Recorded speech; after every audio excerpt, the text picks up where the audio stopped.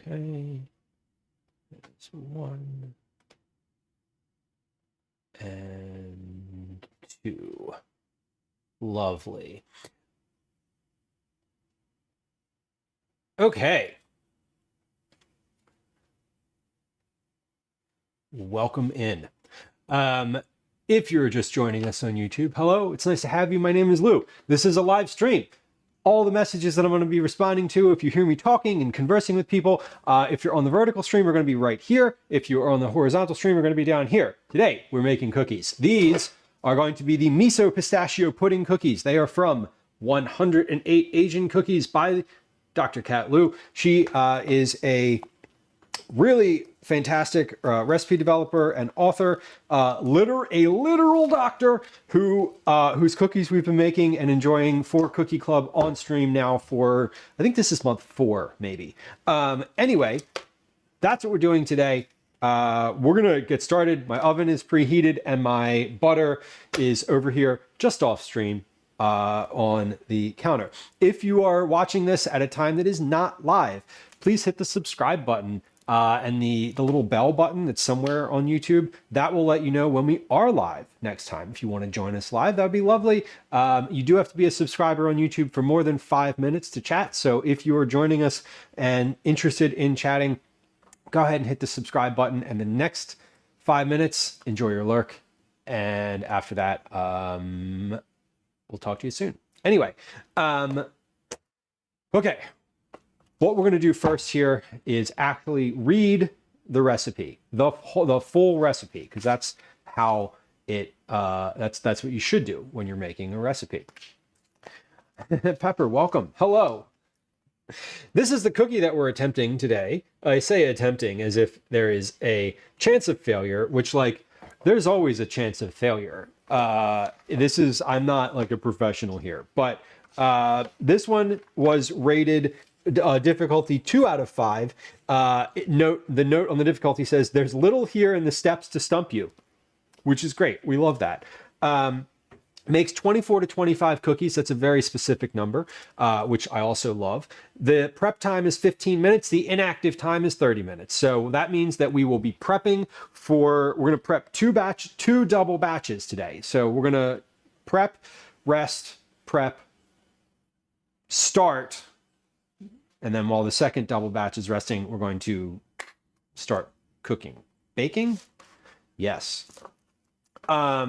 Ace, welcome in. Hello. An awesome shirt. I love this shirt. It makes my head feel like the top of a zipper.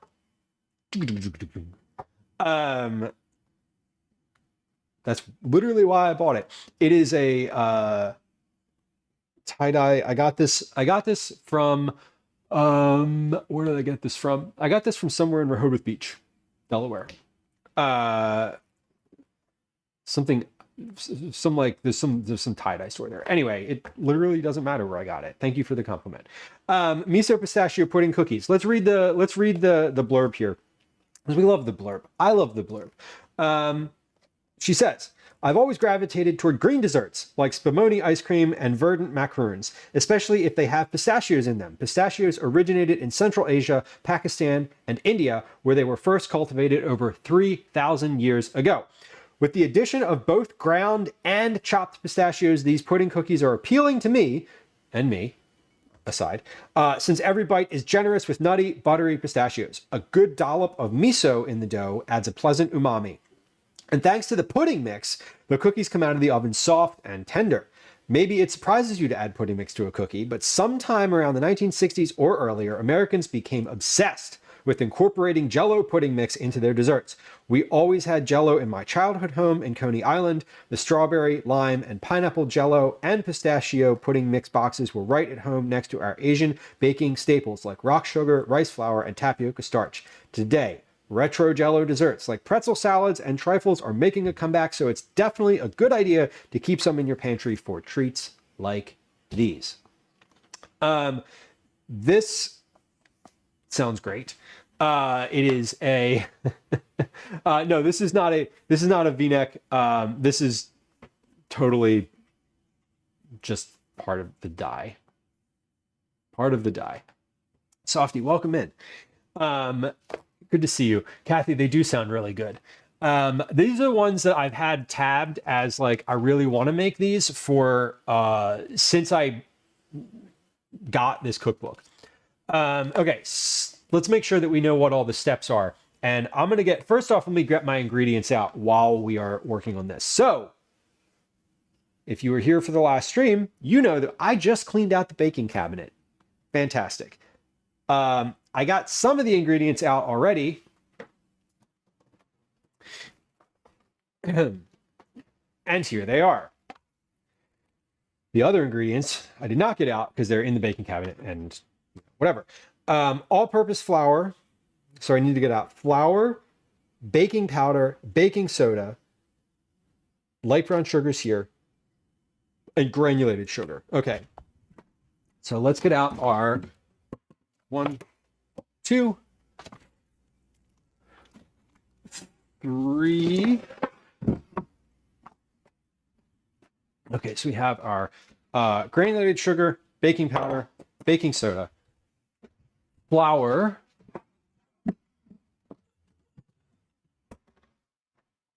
our all-purpose flour, and other things that I need to have out are eggs, miso. Those are both in the refrigerator.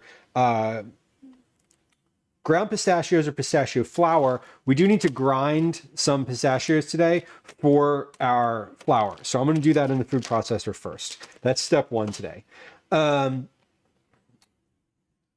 so we have all-purpose flour, yes. Instant pudding mix, yes. Ground pistachios, we're going to make into pistachio flour. Baking powder, baking soda, unsalted butter at room temperature is over there. Light brown sugar, granulated sugar, red miso is in the fridge, eggs are in the fridge, green food coloring, right here, brand new. Milk chocolate chips are here. I got the milk chocolate chips, even though I really wanted to get dark chocolate chips, because that's my personal preference is dark chocolate over milk chocolate. I got the milk chocolate because that's what it called for, and I'm following the recipe today. Shelled pistachios, salted or unsalted, chopped. So here's a shelled pistachios. These are salted because I thought they would probably be a little bit better. When it says chopped, I think that these are pretty chopped already. But I might toss these in the food processor as well, just to get a little bit more of more chopped up. It looks to me on the picture of this cookie that they're a little more chopped than what these are. So I might just like hit them, 2 or 3 quick bursts in the food processor. Dried cranberries, which are here, and then sea salt, which is this. So we're going to do that first, but let me make sure there's no gotchas in this recipe where it's like, leave your cookies to rest for 6 hours. I don't think there is, because I already read this at least once in order to get the ingredients for it. And again, when I was like, oh, should I get the butter out? Answer, yes, I should. Okay, so step 1, whisk the flour, pudding mix, ground pistachios, baking powder, and baking soda in a medium bowl. Set aside. Using a stand mixer fitted with the paddle attachment or in a large bowl. So step 1, we're going to whisk together how much ingredients here? 1.5, that's 3 cups, tablespoons, teaspoon.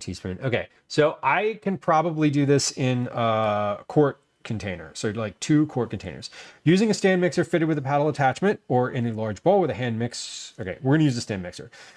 Cream the butters, sugars, and miso together until light and fluffy, about 2 minutes. Scrape down the sides and bottom of the bowl, add the egg and the green food coloring, and mix until well incorporated, it says. That's specific. Well incorporated is good language there. Add the flour mixture and mix on low speed just until a cookie dough forms. Fold in the chocolate chips, pistachios, and dried cranberries until evenly distributed. Cover the dough and refrigerate for 30 minutes. So we're going to do all of that. We're going to put that in a different bowl in the refrigerator. And then we're going to do all of that again. So we're going to make 2 double batches. That's 4 total batches of cookies. So these make smooth, like you make a cookie ball out of this. So I like the idea of that because then I can do as many as I need, and then the rest of them I'll put in the freezer. About 30 minutes before baking, preheat the oven to 350. Line baking sheets with parchment paper, it says. Parchment paper is specific here. Scoop. Scoop 2 tablespoons of dough and roll into a smooth ball. Repeat to make 24 balls, placing them 2 inches apart on the prepared baking sheets. Bake all the cookies, switching the sheets between top and bottom racks and rotating front to back once halfway through. Until the cookie edges begin to brown, about 15 minutes. If you like, sprinkle sea salt flakes over the cookies while they are still hot. Let the cookies set on the baking sheet for a few minutes before transferring to a wire rack. A few minutes. That's good. We like a few minutes. The recipes where it's like, let these rest for 10 straight minutes on the sheet pan, or like they're very specific about it. Like the last cookies that we made, the thin and crispy chocolate chip cookies, that was like, oh, okay, we gotta follow this very directly. Okay, so I'm gonna move these over. Let's get our butter here. I need to move my laptop, this laptop off the counter because this is, I was using it and then I started stream and then it was just like there. And anyway, Surfa says I missed it. What kind of cookie? These are Miso pistachio pudding cookies. They look like this in the book, and hopefully they'll look like that on this camera later. Hopefully when I hold a real one up next to the one in the book, you're gonna be like, I can't tell the difference. They do sound fantastic. I love the idea of a pudding mixture in with like the cookie mix, because it said that it makes it a little softer. Now, I'm not necessarily worried about these being too soft to package, because it does say like until they're crispy on the bottom. So the crispy is part of the description. So that is a good thing, I think. Oh God. Okay, plug it in the food processor. So first things first, my counter's clean. Let me wash my hands, because that's like step 1, wash your hands. A lemon cookie with pudding mix. I don't think that I have ever put pudding mix in a cookie, so I'm excited for this one. It sounds quite good. It was the first cookie that I looked at in this book where I was like, oh, that's neat looking. Like that one looks fun. So I'm excited for this one. It's the first one that I wanted to make when I looked in this book, and I haven't made it for Cookie Club yet. But finally I was like, all right, I got around to it finally. This might be the last month that we do something from this book for Cookie Club. It might not be, I don't know. I've made several Cookie Club cookies from here.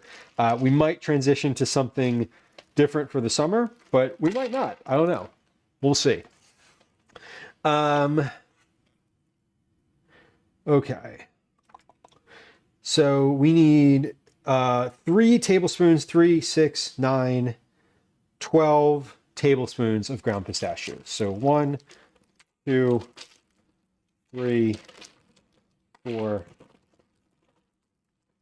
5, 6, 7, 8, 9, 10, 11, 12, and because volume is going to be different for ground versus whole, 13 and 14. Okay. Plus a little bit more. Good. I like to eat the pistachios, so like I'm not trying to grind all of them, you know. These are unsalted, these are salted. I intentionally got 2 different kinds because I didn't want to use, because it said flour. It said flour and not like salted pistachio flour. So anyway, Marianne, welcome in. Hello. Chef Snack. I know, Mike, right? That's extremely true. I have already had a little snack of these. That is always true. Are they Jan lid size? Ace, I actually don't know. One of my knocks of this, and not just this book, but actually I think this book does a little bit better of a job. One of my knocks on like cookie pictures in general is that I can't ever tell how big they are. And this was true. The last one that we made, the 100 Cookies book, from the 100 Cookies book, I was like, I have no idea how big that is. And this, so like this one, no idea how big they are. Like these, I have a better idea because they're like on a plate. Some of them, again, like how big is this cookie? No idea. Like it's a great picture of the cookie. It shows the texture. It makes me want to make it. But like one of the ones in here that we made for Cookie Club, this one, the spicy ginger chai cookie. If you received this cookie in the mail, you know damn well that it didn't look like that. Now, I don't know whether I messed it up or what, but it was like that is that cookie was this like looked like a golf ball when I made it. Carly, welcome in. Hello. All right, we're gonna hit the food processor now, real quick. So just like, anyway, we're gonna make some pistachio flour. Here we go.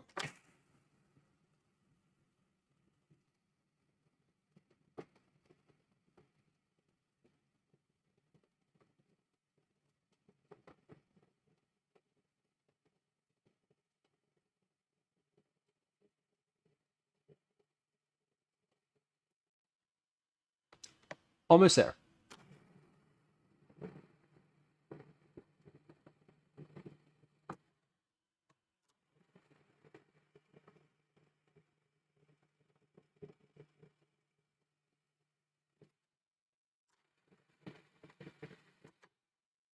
Beautiful.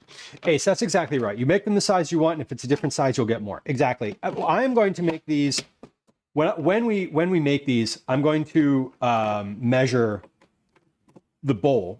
So we're going to do like, how, you know, we're going to take the weight of the thing, because it says 2 tablespoons, but it also says it makes 25 cookies. I'm going to weigh them and divide the weight by 25. So my goal is to get the same number of cookies that you're supposed to get, and we'll see where we land when that all shakes out. I don't know if we're going to end up getting the exact amount or not, but it will be close enough. Is I guess my thought. The starting the mixer mute your mic. No, it does not. I did not touch the microphone. What it does is it has a noise gate on it, and so the sound from the sound from the food processor is not allowed through, essentially. And when I talk while the food processor's on, you can tell it has a sort of robotic sound to it. I think I need to mix this just a little bit more.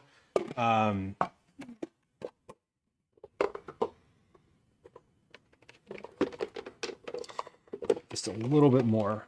It's not quite, there's like some big chunks in here. So yeah, I'm going to hit start. I'm not touching the mic. It's just it like takes it out because it's a too high pitch. But if I talk while it's going on, my voice does sound a little different, I think. When I watch the streams back, I'm like, oh, that I can hear a difference from when the mixer's on to when the mixer's off. Okay, that should be better, and it is.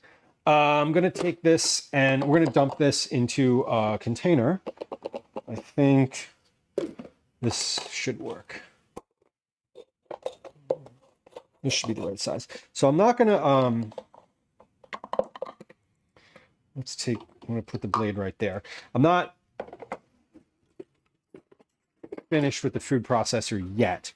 I'm going to take the pistachios that I'm going to add, the whole pistachios, and cut those, or process those for just a little bit, not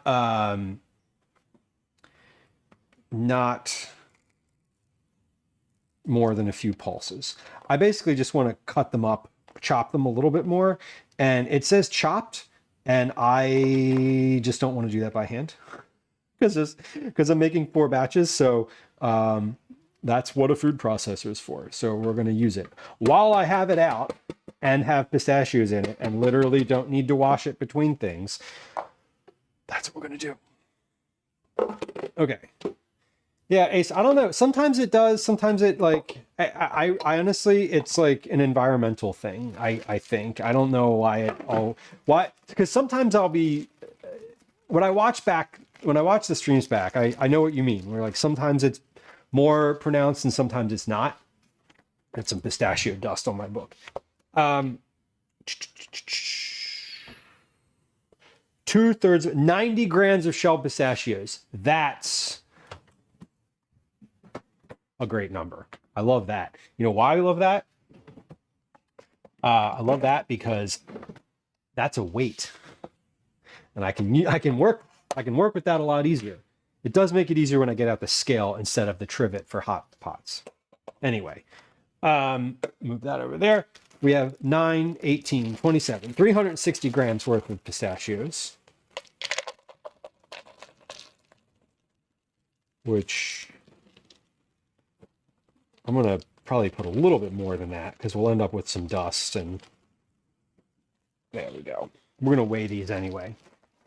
So I wasn't sure how much I needed. So these are literally extras. So these are snacks, and these ones are salted too.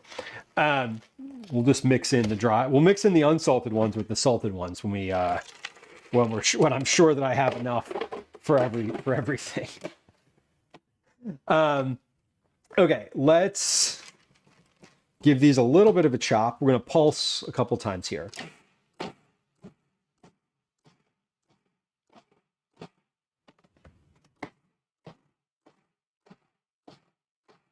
Okay, that was plenty. I think that was the right amount. I'm going to take these, now that I have these as processed and like ready to dump into my mix, I'm going to put these into 2 different containers that are 180 grams each. That way I'm just ready for my batch making. So one of the things that I do when we're baking is I Miso everything out and get it into like dumpable containers ready to go. And that helps kind of ease the process, right? Pepper, thank you for your dual streaming.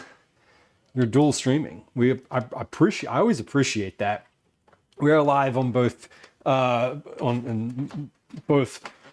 What do they say? Both the purple and the red site. I don't know. That feels weird to say, but like, hello, the algorithm. Hello, AI agents on both sites watching this. Please get out. I don't like you, and you're not welcome. Okay.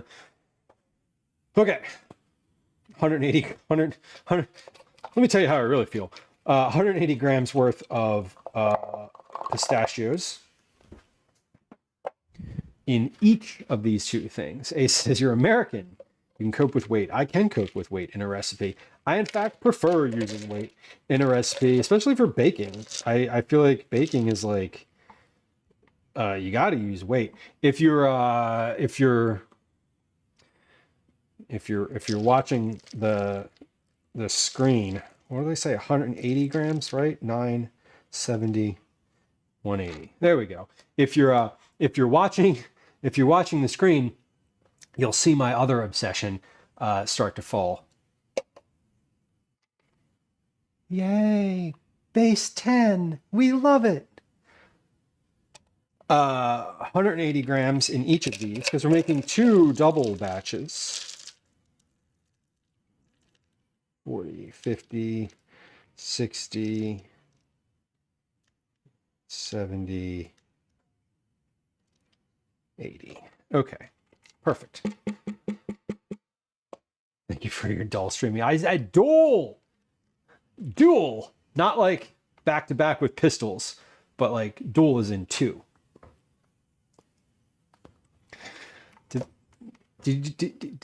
For any of y'all who've been around children at any point, you're always there. Every picture, all the time. They're like every picture, and then I look at pictures of myself, and I'm like, because I'm like, anyway. All right, we're good here. While I've got these pistachios measured out, let's measure out. Let's measure out the chocolate too.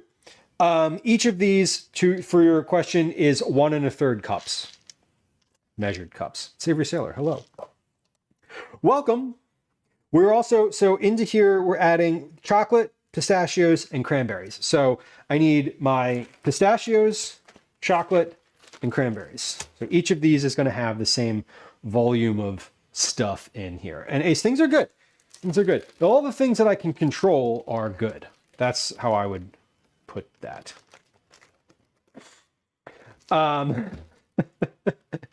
Sailor, that's really funny. So I have this little like moped style, like Vespa. It's not a Vespa. That is not American.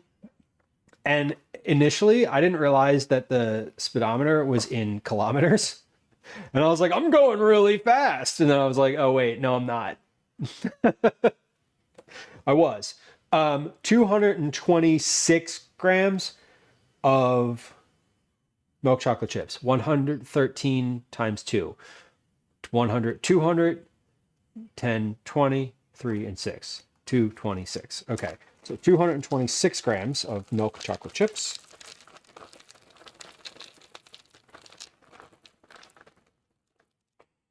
I love a recipe with weight. It is the best. The speed demon, right? When we went to the wholesale produce market a while back, I was riding it. I streamed it going over this one bridge in Philly, and I was like terrified going over that bridge. It was a intense experience. No matter what the speed that I was actually going, it felt like it was too fast to be safe. As it was. Anyway, I ride that thing around the city all the time. It is now my like primary method of getting around, because it's easier to park. Because you can park it on the sidewalk, frankly. 30 grams of dried cranberries. So 60 grams of dried cranberries per container. This stream is basically everything, all the dry ingredients here came from the Head Nut in Reading Terminal Market, where I do most of my shopping. A large bulk of my shopping. 30 grams of cranberries. No, sorry, 60 grams of cranberries. So let's get 50. Not a lot of cranberries in this. This is like, cranberries are the least of the dry ingredients. This Sean is fast. No, I did have, so I think my thought aligned more with the this Sean feels like it's going to fall apart. That was more of where my head was at, honestly. Yeah, Ace, that's like I understand that one of my friends is a chemical engineer and is sort of like able to do those maths and those conversions and all that in his head, and I'm like, it's just wild to me. It is kind of wild to me, honestly. It's that is funny though. I do think it's funny, and there is a I just we're just talking about this. Like Americans, specifically Americans, because we don't use the metric system, will do really anything at all to not use the metric system or like not use measurements. They'll be like, oh, look at this, be like, all the ingredients in here weigh about as much as an adult cat. And you're like, 500 grams? How much is that? Or like, oh, it's, here's like a common one is like, oh, it's like 2 football fields in length. How long is that? 100 yards. What does that mean? What does that mean? To farther confuse things, when Americans say it, we are talking about American football, not the way the rest of the world understands football, which is to say soccer. So imagine the confusion, because I don't know if you know this, but soccer fields aren't all the same size. They don't need to be the same size like a football field. They don't all have the same dimensions. Some of them are bigger. Imagine that. Anyway, I reiterate.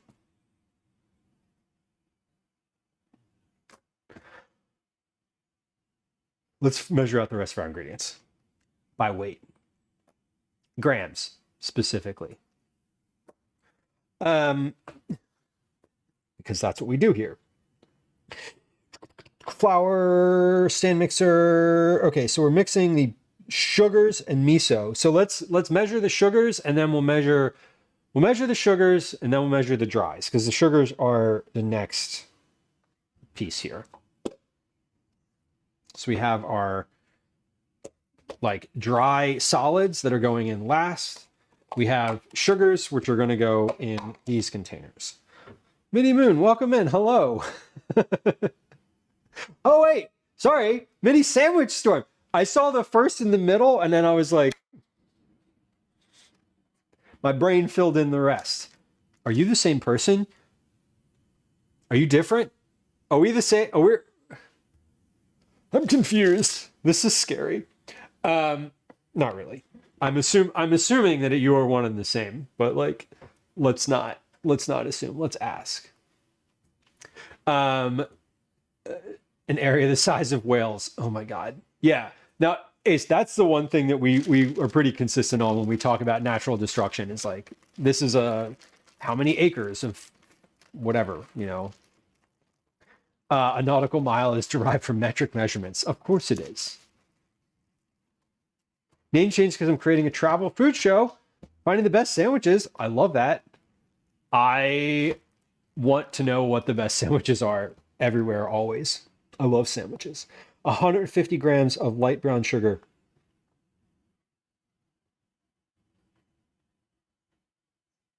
Did I put 60 grams of cranberries in there? Or did I put 30? Fuck. I don't know if I put 60 grams of cranberries in there or if I put 30. I know I doubled the chocolate. I know I doubled the pistachios. I don't actually remember if I doubled the cranberries or not. I don't know if I did 30 or 60 grams worth of cranberries. But Darling, hello. I don't know the answer. I'm here and I don't know the answer. I'm also here and do not know the answer.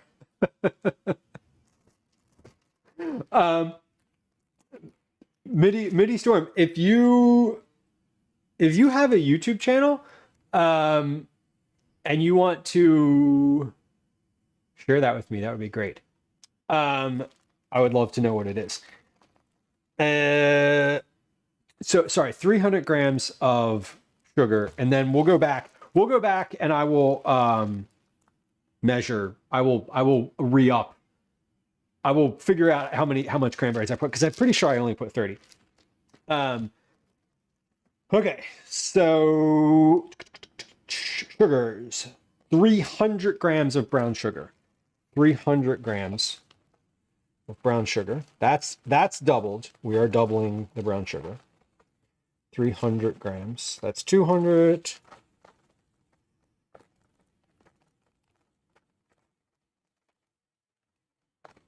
Okay. $78.99, 300 grams of brown sugar, and 300 grams of brown sugar.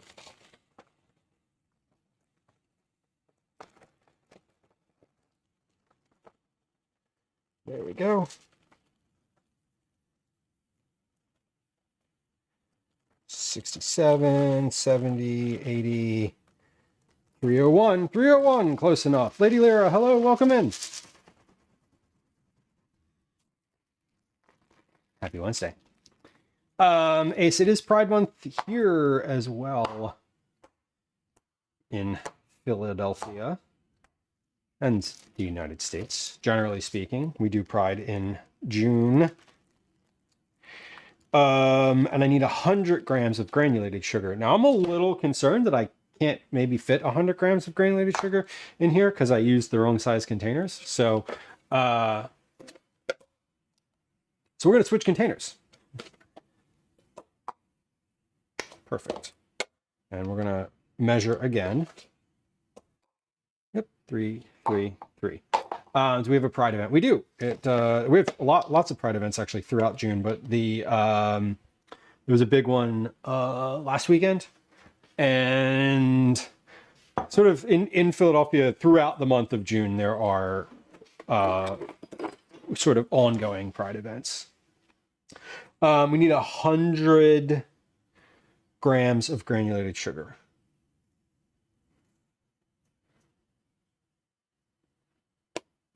So I'm measuring carefully.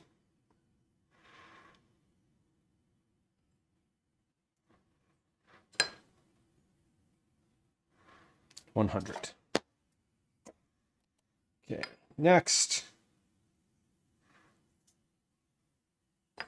I just dumped that whole thing in there very casually, but I was pretty sure that was the right amount because this is only 1/3 of a cup and it needs 1/2 of a cup. Okay, so there is 100 and 100.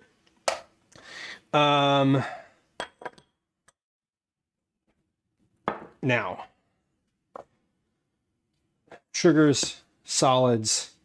Let's get our dries together. Now, we're going to do the dries.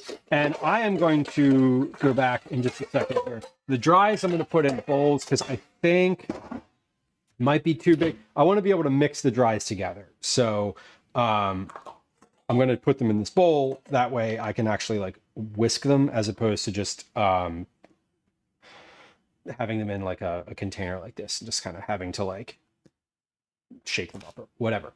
Oh, before I do that though, I want to make sure that I measured the cranberries correctly.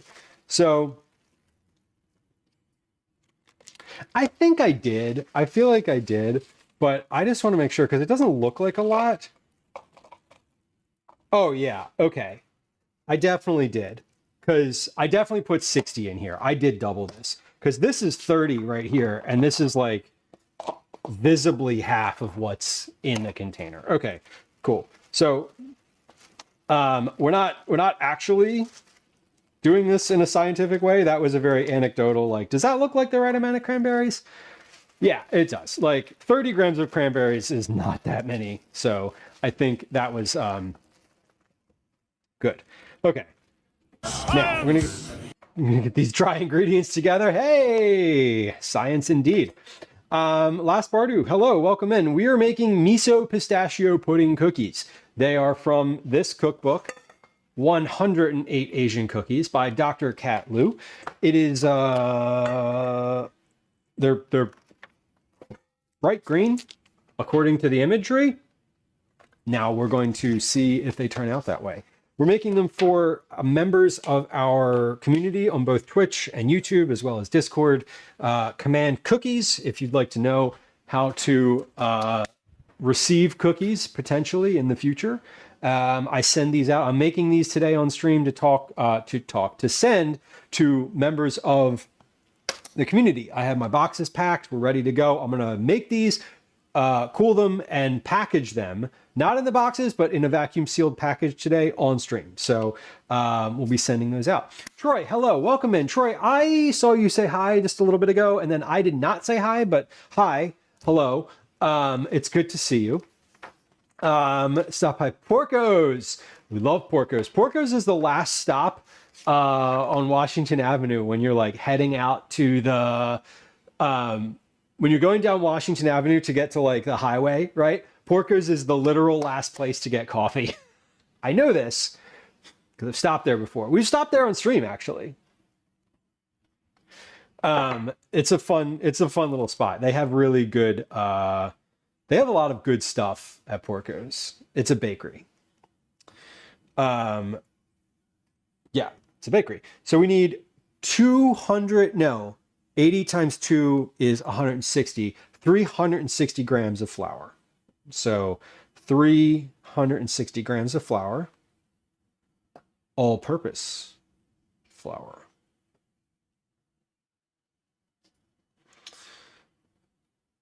$51. Oh, that's too much. 360. Okay, so we're going to measure the flour in that one, and then we're going to measure it in this one, because the bowls weigh different, have different weights, so we can't just swap them out.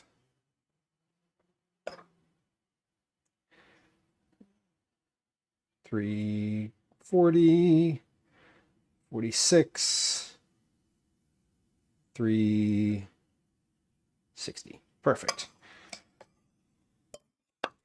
360 degrees. It's a well-rounded cookie. 360 grams. Lou, that was a terrible joke, and you didn't even make the joke the right way. WTF.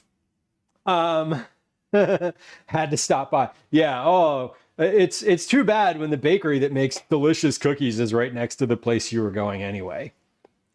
There's a bagel place there too, I think. And an Aldi now. Washington Avenue is like wild. It's so wildly different when you drive up it. So we're mixing together the flour, pudding mix, ground pistachios, baking powder, baking soda. Okay, so 1 box of instant pistachio pudding mix. So we're doubling this recipe. So this is a two box situation. It's all the way in Philly. It is all the way in Philly. Yeah, fortunately or unfortunately. This is a 3.4 ounce box of pistachio pudding mix. So we're whisking that, and then we're doing that again. Tried the bagel place. It's fine. Not a regular destination. It's fine. Fine is the most passive aggressive thing. It's like the most passive aggressive compliment you can give, right? How was it? It was fine. Cool. You're really selling me on it. JK, you're not. All right.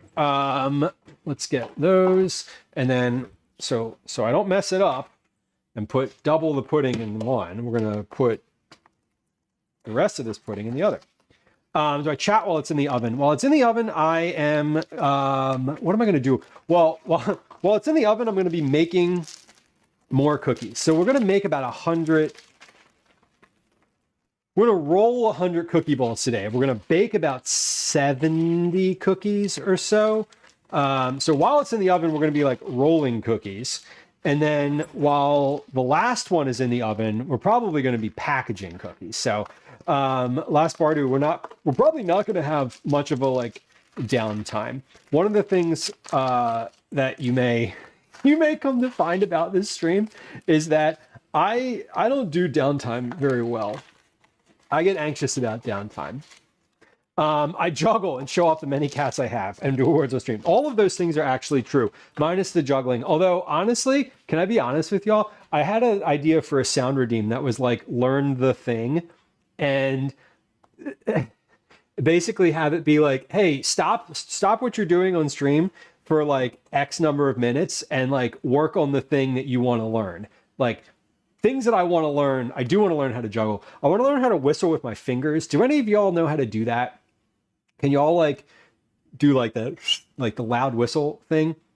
I would love to learn how to do that. Like, I want to learn how to do it, and I've tried, but I don't work on it consistently enough.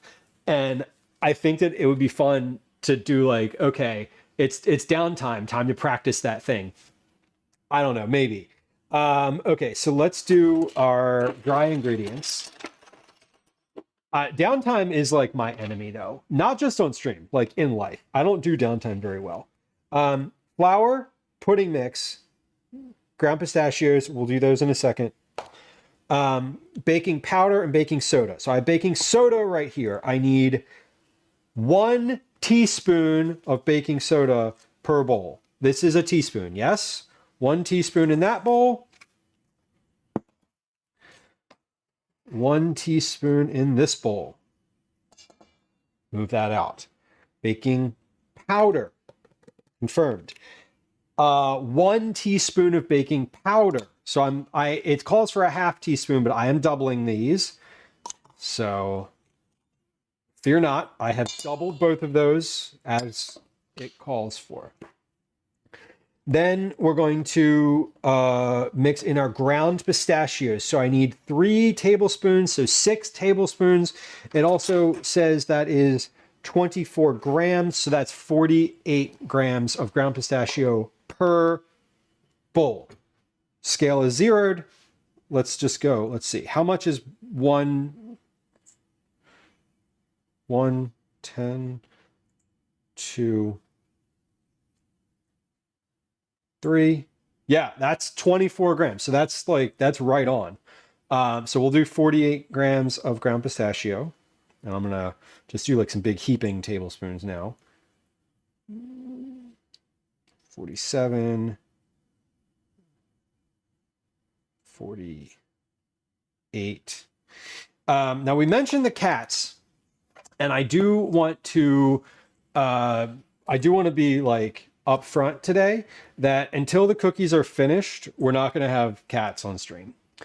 I know it's sad. The reason we're not going to have cats on stream until we're finished baking the cookies is that these cookies are going to other people. These are not for my house. If these were for my house, I would be like sprinkling cat fur all up in them. Ash would be on the chair right here, hanging out, and we wouldn't care. But because these are going out for distribution to other places, I like to keep the cats sequestered during this time, so that respectfully, there's not cat fur in your cookies. So we do try to keep that to a we do try to keep the like cat fur in the cookies to a minimum, just so we're clear. That is a me choice. I in fact believe that many people would not mind, but I also think that the people who would mind may not be like, hey, can you keep the cats out of the room while you're making cookies? They would just maybe not say anything. And I want to keep people comfortable. You know what I mean? Same reason we're going to wipe and clean the counter here in a moment. Okay. Same reason I'm going to wash my hands right now.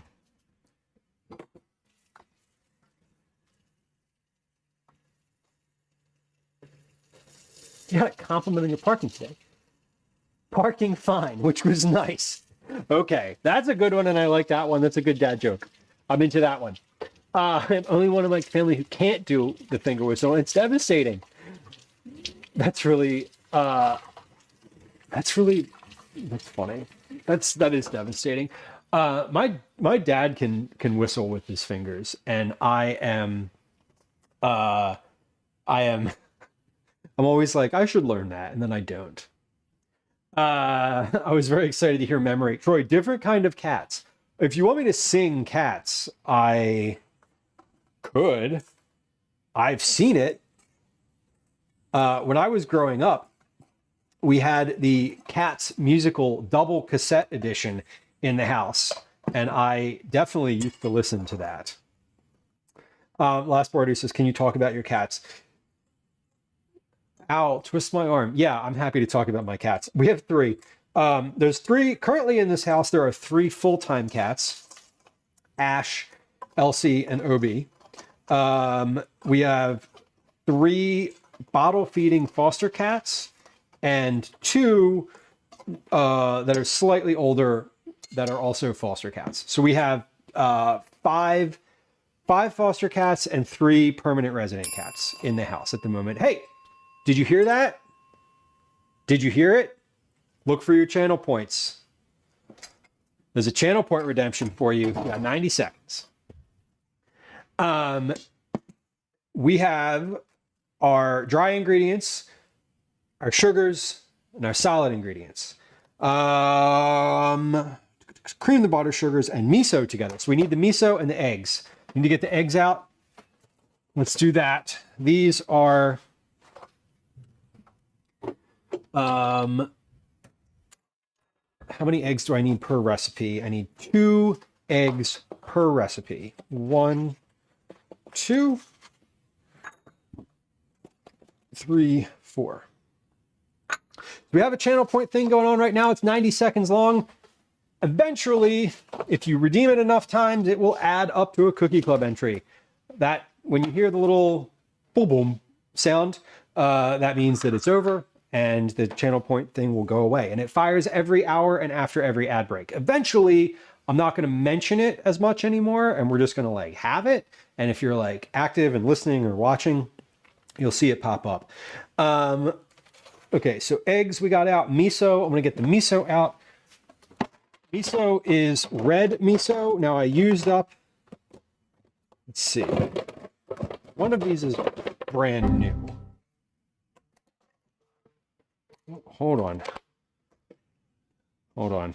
One moment. Calvin's calling.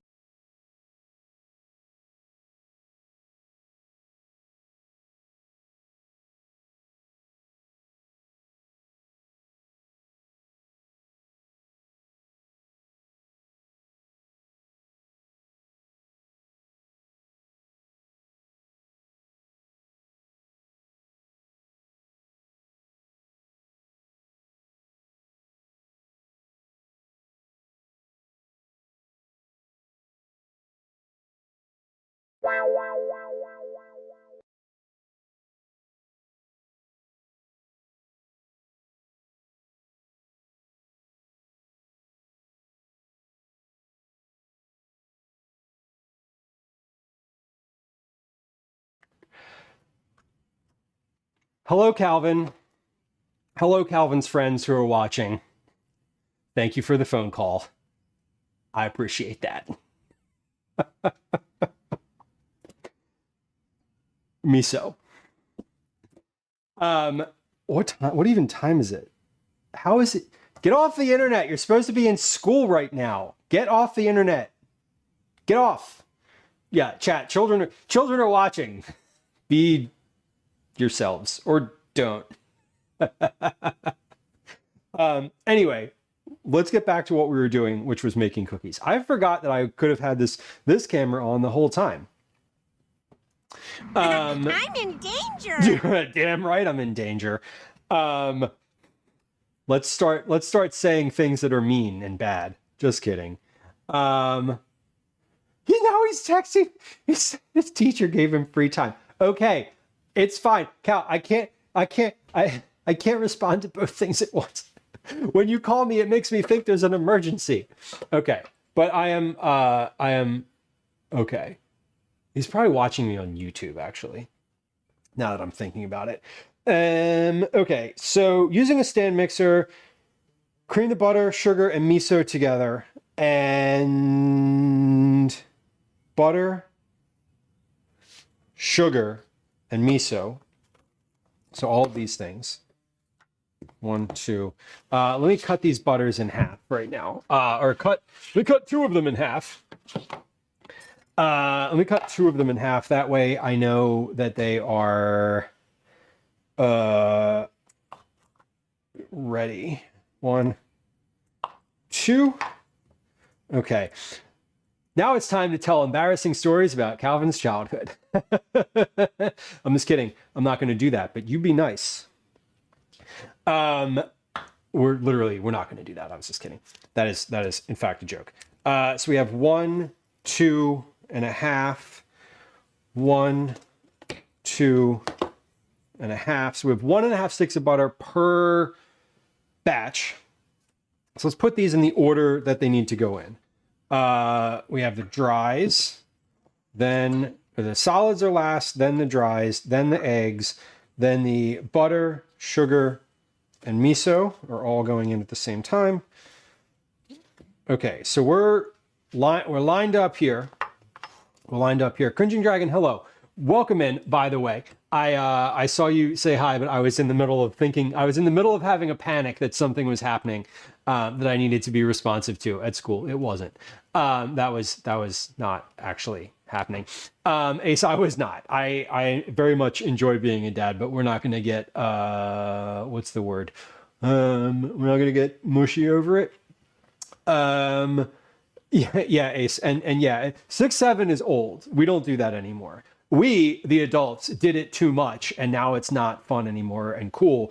But I don't know what is, which is why it's fun and cool. Because once I think it's fun and cool, then it's not, which is sad, but also fine with me. So that's how it goes.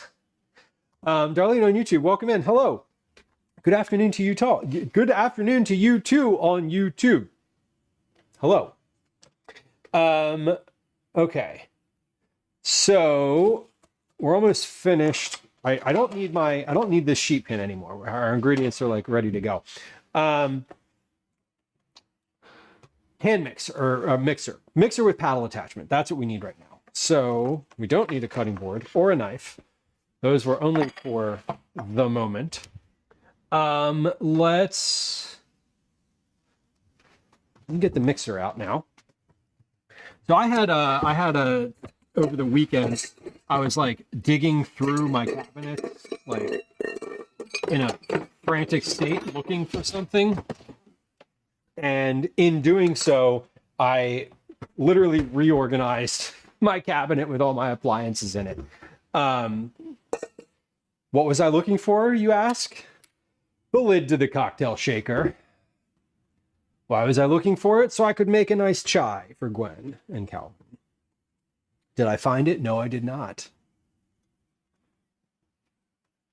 No, I did not. I did not. That is Ace, that is also not the topic of our so recent conversation. All right, who's texting me? What? Trying to do live. We're hiring for a role with excellent benefits. Can I send the details? Yes, please send me the details of your job offer. Send text. Okay. Every time someone texts me with like something ridiculous, I text them back. I text back every number that texts me on my phone as a scam. And sometimes they respond, and it's really funny. Okay, but like okay, good. Calvin's texting me telling me he's still watching. That's good. I have a hard time reading chat and focusing on what I'm doing and like unlocking my phone to look at individual text messages. I'm glad you're watching, Cal. Thank you. I'm glad you're having a good second to last day of school. If you're watching YouTube during school times, clearly that's a good thing. You disgust me. That is a Hamilton reference, Ace. I got that one. Maybe it's not, but... And welcome in. Hello. Happy Wednesday. Large bowl. Cream the butter, sugar, and miso until light and fluffy. Okay. Gus inside, do I have a restaurant? I do not. I do not. If I did, I'd probably be too busy to stream. Or we would be streaming from there. A tablespoon of red miso. How much is a tablespoon of red miso? So a tablespoon is 3 teaspoons.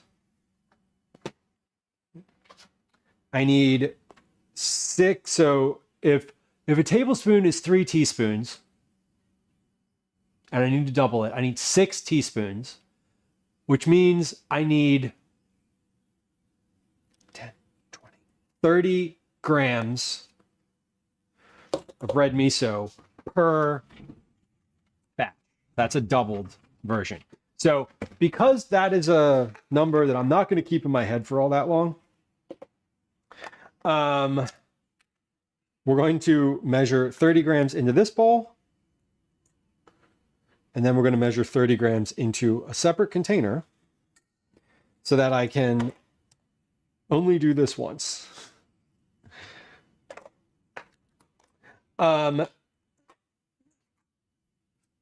Ace, it is a Hamilton reference, whether or not you knew it, because there's a line in Hamilton where he says he's talking to I forget which of the Schuyler sisters, and she says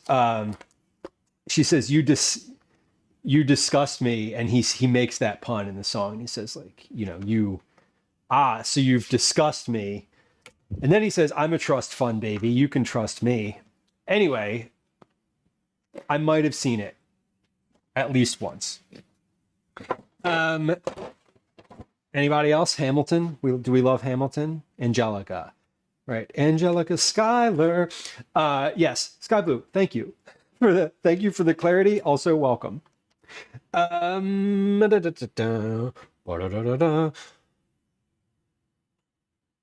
Butter, sugars, and miso. So we have our butter. So we have 1.5 sticks of butter. And now I have that tune in my head. Love it. I love that for you and for me. As will I have that tune in my head.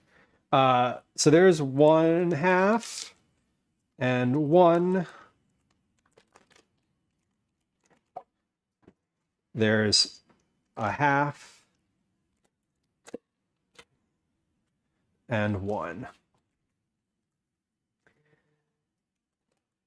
Yeah, Ace. Well, the reason I converted it, so the reason behind converting it from tablespoons to teaspoons and then to grams was on the side of the container, it says 2 teaspoons equals 10 grams.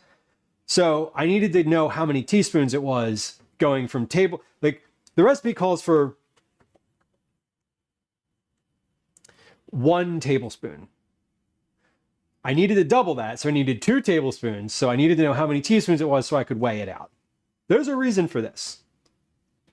It's maybe not the best one, but there is a reason. Okay, so we have our butter, we have our miso, we have our sugars.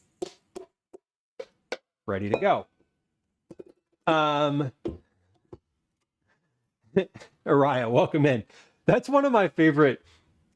That line where they're like, Angelica, Eliza, and then I always imagine Peggy just kind of coming in from the side and being like, and Peggy, because she's like, it's just it's like her name is not, it doesn't flow as well. Let's say that.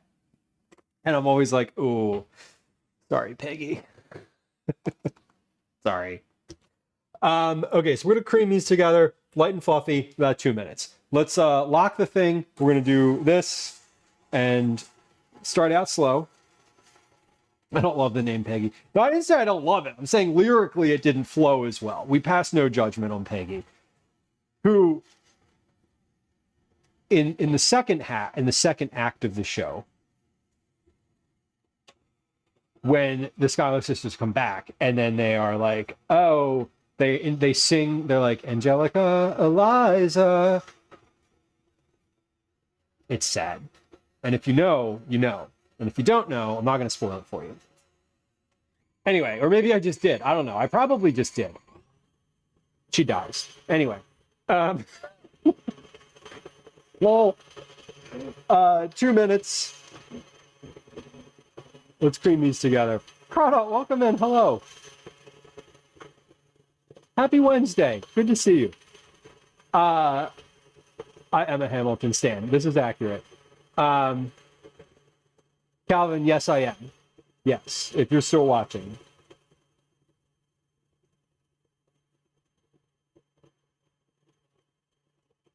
Okay. I've answered your question in text. It should be clear. If it's not clear, your media literacy is lacking. Your literacy is lacking. Okay. Ooh, the person who offered me a job and text just got back to me. Flexible hours, location, and only 30 minutes a day? Am I 23 to 75? Yes, I am. I do qualify! Exclamation point. I would love to work for your company. Period. Please send me all of the details, kind person. Anyway,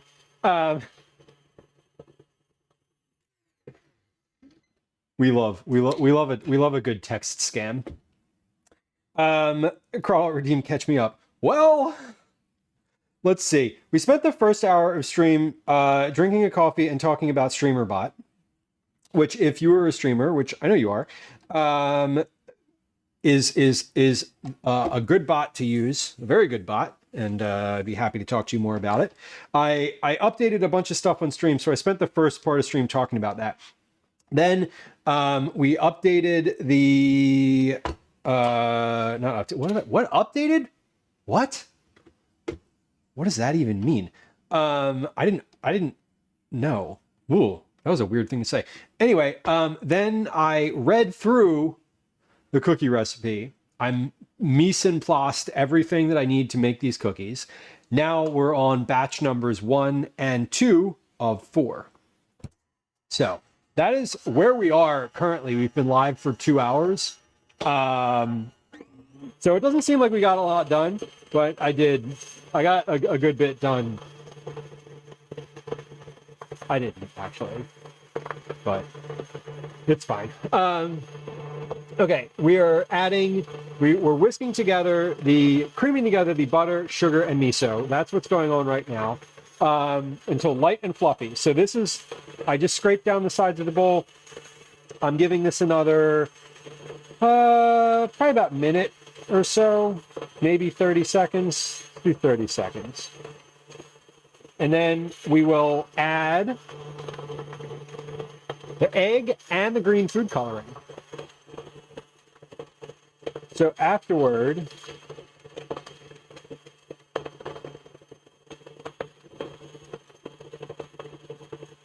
yeah, about 10 more seconds here. Eggs. I'm going to crack these into a separate container because it's always really annoying when you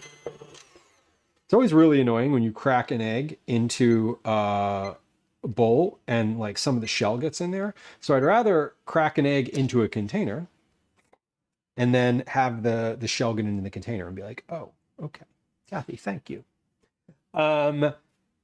Streamer butt. No, Raya. Not quite, but also maybe. This is the name of the bot that I use. And again, I would be very happy to talk to you and also you about it. It is a lovely little bot. I'm being silly. I see. Fun thing about me, which I've said on stream a few times. I don't get jokes. And when you are joking with me, I don't always know. So I'm sorry, I missed it. As usual. I did. I just missed it. It's just, that's how it goes. Internet's been more stable, which is good. Which is good. We sometimes getting stable internet is the biggest challenge for streaming. I know there's a few folks. One of the folks I know,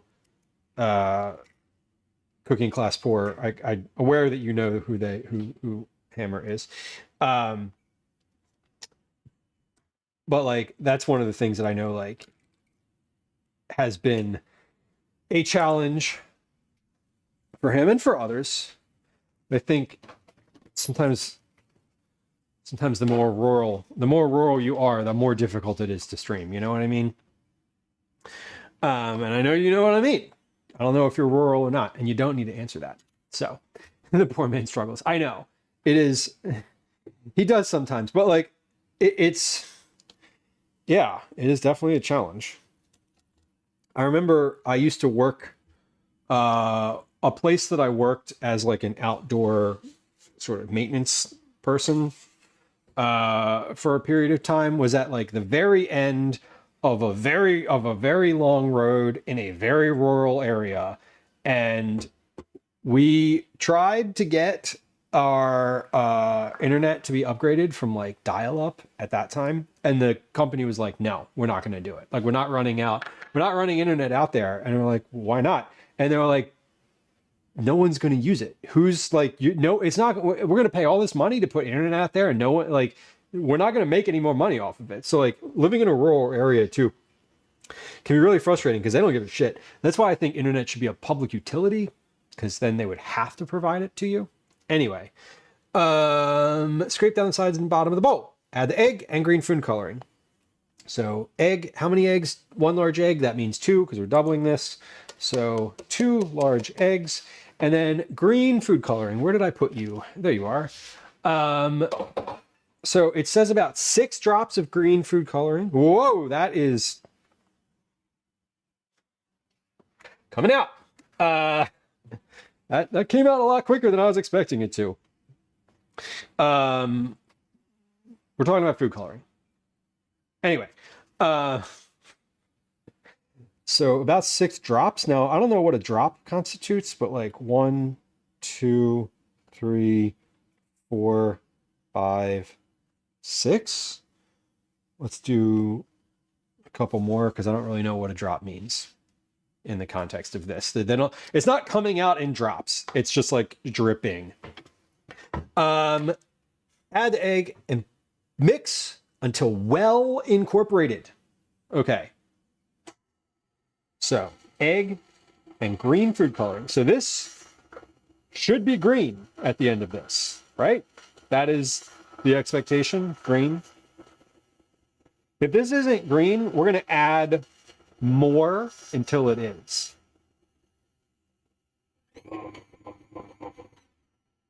Okay, that does not look very green. So let's do 7, 8, 9, 10, 11, 12, 13, 14, 15, 16, 17, 18, 19, 20. I don't know. I'm just like, I'm sort of squeezing it slowly and counting.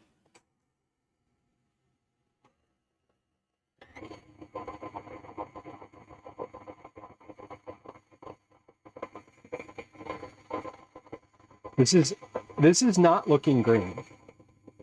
Which I don't think these cookies have to be green to be like enjoyable, but part of what I like about the idea of these cookies is the color. So I would say, like, I'm mixing, this is well incorporated, but I am not seeing a bright green. Now, it also calls for green food coloring or pandan extract. I don't have pandan extract, and like I didn't look for it. I found the green food coloring and I was like, okay, this is fine. It's gel food coloring too. So, I don't know. I guess maybe I'll add like a little bit more and see how that goes. That seems fine. Maybe.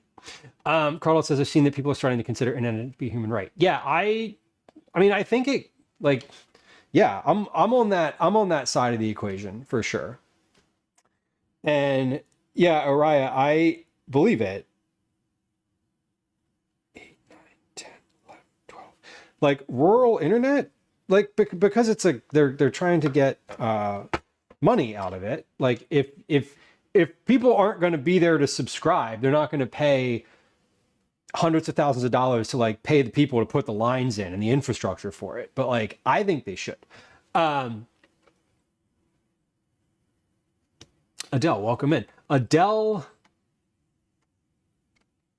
Pretzwe. I'm not sure how to say your name. If you would like to correct me on how to say your name, I would be much appreciative. But welcome in. Happy Wednesday to you. Broccoli, hello. Yeah, totally. When you're the one in control of your own internet, that is a good thing. And like Starlink is prohibitively expensive for some people too. Like you can't do it. All right, these seem okay. Am I going for call me pretzel? Okay, cool. I love that. Pretzel's good. That's what I read. When I read your name, that was the first thing that like popped up in my head. I'm not going for Kelly green necessarily. I was going for a little bit more green than what this is. It also says to use gel food coloring, but I'm wondering if I have green. No, I actually don't have. I don't have green. I don't have green liquid food coloring. So I think I'm going to add a few more here.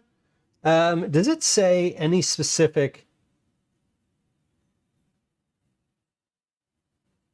number of grams? No, there's no grams. There's no weight for this. There's no weight for the food coloring. But I think this is visibly green. I'm going to add a little bit more and mix this one more time. And I think what we come up with is going to be it. I don't have any like, unless this is somehow like, there's like a big splotch of it in the bottom that hasn't incorporated. This is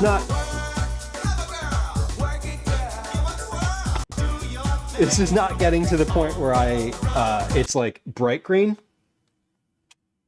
but I think that's okay. And I only have one tube of green food coloring, so I don't want to use like the whole thing. You know what I mean? Yes. Have I ever had miso and cookies before pretzel asked? Yes. And Croto, I will get to your fit check in just a few minutes here. Thank you. The miso is salt. So this recipe doesn't have any salt in it. It has unsalted butter and it has miso. So in this book, so I'm using a specific cookbook called 108 Asian Cookies. And so basically for most of the recipes in this book, they use miso, either white miso or red miso. And it is quite literally instead of using salt. So that is, what does the miso add? It adds the salinity to it. That's what it does. Have I had cookies with miso in it? Yes, also absolutely. We've made cookies from this cookbook for Cookie Club. I think this is month 4 now, for using month 4 in a row for using this book. And the other recipes that I've made out of here all use miso. So it is a very good ingredient. I've also, I've been using it more as a salt, essentially a salt substitute in my just household cooking recently. And it does, it's a little different than just like salt, but like, that's a good thing. Add the flour mixture and mix on low speed until a cookie dough forms. Okay, so we're gonna add the dry ingredients here. This is the flour. I'm gonna add a little bit of this.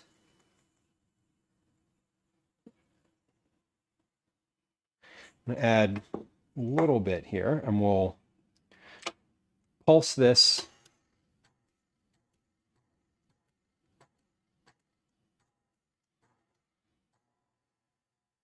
Pulse. I just don't want the flour to like puff up around the edges here. Now we're going to add the rest.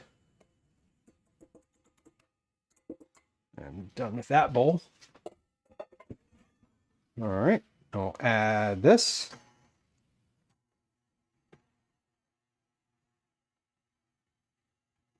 All right. Okay, so this is definitely looking a bit more green. It looks a bit more green now that it's sort of in this dough form. So we're going to do another scrape down. We'll do another very quick mix here because there's just some dry flour on the side of the bowl. And once this is mixed, we're going to add this to the big bowl. So I have a much larger bowl that I'm going to put this dough in. Actually, no, now that I'm saying that, we're going to add this to we're going to take this and put it in a different bowl so I can use this mixer again. So we're going to do this batch and then one more batch after this. What I'm making right now is a double batch, and then we're going to do another double batch after, immediately after, because these need to rest for about 30 minutes before you roll them. And actually, I need to look, does it say to rest them after rolling them or before? I'm not sure. Okay, that's good. I'm going to, instead of doing this with my bare hands, I'm going to get the dough off of the mixer here with my glove, with a gloved hand. That will be a bit more efficient than using this spatula. And then we're going to fold in the dry ingredients. Maybe it'll be more efficient. I don't know. We're going to try it. How's that? Is it going to be more efficient? Who knows? Is it going to be super sticky and just get all over my glove and then I'm going to regret it? Also possibly. No. Okay. Good. That's actually quite a bit more efficient. There we go. Good. Okay. That is clear. So after I am finished with this batch, I am going to put it in a different bowl and we're going to wash this bowl out. So that's the next step here. But actually that's not the next step. The next step is to get this off the mixer and fold in my dry ingredients. These are the milk chocolate chips, shelled pistachios, and dried cranberries. Fold in the chocolate chips, pistachios, and dried cranberries until evenly distributed. Cover the dough and refrigerate for 30 minutes. Okay, so we got our solids in here now. And I'm going to fold these in. We're going to put this dough in a completely different bowl and then do one more double batch. So all the dough that I'm making here this is approximately 50 cookies worth of dough. So each cookie is about 2 tablespoons. And what we're going to do at the end, or not the end, when we're measuring and getting these ready to bake, we're going to weigh out what 2 tablespoons is, roughly. Or we're going to do these by weight, not by tablespoon. And that is going to make this a bit easier and more consistent. I don't love a scoop, a cookie scoop. I'm not a fan. I've said this many times on stream. I love the cookies that you can just take and roll them by hand and then pull off like little pieces of dough in order to make the balls. Okay, so this bowl is what we're going to put the cookies in. I forget what this bowl weighs. I always forget what this bowl weighs. So first things first, we're going to tear the scale and weigh this bowl. 274 grams. I'll write that on the bottom so I remember.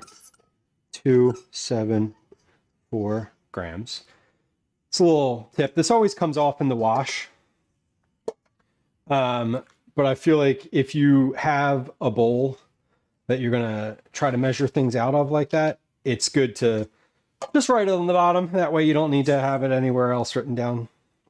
It'll usually last through several dishwashings. All right. So we have our first double batch of dough ready to go. That is good. I'm going to spread this out a little bit in the bowl because we're going to put it in the refrigerator and rest it. And if I spread it out a little bit, it's going to chill more evenly. Oh, hold on. My food coloring's getting caught up here in the thing. Now this, I put quite a bit of food coloring in here. Definitely more than it called for. But I like the color of this right now. It's It's a good color. Pretzel, do I have a schedule of upcoming topics I'm going to cover? I don't specifically. I actually don't know what the next couple streams are. So, Pretzel, this is this stream specifically, not this one, but this collectively. This the nature of the content on this channel is pretty much food related. We're getting into the summer, so you've met me at a weird time. Not that that's a bad thing, but in the summer things change for me a little bit. I know my summer schedule is always a little wonky because my kid has finished school. He is in summer camps. We basically have a bit of a different, a very different schedule starting essentially tomorrow. Tomorrow here where I am is the last day of school for the summer. So after tomorrow, our schedule is going to be a little weird.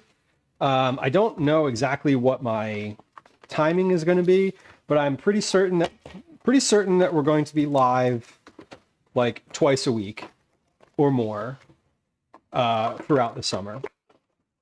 I will most definitely be doing similar content to what I usually do during that time. It's a lot of vegetable stuff. I'm a recipe developer for money. So when I get work as a recipe developer, I do that live. When I am bored with being in the kitchen, we go out and do IRL stuff. So I live in Philadelphia, East Coast, United States. So that is, we get out in the world occasionally as well. So, but as far as like a curriculum, I do not have that. That is not something I typically know that too far in advance. We'll probably be out doing a few more IRLs this summer, just in general, because the summer schedule tends to be a little weird. I know that's not really a great answer, but like there it is. But there's the answer. That is the answer that I have available. Okay, let's do a fit check. Cover girl, work it. Okay, so this, hold on. We're gonna move over to my stove camera, which is quite possibly not going to work when I turn it on. So let's just do a little like, is it on? It is. Hey, look, there it is. Cool. That's fun. Okay. Hold on. Let me, when I do a fit check, I can't like, yeah. Okay. So this is what we're wearing today. Fit check is, a tie-dye shirt from somewhere in Rehoboth Beach. Brown, like summer style shorts. They're not gym shorts. I think these are from J. Crew outlet store. I don't know. Whatever. They were cheap. Crocs, obviously, like the pink house shoes. And my hat. This is from the normal hat provider, Ape and Bird. That is the typical stream hat provider. Yeah, there you go. Fit check. That's what we're wearing today. I'm going to take my fit checked self. It was a weird way to say that. I'm going to take myself over to the sink. We're going to wash this. What's the word here? Bowl briefly, so that I can get started on mixing. my second batch of cookies. Now, the second batch will be a bit easier than the first because I sort of will know, like, oh, hey, you need to put like a bunch of food coloring in there. And that's, you know, I didn't know that the first time. So next time we'll just add like a tablespoon of it. I like the shirt. Thank you. I like this shirt too. It is, I like tie-dye. I'm a big fan of tie-dye. I also, like, I wear a lot of black, but I've been trying to not wear as much black recently. Recently meaning like the past year or so. I feel like it's, you know, been wearing black since like elementary school or middle school. So maybe it's time we look a little colorful. And, you know, it's fine. I like to wear a bright color sometimes during stream because, and this is a very silly, not silly, but this is a very like whatever, because in the preview picture on the like the channel page or the like the category page or whatever, it stands out. It's bright, and people are like, "Oh, what's that? What's that catches my eye?" And then it's me talking about a bunch of nonsense. Which is basically the entire point of this channel. Anyway, let's dry this bowl out. Yes. Wondering if I'd cover something like soups. I do love a soup. There occasionally, so also pretzel, sorry, to answer your question from previous, I do keep the VODs up, and if you are curious about like content farther back, YouTube has archives, like all of the archived streams. YouTube has archived streams back through, oh gosh, a while, at least a couple hundred on there. We live stream on YouTube as well, and it just archives it. So not all the chat is there, but the me talking parts of the stream are there. 9, welcome in. Hello. Good to see you. Cyber, welcome in. Hello. Happy Wednesday, y'all. Cool. Yeah, it's and Presto, I do occasionally, so occasionally there will be a stream where I'm like, we're gonna do this thing today. Sometimes that is for a specific reason. Like the last stream that we did, I was like, I'm going to sharpen knives and we're going to clean out my baking cabinet. Now I have a highlight on Twitch that talks about like the baking cabinet and like what that looked like and like why I organized it the way I did. But I don't generally have what's the word?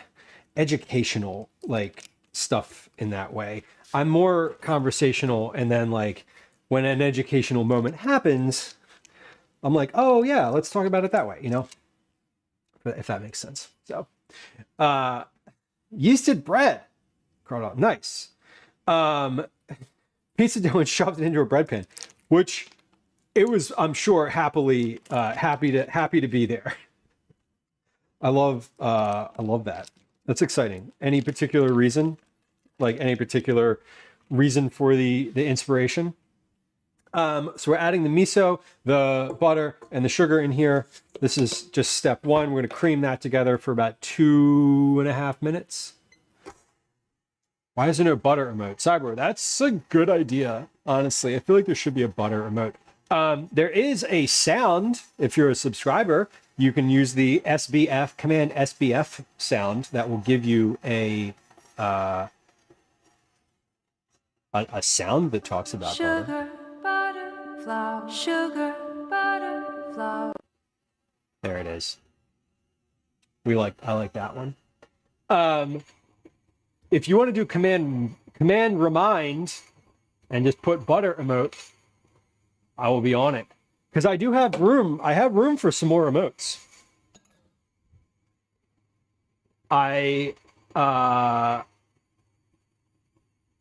found out a way to get more emotes. We won't talk about it. You can ask me in Discord if you want. What kind of miso am I using? Red. Do you need the brand? Are you asking about the brand or just the type? It's red miso. You can never have too much butter. I mean, generally speaking, I feel like that's probably accurate. I feel like you can have too much specifically, but in general, I feel like that's an accurate statement.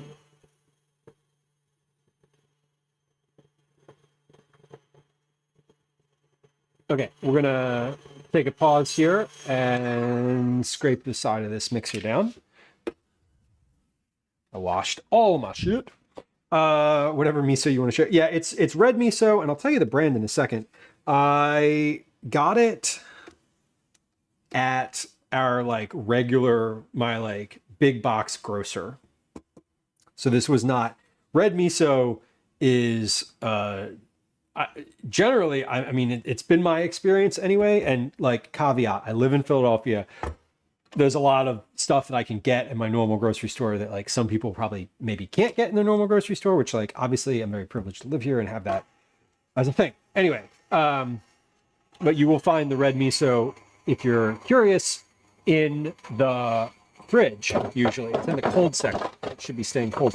This is Miso Master traditional red organic miso, plastic neutral. This is the logo.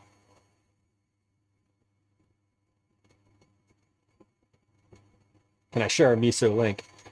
Yes. Yeah, I'd be curious. I think I know that you can't post links to chat. I don't know if you can post links to chat. I know moderators can post links to chat. If you share it in Discord, that would probably work too. But like, I actually don't know if you can post it to chat or not. I feel like I need to change that, but I haven't.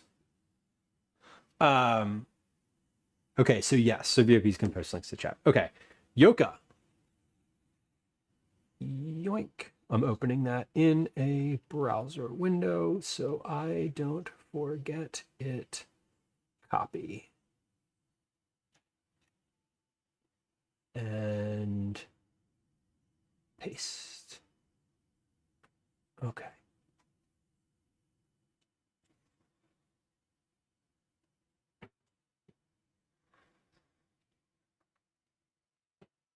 Cool. Okay. I love new stuff like that. I feel like Twinderella would probably be like, "Oh, I know what that is." A miso dealer. We love having a good miso dealer. I feel like a miso dealer is like a thing that you need in life. Okay, scrape down the side of the bowl. Add the egg and the green food coloring. Mix until well incorporated. Okay, so egg going in. And green food coloring, we're gonna need a lot. Hey, speaking of. We love it. Okay, so we're gonna put a bunch of green food coloring in here just to start because it was not enough last time. It was more than I thought it would be. I think I probably just added some of these cookies. I think are going to be greener than the others, and I think the ones from this batch are going to be greener because I just squirted quite a bit in there. Okay, actually no, these are probably about the same. I'm gonna put eyes on that other batch, and let's see if we're, because I'd like them to be roughly equivalently green. Let me finish that sentence.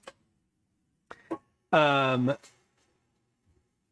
recipe on the back of the packet of yeast is probably the best one, really, honestly. Broccoli, that is a good, I like that.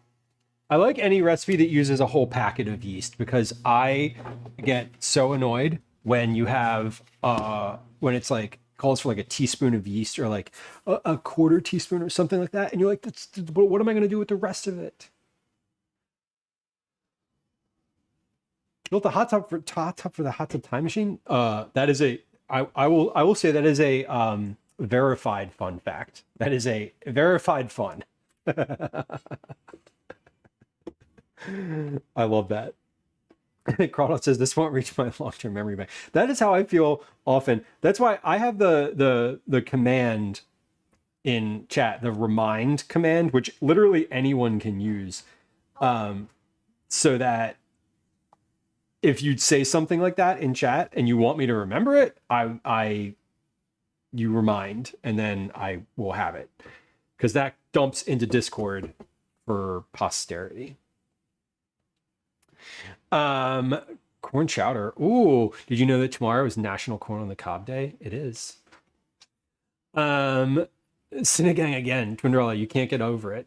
Have you fully migrated away from the hot and sour now, or are we still like making decisions as to preference?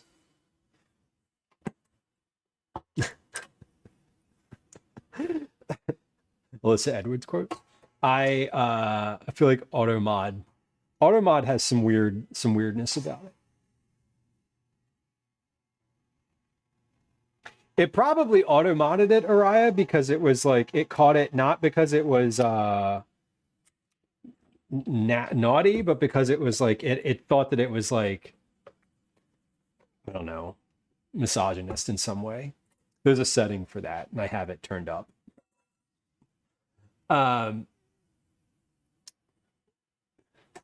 Yeah.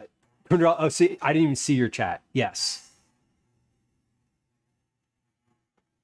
Yeah, I was like, we have that filter exists on chat for the reason that I feel like it's a good thing. I feel like I'd rather have it and have it catch things like that than not have it and have to, like, I don't know, catch a bad vibe. Like recently we had someone that was a reason for banning somebody. So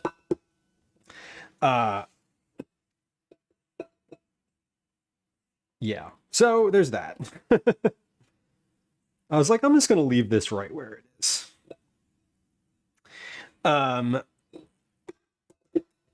Okay, I'm gonna scrape that down. I just scraped up the bottom of the bowl so that it was not as so that was, yeah, basically not dry on the bottom. I'm gonna give this one more little swirl in, and then I'm gonna mix the dry ingredients.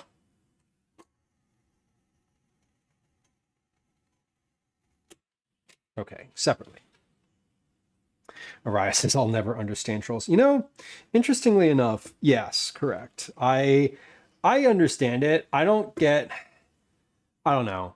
I feel like if you're going to troll, I get annoyed at people who are uncreative.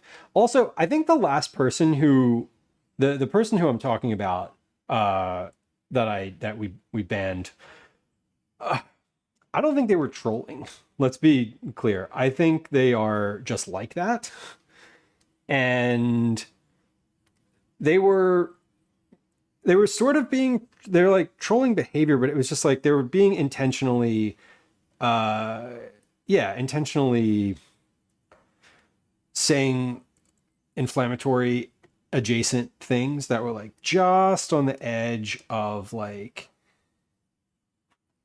okay, like Automod didn't catch that, but like that's not a thing that you would say anyway. And then they proceeded to tell a member of chat, like, don't, like, calm down, darling. And I was like, are you fucking kidding me?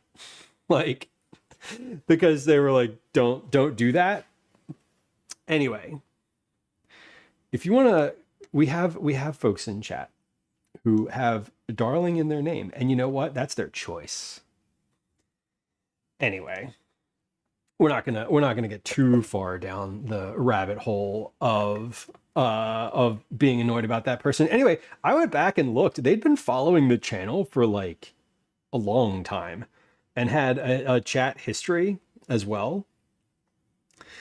and from like years ago. And I was like, oh, interesting. I think they'd changed their name at some point. Anyway, it doesn't matter. We've banned people before. I can't wait to ban someone again because I have a sound that plays now when we ban somebody. I think I do. I think I set that up. I don't remember. I don't really love whatever. Now we mix in the dries by hand. A pizza dough loaf. Did you Carla, did you fill it with stuff? Did you put pizza stuff inside of it? Is it like a bread loaf? Filled it with pizza top? You answered the question in the chat. I just started asking questions. See, I did the thing where I read the first part and then responded, and then the answer was already there for me. That sounds delicious. Pizza swirl. Honestly, that sounds fabulous. Yeah, there's it.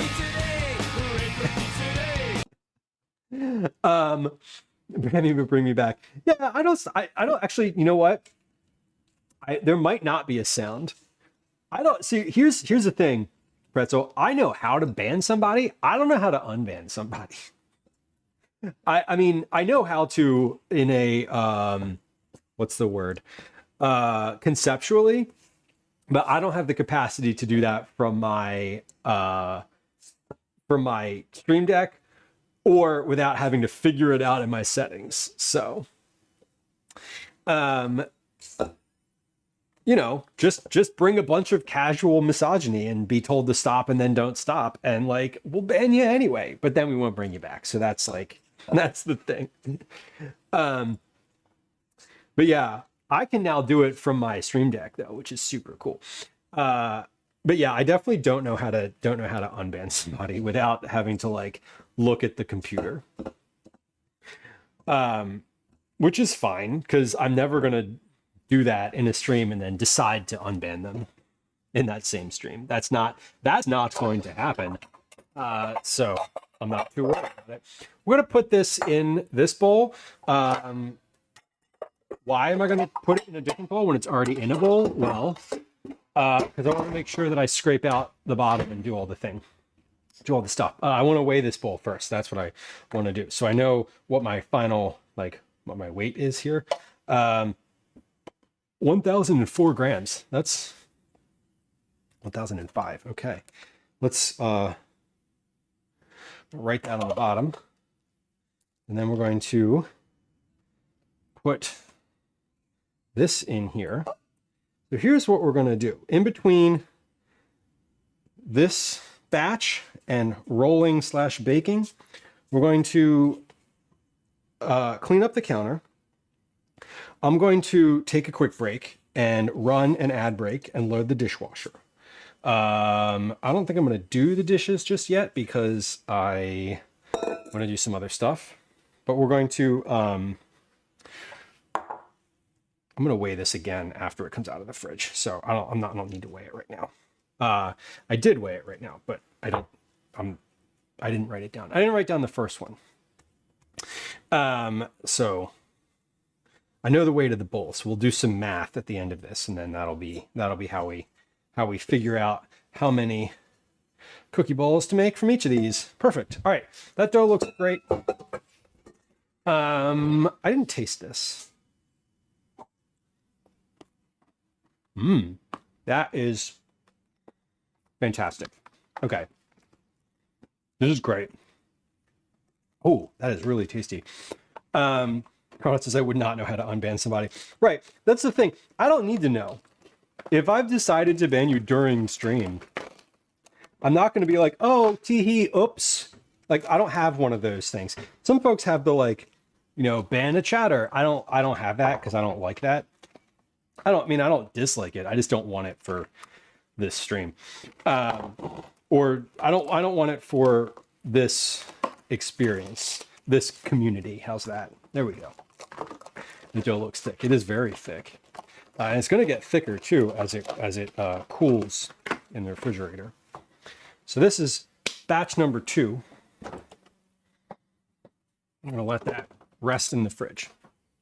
So while I do that, we're going to clean up the counter and reset so we can start getting Rolling and baking is the next step. Twindrella, you're going to be the slushy. So you're the slushy house. Got it.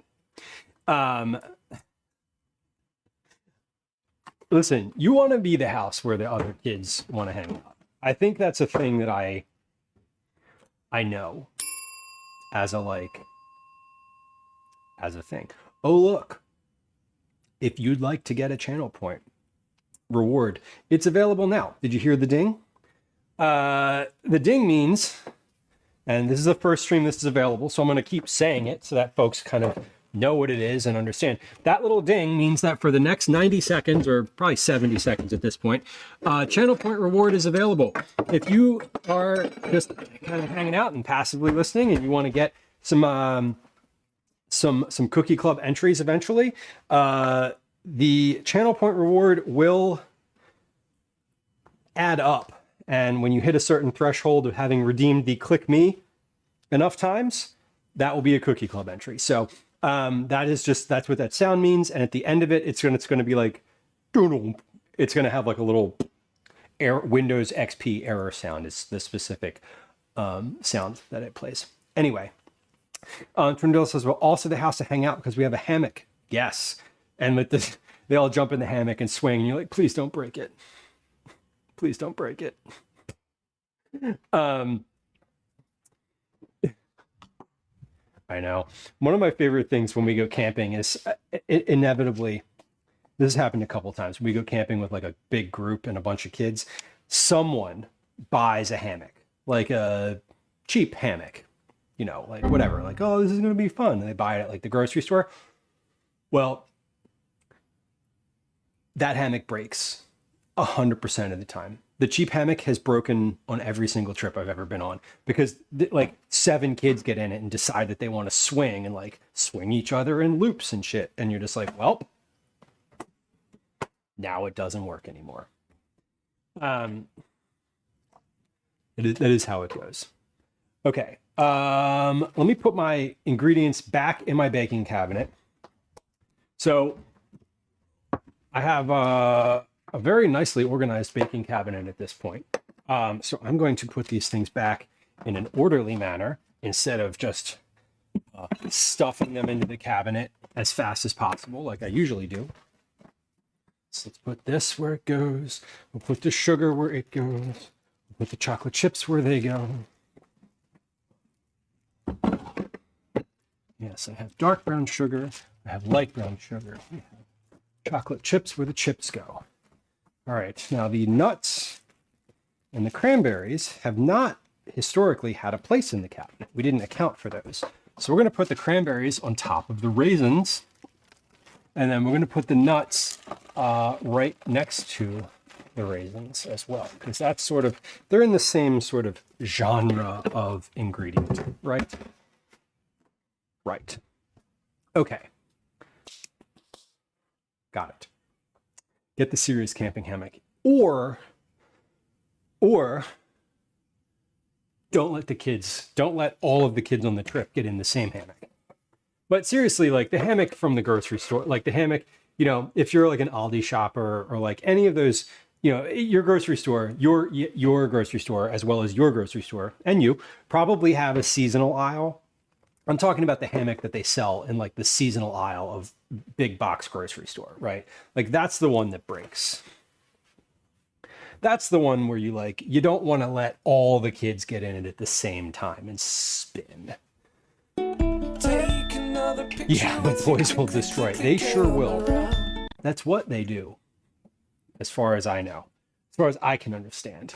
Okay, let's wipe. We're going to wipe the counter. First with a rag, and then with a Clorox wipe. What we're doing now, we're letting the dough rest. So I didn't put a timer on the first batch of dough.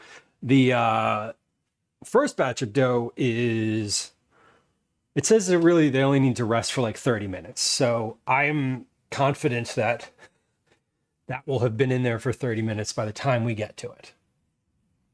We are going to wipe this counter. So I'm resetting here for making, rolling, baking, and cooling cookies. That's what we're doing right now.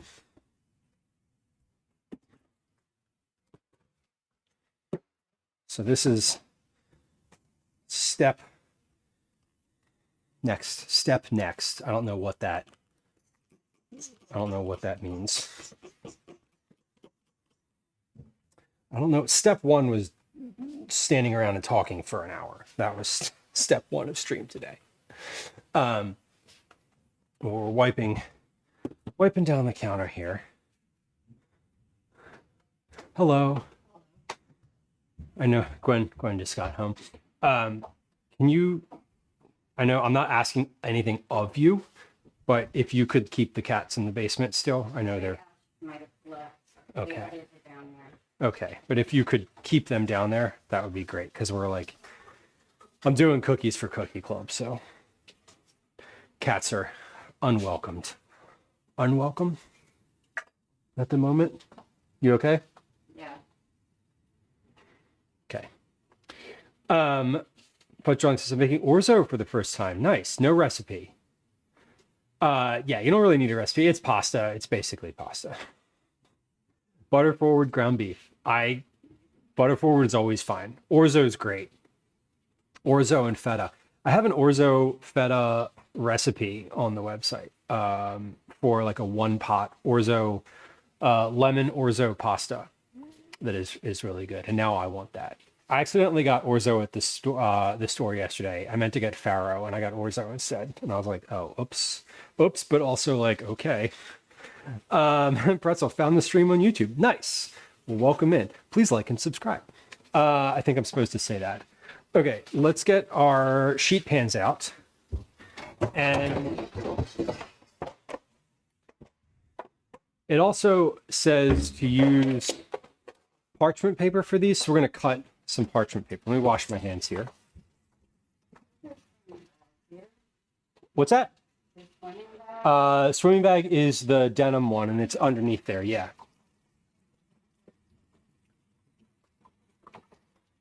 Is he home? Oh. When you came home, you yelled hi up the steps and I thought it was Calvin. And I thought he went downstairs. He was watching stream in school today.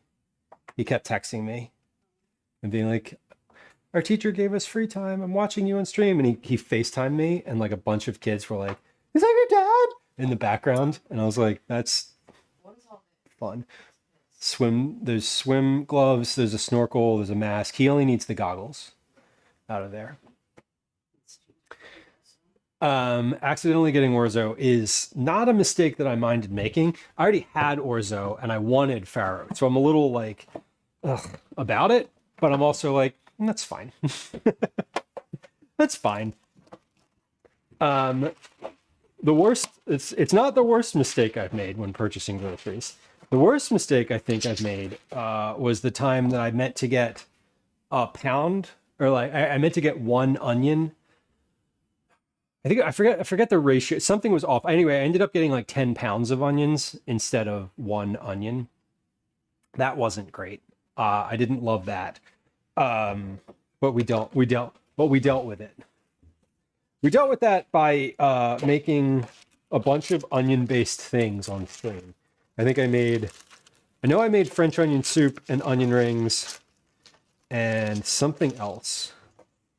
Pasta salad time. Yeah, pasta salad time is that is the stay positive reaction to too much orzo. Orzo is one of my favorites, although both Calvin and Gwen, so both other members of the household, give me grief when I make orzo and call it pasta. They're like, it's rice. And I'm like, it's not. It's literally pasta. They sell it next to the other pasta in the pasta section of the grocery store. Like, I'm not making this up. It is literally a pasta. Now, is it the same thing as spaghetti? No. Do I want to make orzo by hand? No. No, I do not. How would you make orzo by hand? Would you just... Oh, man, I think I just talked myself into a corner. I was going to say, how would you make orzo by hand? Put it through the ricer And then I realized that if I ever did that in real life, I wouldn't ever be able to see the end of it. I bet there's a roller. I bet there's a ricer that I have now. Thank you. That I had not used it on stream, but I do have a ricer now. And it was sent to me by a very thoughtful community member.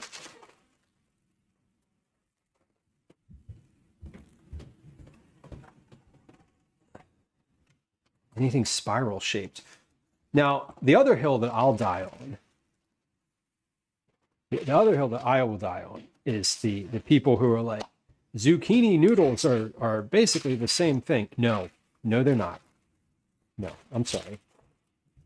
At least orzo and rice are both grains. Zucchini is a vegetable. It is not, in fact, the same thing as a noodle. Now, are zucchini noodles good? Sure, they are. But when you put them with pasta sauce, they just wilt, and I don't love that. Anyway, not a fan of zucchini noodles. All right, so we're doing some parchment paper here, and I'm cutting this. I'm cutting it so that it sits completely flat. I usually, when I'm using parchment paper, will just crumble it up. But I want these to stay completely flat on the tray. The crumble method is good, but it doesn't always work completely for cookies and things like that. I'm also going to do an extra 2, I think, pieces of parchment here, because when I am shaping and rolling cookies, if I have a tray that's cooling and a tray in the oven, I want to be able to start another tray. Much like the last time we made batch cookies on stream, which was, in fact, the last time I made cookies on stream. We're just going to have like at least one. I think one extra piece of parchment paper will be fine here, because there's no specific timing for how long to cool these on the tray. I feel like I can cool them. I feel like I don't have to cool these on the tray for a full like 12 minutes, like the crispy chocolate chip cookies, because these are thicker. At least I believe that they're thicker. They seem to be thicker, both in description and imagery. The thin and crispy chocolate chip cookies are by nature thin, and when you have something that's that thin, it needs to cool a little longer on the tray so it doesn't crack when you transfer it. Orzo is rice shaped pasta. Yeah, that's my. I mean, that is a hill I will die on. That is for sure. Have climbed and died on that hill before. Will do it again. Am looking forward to it. Let's get our.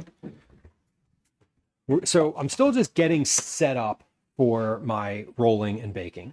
So the first thing we're going to do is we're going to roll one Put the peeps in the cookie. chili pot and eat them bowls up. You put the peeps It sounded in the chili so pot and ridiculous. have the M&Ms. You put the That peeps was a in the chili pot and make sound redeem. That was a make my sound redeem for. I believe that was for Adorkable, like two, maybe 3 years ago, 2 years ago at this point, possibly longer. Move these paper towels. All right, so we're just getting the cookie cooling racks all set up. Ready. I got 5 racks over here on the counter. 5.5 racks over here on the counter. We got my 2 sheet pans ready to go. Scale ready to go. Yeah, scale can go over there. Then we'll have our bowl, roll, tray, I needed another tray for overflow. Once I start rolling, I'm not going to stop, but I don't want to have a scenario where my oven is not in use. So we'll be rotating trays in and out of the oven, and when I finish packing a tray, we're going to put the overflow in here. When I finish packing one tray, we're going to pack a second tray. When I finish packing the second tray, if my first tray is still in the oven, we're going to put the overflow in here. That way, when that one comes out, I can put that one in, and then I can wait for a few minutes and then load the first one up again. So we are always, every time I open the oven, I want to be taking a tray out and putting a tray in. That's it. Like, I never want to have, once I start baking, I never want to have an empty oven. That's the goal. So my overflow tray is ready. Salt. This is going to be a topping for when the cookies come out. I'm going to put a little bit of this in a bowl. And we're going to try to remember to put salt on the cookies when they come out. Now, if you're hearing me right now, I want you to know that when I pull the tray out of the oven, if you in chat tell me, remind me to put salt on them, I will be more appreciative than I will be, I will feel more appreciative than I will feel backseated upon. So please, if you don't see me putting salt on the fresh cookies as like when I take them out of the oven, feel free to remind me. If you don't remind me, that's okay. It's not your fault. It is, I'm the one who should be remembering to put the salt in there. I may not. FYI. Okay. We're on page 2. There's no salt command. That's interesting. Can you get 2 water bottles? Yeah. Small and large?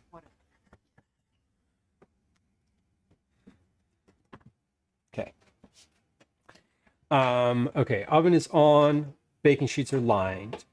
Dough is in the fridge. We're going to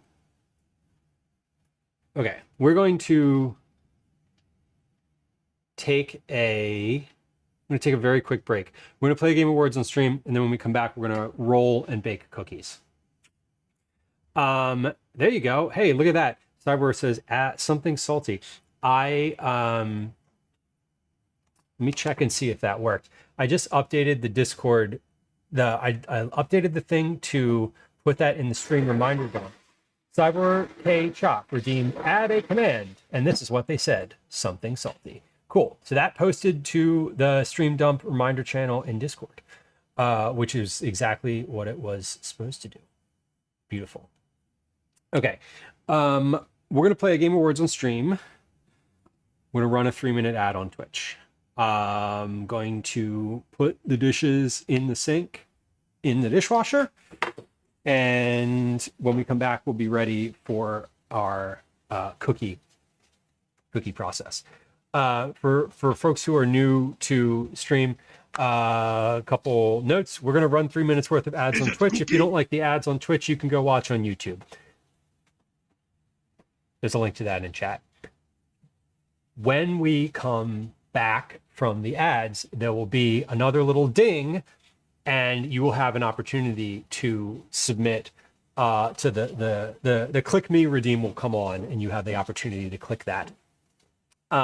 So FYI, if you stick around on Twitch, you will be able to get a Cookie Club entry. Thing number, whatever. If you've never played words on stream before, it's like Scrabble. You see the words at the top of the screen and you type what words you find in chat. You hit enter. If you're new to the stream and you're a lurker, want you to know that follows are anonymous and silent. So if you hit the follow button, nothing happens. I'm not going to say hi to you and there's no alerts. And if you want to get your first time chat out of the way, words on stream is a great time to do that. If you're anxious about what happens during a first time chat, just know that if you type whatever in chat during words on stream, I'm not gonna say hi to you about it. So good time to get that out of the way. We're going to take a quick break and play some words on stream, and we'll be right back to bake all of our cookies. Here comes a game of words. Here comes a 3-minute ad. See you in a moment. Hi, welcome to another edition of Commercials I Hate.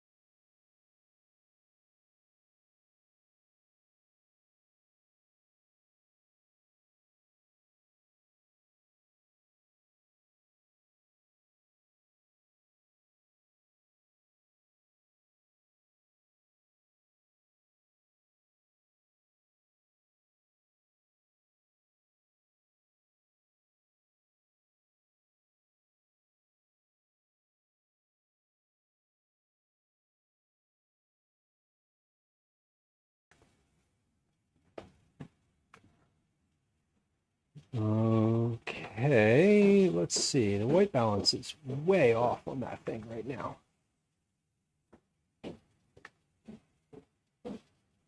There we go. Okay.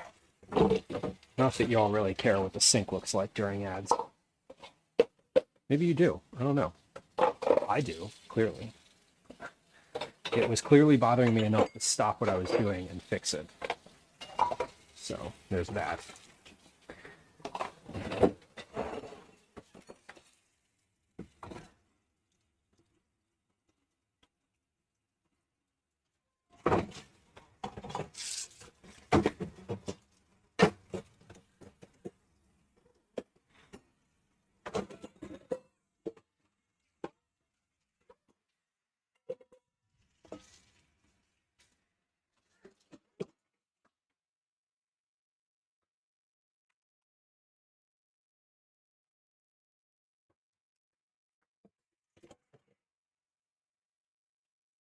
All right.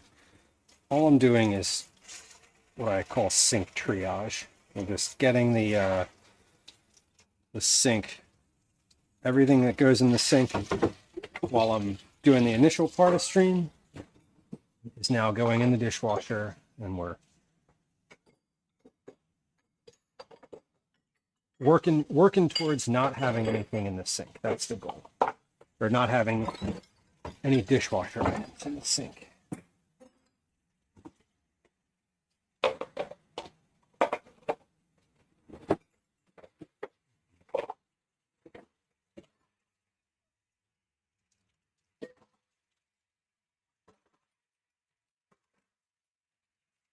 I wonder if the color, the food coloring, like sinks in or something. I'm not sure. Hey, if you're watching on Twitch, there's an opportunity to get a click me point here. And if you heard that little ding, it means that the channel point reward is on. Feel free to hit that. And those add up to Cookie Club entries. We're moving forward with getting the sink emptied out here. We're almost finished. Well, the sink is empty, but there are still things on the counter that are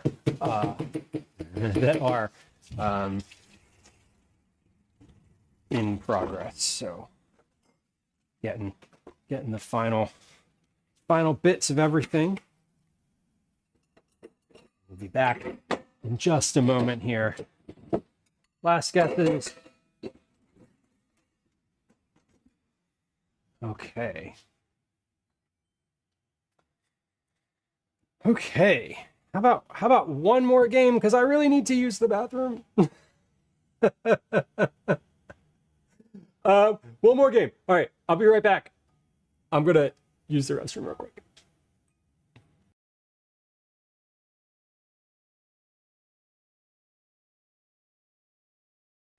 I'm also just gonna leave my my microphone on the counter. That's fine.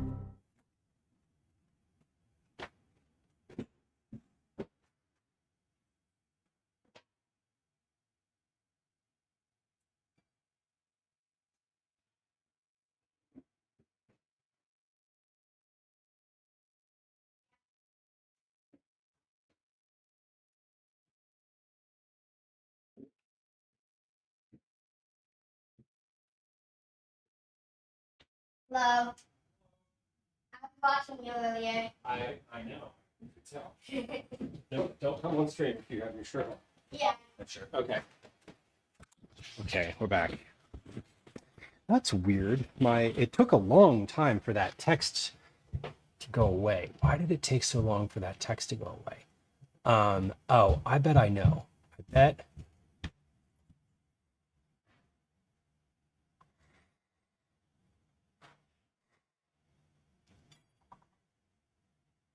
That's why. Okay. I figured it out. Ad copy didn't go away because I had it in the wrong place. All right. That was weird. Okay. There we go. And add copy. We got it. Okay.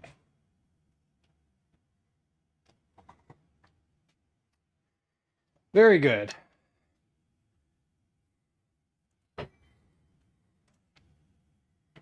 D. All right. We are going to come on back over here. Calvin's home. Hello. Hello. I was on earlier. Yeah, I was watching you you guys. were watching. He was watching earlier. So the cookies are only for the teachers? The cookies are only for the teachers. Where I'm not making cookies for Okay, your friends. coming. Have fun. Hi. I will have my phone on when you're on the way home. If you need anything, call me. Okay. Okay. All right. Cool. Okay. Cool. Dan. Thank you for your resub. Hey Dan, 18 months is a multiple of 6. That is free cookies. That is you do not need any more Cookie Club entries this month. So save your channel point redeems. Save your other entries. It's also a multiple of 2. It is a multiple of 2. This is true. And that should have triggered a entry in the level up section of Discord. It did not. Fun. Okay, that's good. We're watching stuff today. Got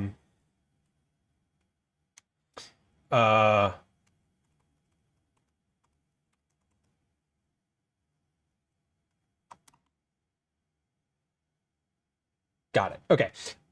So I'm also watching in chat. I made a bunch of updates to stream. A lot of them are like are forward facing. So I'm keeping an eye on some things today, and sending myself Discord reminders. Dan, thank you for your resubscription. I appreciate you. 18 months is a long time to be subscribed. For every multiple of 6 months that you are a subscriber, you get a Cookie Club reward. For every month that you are a subscriber, you get an entry into Cookie Club. For every month that you are a recurring subscriber, you get a second entry into Cookie Club. So I appreciate you. Thank you for hanging out for as long as you've been. What are the check-in goals? No goals specifically. For every 20 check-ins, you get an entry to Cookie Club. So there's no goal specifically. There's no like overall, hey, if we hit X number of check-ins. However, for every 20 times you hit the check-in, math. Whoa, that was a good math sound. We like that one. But yeah, for every 20 check-ins, that's a Cookie Club entry. Lot of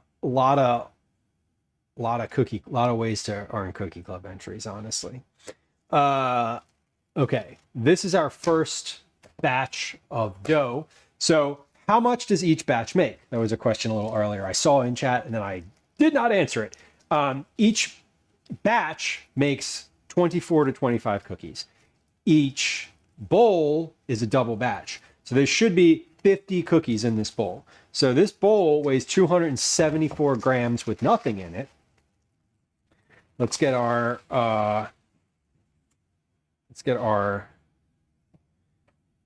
scale ready. Get our bowl opened, unwrapped.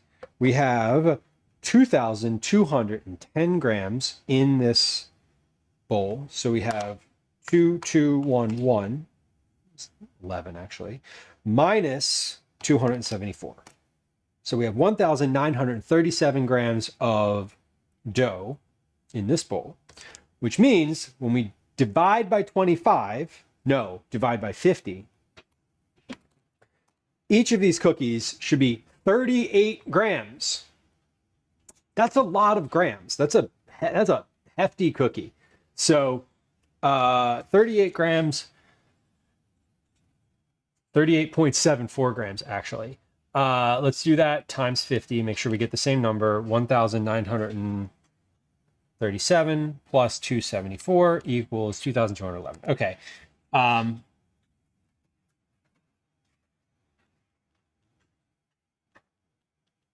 Okay, so we should be able to get about 50 cookies out of this bowl. I am not going to do the math for the second bowl yet because we're not there. Oven is on, ready to go. I turned the oven on to preheat before stream today. So this oven is ripping. It's at the right temperature. We have a pizza stone in here that is also warm, has been in here sort of sinking heat from the rest of the oven. So we should be good for our oven temp to stay relatively consistent. I'm going to turn the lights on. Let's adjust the camera here so I can actually see in the bowl or in the oven. Nope, that's not going to work. Let's flip, and there we go. Okay, a little stream magic there. It doesn't matter. It's not going to stay consistently like that. So whatever. All right. First thing we're going to do is we're going to roll one cookie, and then we're going to bake that for the amount of time that it says.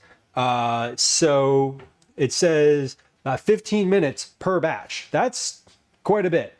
So I'm going to put one in here, and we're going to start rolling.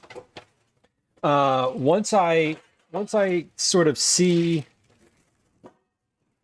what this one looks like, I'll know how to space the other ones. So one of the things that is important is not crowding them, but getting enough of a space on my tray that I have like the right amount of cookies per tray. So I'm going to start this. And we're going to test one first. So I'm literally just going to take 38 grams of dough out of this bowl. 37. Woo! Nice. Okay, 38 grams of dough. That came together really easily. So I'm just going to take that and we're going to put this in the oven. This is going to be our first cookie. I'm not rotating. I'm not doing anything with that. We're just going to put it in and let her rip. And that is going to be good or not. I don't know. But what we're going to do is we're going to start rolling now because that was easy and I need to set a timer for 1500 start. Okay. So that one might not take 15 minutes. I don't know. We'll see. It might take longer. Who knows? But let's just start rolling cookies here. So we should be able to get about 50 cookies or so out of this bowl. And these actually feel pretty easy to roll. I hope they bake easily. Or I hope this is not a surprise. The last ones were a surprise. Are the chocolate chips incorporated? They are. So we have pistachios and chocolate chips and cranberries in here. Blacksmith, hello. The new Whopper allows for a vegetarian version. Okay. Did you like it? Was it? Would you usually have gotten it? Would you have gotten it otherwise, or was this just for the sake of experimentation? Amy, welcome in. Cookies! That was a good one. The cookies. Yeah, so everything's already mixed in here. This dough is fully ready, fully formed and ready to go. They are.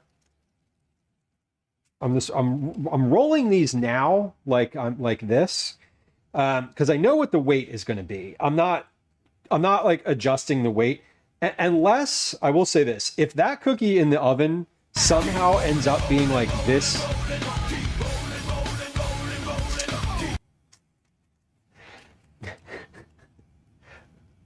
Nice. The other day, Calvin was like, "Who's Fred Durst?" Because he was listening to Eminem. More to the point, he was like, "Who are Carson Daly and Fred Durst?" And I was like, "Men of antiquity." Anyway, yes.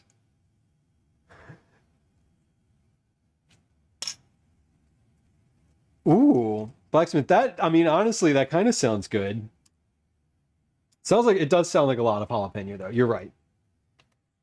What I was saying was the size of the cookies. If these come out of the oven and they're like the size of a dinner plate, I might reevaluate. But I think generally these are a little puffier. I don't know how far they're going to spread, but that's why we're doing a test cookie, so that I can do a batch on a tray that is like well spaced, right? How do we explain Total Request Live?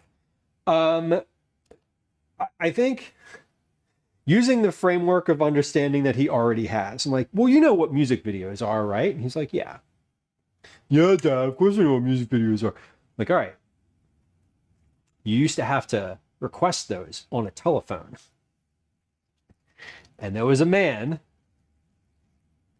named Carson Daly who used to tell us which videos were the most popular for that day.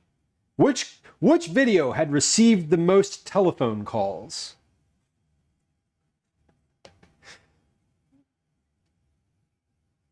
Unbelievable.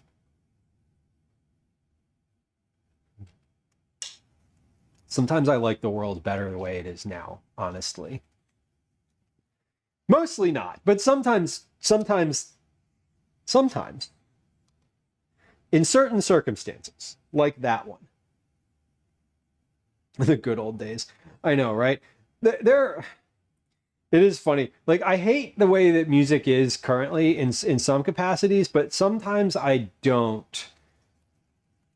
I don't. I love the fact that I can hear a song now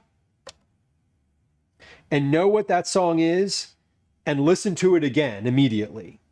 Like, oh, I heard a song in a store or out in the world somewhere, or like out the windows of someone's car. And I can look that song up and then listen to it myself immediately. Frictionless. Frictionless in that sense. And I don't have to have Carson Daly tell me which one was popular. Imagine sitting around having to wait to listen to Limp Bizkit. Oh. I like the world better now than I did before in some small ways. That's one of them. Now I can listen to Limp Bizkit anytime I want to. And there's a reason I haven't heard Limp Bizkit in 20 plus years. Because I don't want to. Because I know y'all be loving that shit right here. Sorry, I had to. I didn't have to. I chose to, and that was on me. Okay. I love the convenience fudge drawing, totally. Boris, congrats on your 280th check-in. That's a lot of check-ins. A lot of check-ins. A friend of mine is close friends with Carson Daly, and there's a whole bunch of questions I want to ask. Yeah. I have a few, just a few. I want a big old boombox. Now they have those massive like Bluetooth speakers, which I think are funny. I live in the city, and very frequently I see people riding around on bikes with like their Bluetooth speaker as loud as possible. And I'm not gonna lie, I kind of love it. Jamie, welcome in. Hello. About the Eminem song. Well, what was the answer to the question? Right? Yeesh. Dainty Chris, welcome in. Howdy. Woman guided the raid. I love to hear that. Welcome in, friends. Friends who just joined us. Did you have a favorite song that you requested on Total Request Live with Carson Daly? I'll bet you did. Maybe you didn't. Maybe you didn't. Maybe you're not in your 40s. Well, I don't know. It's Dumbass Cheeseball. Welcome in. Happy Pride. Happy Pride indeed. Happy Pride to you too. Friends who were hanging out here. Dainty Chris, friend of the stream apparently. We didn't know, but now we do. Welcome in. What were you streaming? Persona 3. I am, as you may come to learn, I am unfamiliar. I'm assuming that's a video game. What kind of video game is it? Was this new? Was this a first playthrough? See, I know the terminology. I don't. I do. I knew that one. Anyway. Thank you for bringing friends. We definitely appreciate it. Pretzel says, how long is the test cooking in the oven for? Test cookies in the oven for 15 minutes. I'm not going to repeat Eminem lyrics. No, you're not, but my child is. Cooking with Scoobs, welcome in. What you making? I am making miso pistachio pudding cookies. That's what we're making. I'm almost 40. Well, listen, really nothing changes when you hit 40. So, enjoy, I guess. Or don't. Or do. It's a very long JRPG and first playthrough. What is, can I ask a question? I'm sorry. Chris, welcome in. Y'all, if you like JRPG games, what does the J stand for? I know what RPG means. Chris is like, what? What the hell are we doing here? Why? Why are we here? Who the hell is this guy? Japanese. Okay, thank you. Listen, I am you will come to find I am not a gamer, and I'm not sorry for it, but I'm apologetic about it when it comes up, and I'm just like, please love me anyway. Anyway, thank you for bringing friends. Thank you also for this shout out.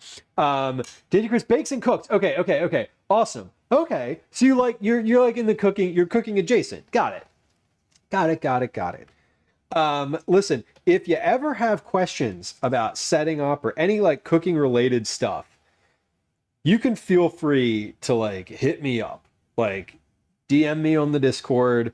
If you whisper me on Twitch, I will see it at least once a month. So when I say I'll see it at least once a month, I send out messages for Cookie Club once a month, and that's when I see the people who've like responded to me, and I'm like, oh shit, my bad.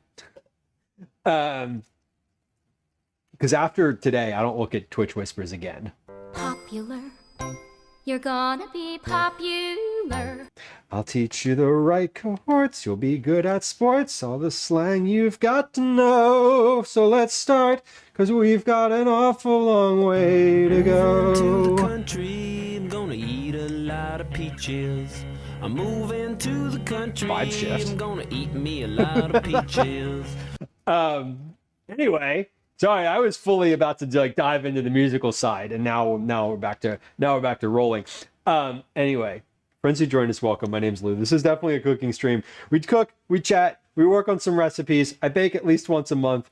Follows are silent if you're new to the stream. There's no alerts or sounds. I'm not going to say hi to you if you hit the follow button there. Completely anonymous. We're making cookies for our community members today. If you're curious about what that looks like, command cookies in chat. You can get all the details. For what that means. We have a test cookie in the oven. It has about 4 minutes left on it. What I'm doing right now is I'm just rolling a bunch of cookies that are all going to be baked very shortly here. So once that test cookie's out of the oven, we're going to start like really baking here. I am going to take that cookie out of the oven. We're going to see how many cookies I can fit on a tray. And then we're going to put that many cookies on a tray and put them in the oven, because that's how baking works. The more you know.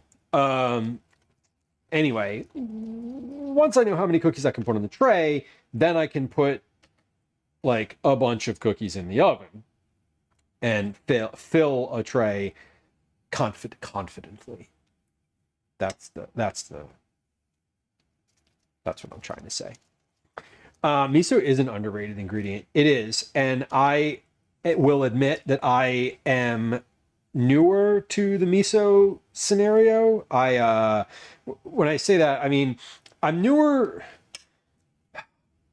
I've cooked with miso before, but miso for a long time for me has just been like only in recipes thing. I've moved into a phase of my like cooking life where miso is a thing that I feel more comfortable just using as an ingredient. I like to cook off the cuff frequently, so a lot of what I do on stream will be things that are just made up without like measurement, that kind of thing. Baking, I do measure, but we're doing our cookies today from the 108 Asian Cookies cookbook by Dr. Kat Lieu. This is her second cookbook. And we've had a bunch. I keep saying I think because I don't actually know. We might have done, this might be the third cookie out of this book that we've done for Cookie Club. It might be the fourth. I think it's the fourth. So thank you for the link to Kat in chat. The first it might have been the first cookie I made of hers was like transcendent. So we had a question in chat earlier about the miso, and for those of y'all who are like, what does that mean? I'm curious. Miso in this recipe and in most of the recipes in this book, functionally it replaces salt. So these are baking recipes and you would expect to add like, a teaspoon of salt to your recipe. You don't in this. You add miso instead. Miso is a paste, and it is very salty, and it does replace salt nicely, but it also gives a little separate flavor, in umami flavor in addition to salinity. We have about a minute left on this cookie in the oven. That was 15 minutes. I didn't open the oven. I haven't looked at it. We're going to pull it out and see what it looks like together. So it says that I'm supposed to rotate the cookies halfway through. I didn't, because this is just one cookie. It's literally in the middle of the oven. I didn't have any reason to rotate it. So I'm not. The next batches, the next ones that are on the full tray, I probably will rotate because the oven is heated differently in different parts. So what we're doing now is finishing a bowl of these. I'm going to make enough cookies for the number of cookies that I need for Cookie Club today. And I am going to end up freezing some of these cookie balls because they form nicely into balls. As opposed to like just drop cookies on the tray. So they form nicely. So we need 64 cookies total. We're gonna make probably 70, and then the other like 30 or so we're gonna put in the refrigerator. Calvin was like, are you making enough for my class tomorrow? I could, but I'm not. So all right. Come on over to the oven. Let's take a look at this cookie together. This is the baked. It's been in the oven. We're looking for the edges to be slightly browned, which they are. And this looks pretty good. It's not as green as the picture, but it is visibly green. So we're going to take that out. We're going to close the oven. We're going to put salt on it.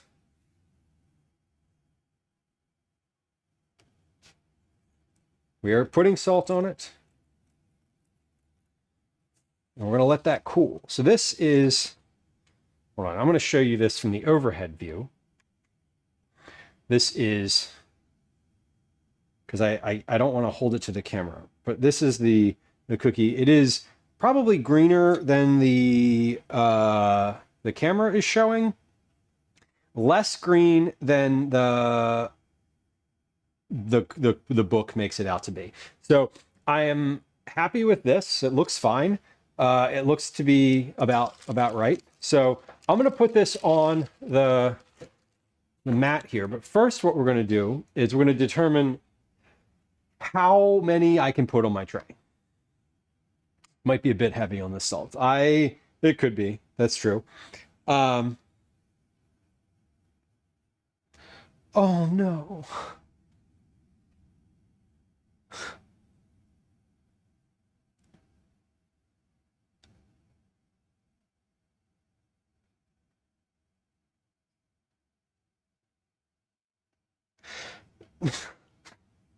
I feel so bad.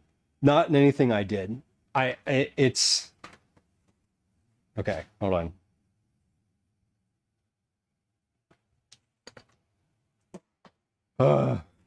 Gwen is on the softball team, and she has a game tonight. And she brought all the stuff for Calvin, his swim practice, his towel, his goggles. She brought a change of clothes for him. She brought water bottles for him. She brought everything. She's like fully prepared, but left her glove. Left her glove at the house. That sucks. That sucks. Oh, terrible. I feel so bad. I feel, it's not my fault, but I feel bad because I'm like, oh my God. That is so frustrating. I feel so frustrated. Like I'm frustrated on her behalf. I would be so mad at myself if I did something like that. I would be annoyed. I would be like, I'd have a lot of negative self-talk happening. I'll tell you that. Okay, so here's what we're gonna do. We're gonna do this. We're gonna do one cookie there. So what I'm doing, hold on. I'm trying to maximize the number of cookies I can put on this tray. This is a thing I haven't done before on stream. This is like, you want to see my like neuroses shining through? Here it is, right here. This what we're doing right here is me being very, very, very specific about spacing. So we are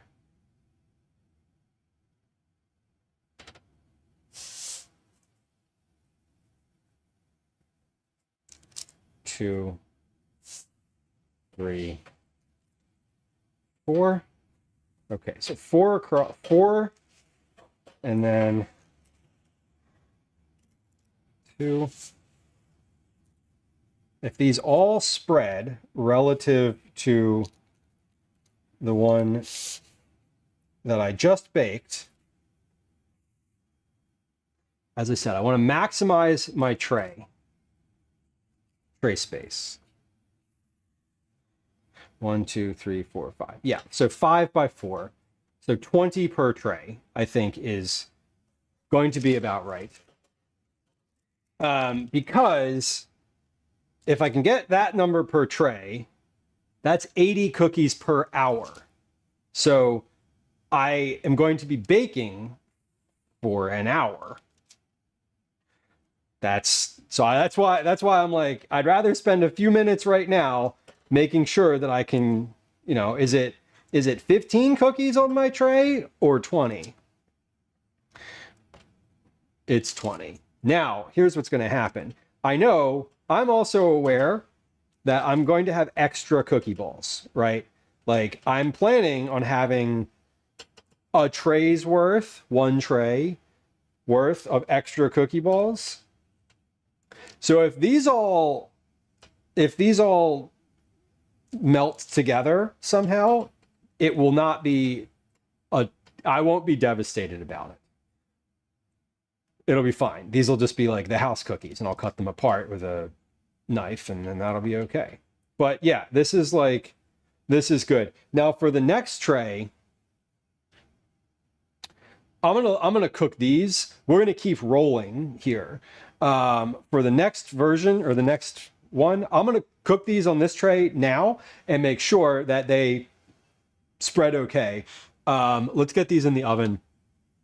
But I'm not gonna pack the next tray yet until I see that these all spread successfully. So let's turn the oven cam on. We're gonna set a timer for 15 minutes.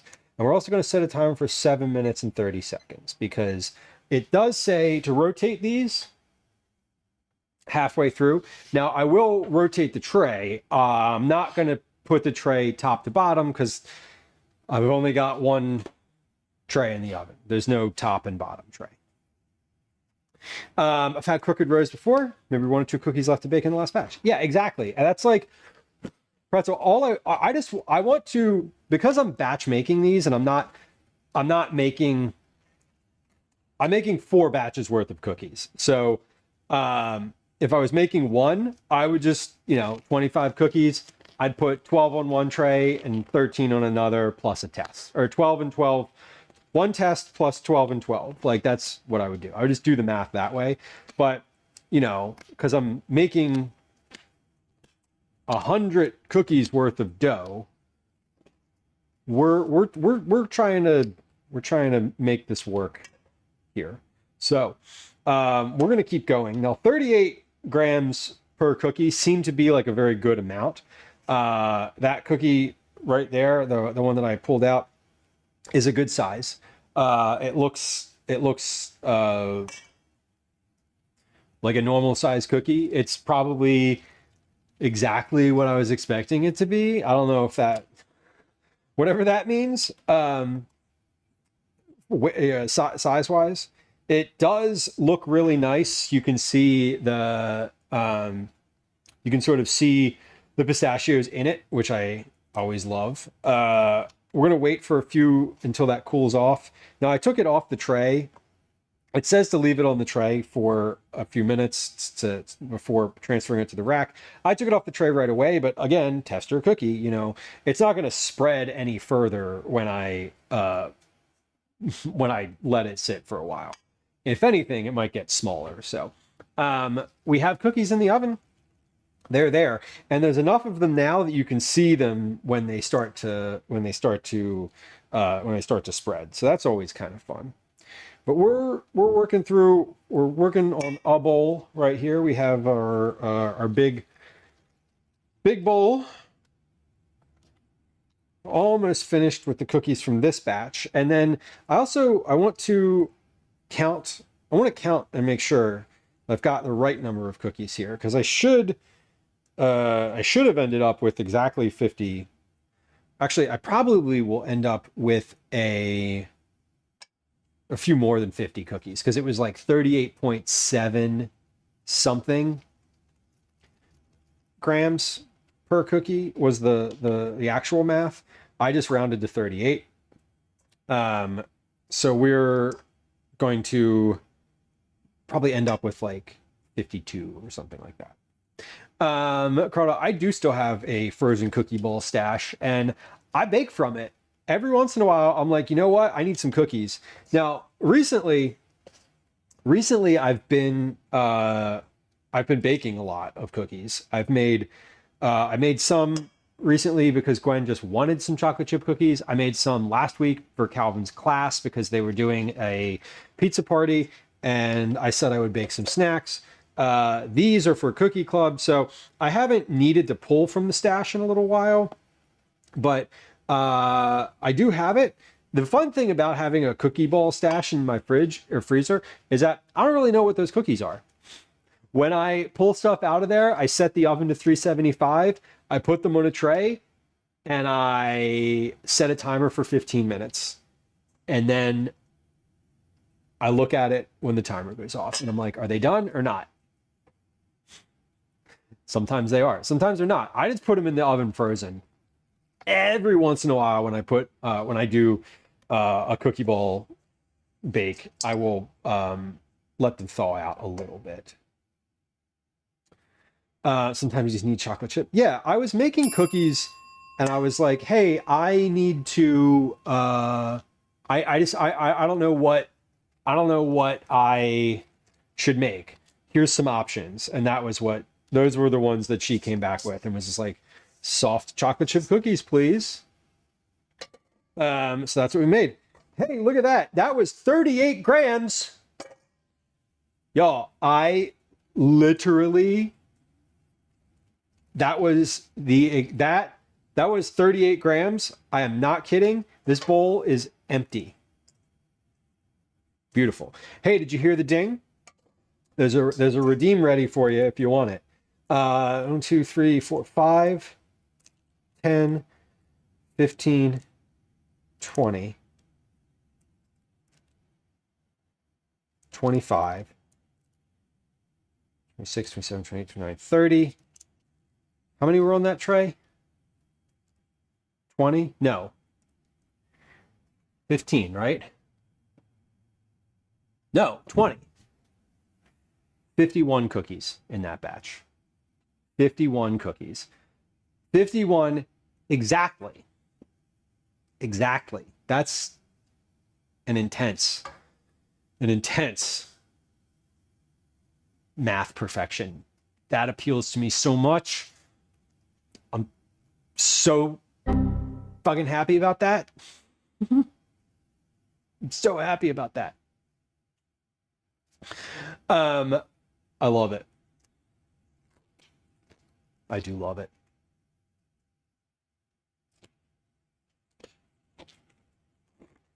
Okay, now we're going to rotate that tray that's in the oven in just a moment. And now I'm realizing today that I didn't set a limit on the number of times that you can click that redeem per thing. Now am I going to change it today? No. Am I going to change it after the stream? Yes. Because I definitely just realized that was a thing. Let's see. I have like 30 seconds to look at this real quick. I'm going to see if this is a platforms. I'm going to see if this is a thing that is easily modified. Rewards. Click me. Per user, global cooldown. No. Interesting. Okay. I can, but I don't know how to do it off the top of my head. So anyway, we'll figure it out. Good luck. Good luck today. Let's rotate these in the oven. Come on down to the oven real quick here. We're gonna open this. We're gonna rotate. We're gonna rotate. We're gonna put these back in. They look like they're spreading really well. They look like they're not going to overlap, as far as I can tell. So I think that is, let's get this next tray. Let's get this next tray ready. Because once this is, I know I have at least 20 on this tray already. Once this next tray is prepped, we will roll this next batch of dough. And we need to do some math for this dough. So let's get this tray ready first so that I have so it's ready to go when I have an oven that is ready to receive it. So we had 5 by 4 on here. 1, 2, 3, 4, 2, 3, 4, 5. Okay, good. Now I can start filling the rest of this in. Again, my goal is I never want to, like, I just opened the oven door to rotate that thing around, but I don't ever want to open the oven and take something out and not put something in.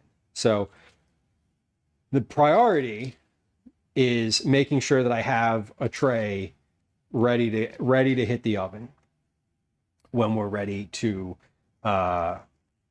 take those out. And when those come out, we're going to put salt on them. I'm going to put the salt on this on the rack over here. I'm going to move these over to the oven so they're ready to go in. Tatsu, welcome in. Hello. Hello. Uncommon, hello. Did I say hi to you? Jamie said, I missed what that was for. Yeah, so Jamie, we started the new thing today on stream. It's not happening now, but when you hear this sound, that means that there will be 90 seconds to grab a channel point reward, which is going to count towards Cookie Club entries. So you can get a Cookie Club entry if you accumulate enough of those throughout the stream. So if you're here and you hear the sound, there's a channel point thing, you can click on it and it's one channel point. And that is what that is. So yes. Uncommon. Farm fresh cream sounds phenomenal. What are you using the clotted cream for? Yes. So the other thing is I need to hold on.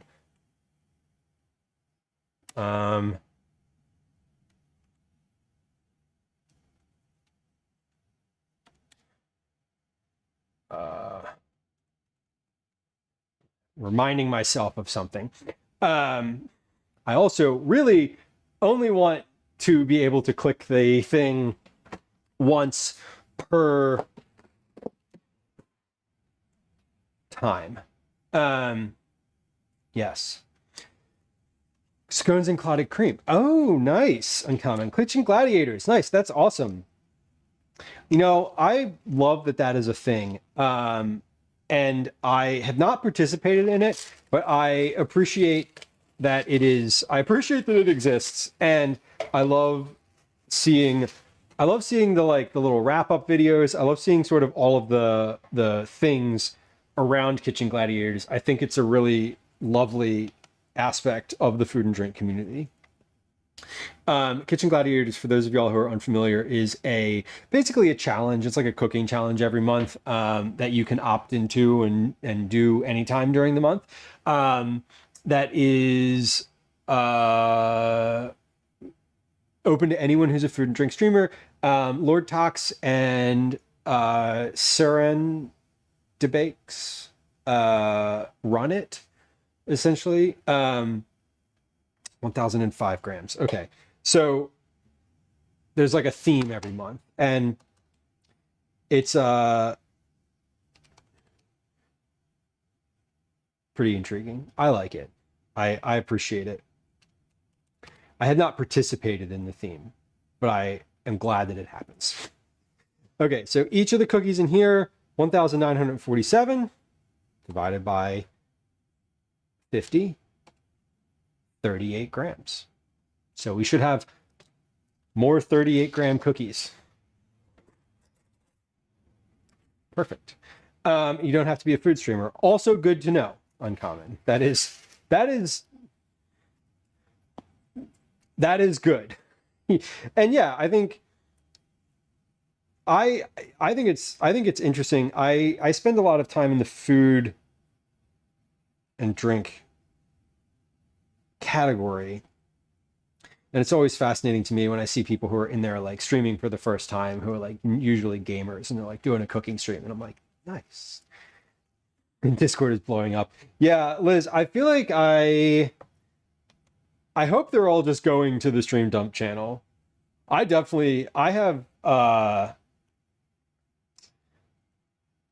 don't have notifications on for anything. So like you should probably turn those off for that channel. Yeah, because I'm doing the reason is I keep reminding myself of things because of all the adjustments that I made to the stream. As I'm noticing like little things and tweaks that aren't working quite as I want them to, I'm like, okay, we're going to go back and tweak this for next time.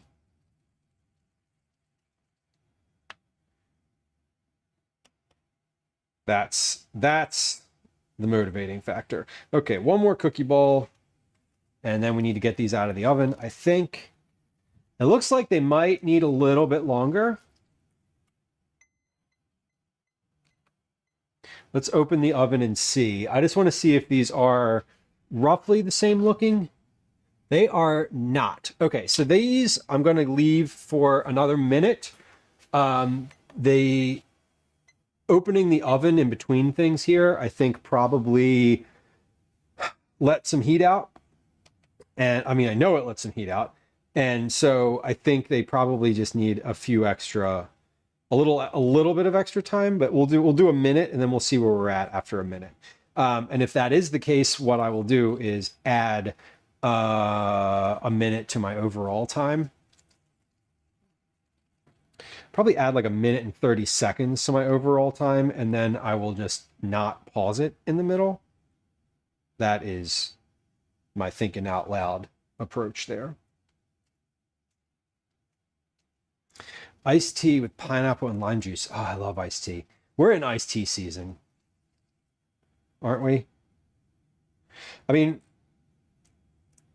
any season can really be iced tea season if you love iced tea. But I feel like summer, specifically summer, is when I like make and have iced tea on hand. Iced tea has no off season. Sun tea, yeah, Mike, exactly, sun tea.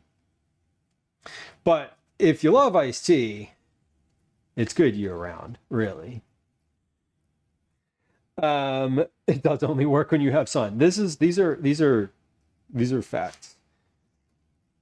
When I was a kid, my mom used to make iced tea with like real tea bags, and she would like boil the tea bags in the pot for like 10 or 15 minutes and then just like turn it off and let it steep on the stove forever, and it was like really strong iced tea. It was always kind of wild to me. Okay, we're going to look at these. Yeah, these look pretty good. They're not as brown as the first one. Salt, salt, salt. I'm saying it out loud until I do it. Salt the cookies. Timer, then salt. Timer, timer, timer.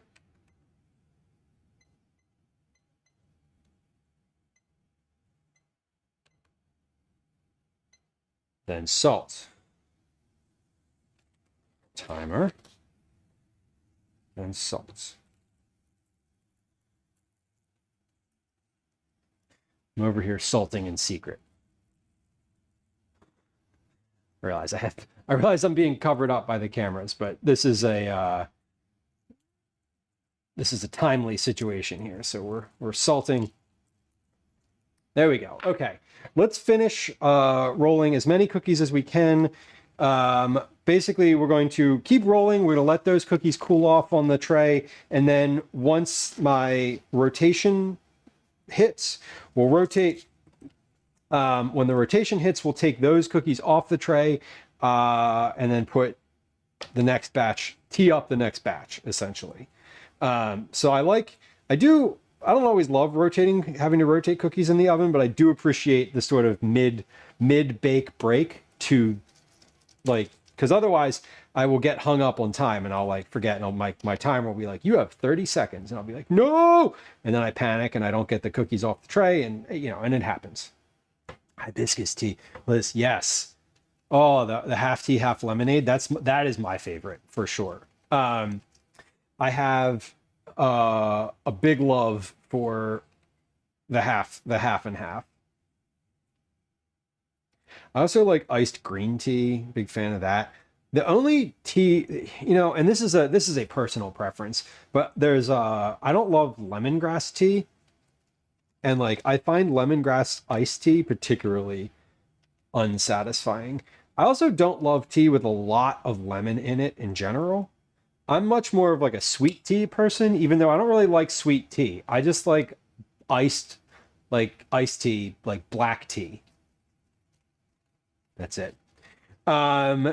Liz, how many cookies am I making? Well, I made enough batter for 100 cookies. I need 64 total. I am not going to bake all of these. We're going to do enough to make like 70 or so cookies. And then we're going to take the rest of it and put it in the freezer. I am going to roll all of them though. Yeah, each bowl has 50. But they're baking nicely and they are easy to roll. So I'm feeling good about them. How many cookies are each getting? Probably 2 still. I'm pretty sure that this is a 2 cookie scenario because they're like the right size for 2. I don't think I could fit 3 in the bag. I'm pretty sure I could not fit 3 in the bag. I want to say 38 grams. Yeah, there we go. I didn't say it. That's what we're doing. There's not 32 winners. Now, I'm also making some. So we have post office folks, and then I have a couple school folks that we're doing today as well. Tomorrow is the last day of school.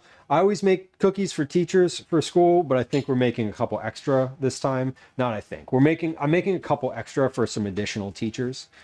Beyond the normal. But also I'm also sort of putting a bunch of these in the freezer, and I wanted to be able to have a few like extras, like at least a tray worth of cookies extra, because we're coming into that season of the year, right, where there's going to be kids at my house more regularly because it's summer. I mean, not necessarily more regular than usual, because there's usually kids at the house. But we're coming into the time where it's like there might be a lot of kids on any given time because of the way that Calvin's like social structure works. Yeah, 64 is a little high for Cookie Club, but it's not in the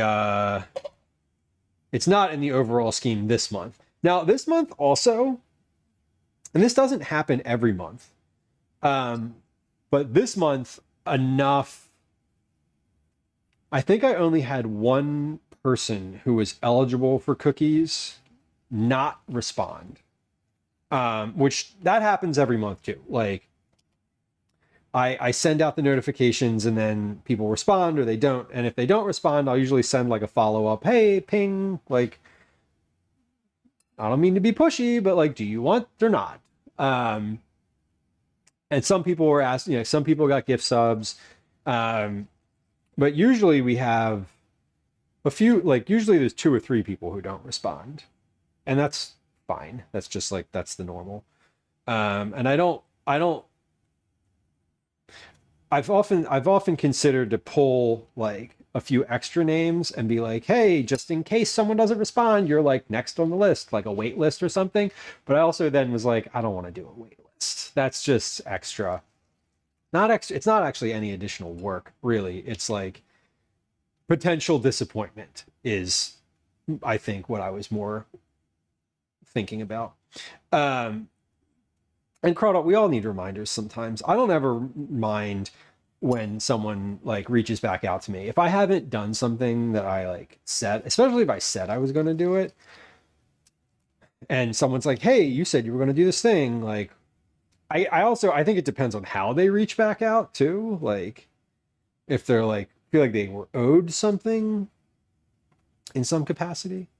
I always feel bad. The ones that I feel the most bad about are when I send cookies and they don't get there. Because that happens. That happened last month and I felt terrible.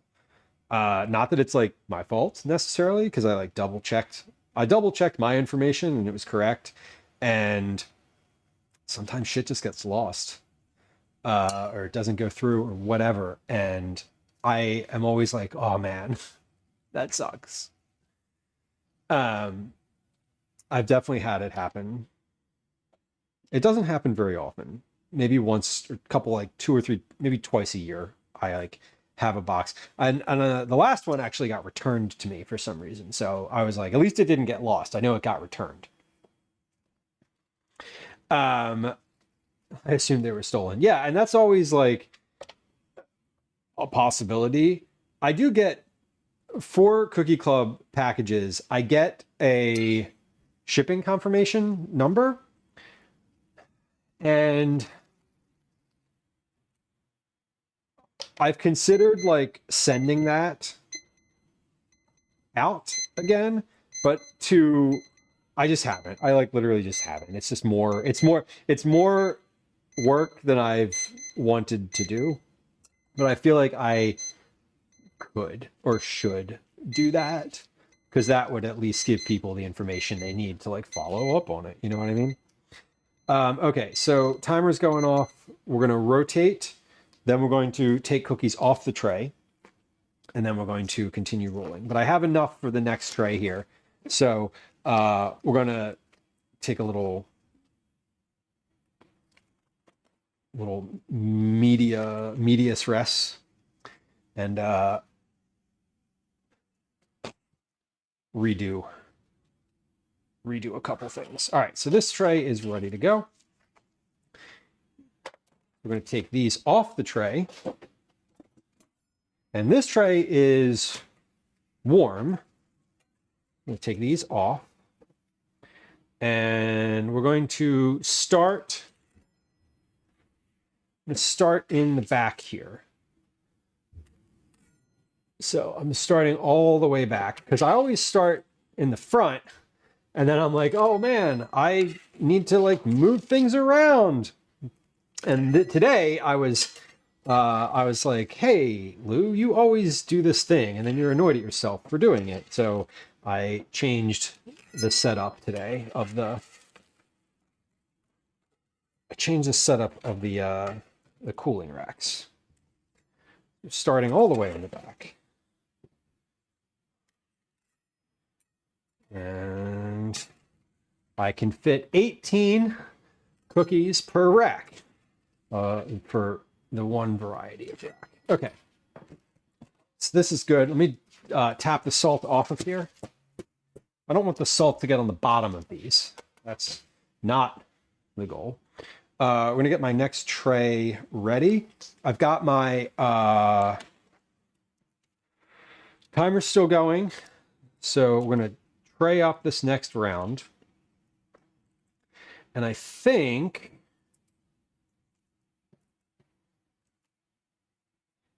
let me see. Yeah, I think we got 20 per tray. So it's 20 finished. We'll have 40. We're done that. I want to see, I haven't touched this cookie yet that I pulled out first, because I'm sort of gauging how long they take to cool down.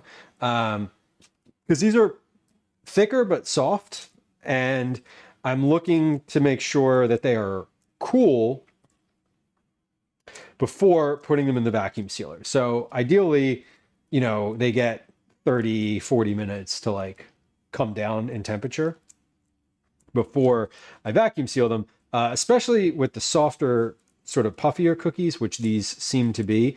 I don't want to put them in there when they're like very soft. Okay, so these are good, ready to go. I have about 5 minutes for those left in the oven. I'm going to put some eyes on here. I didn't rotate that tray. I just left it. The timer went off and I took those cookies off the tray, but I didn't rotate that. Maybe I don't need to.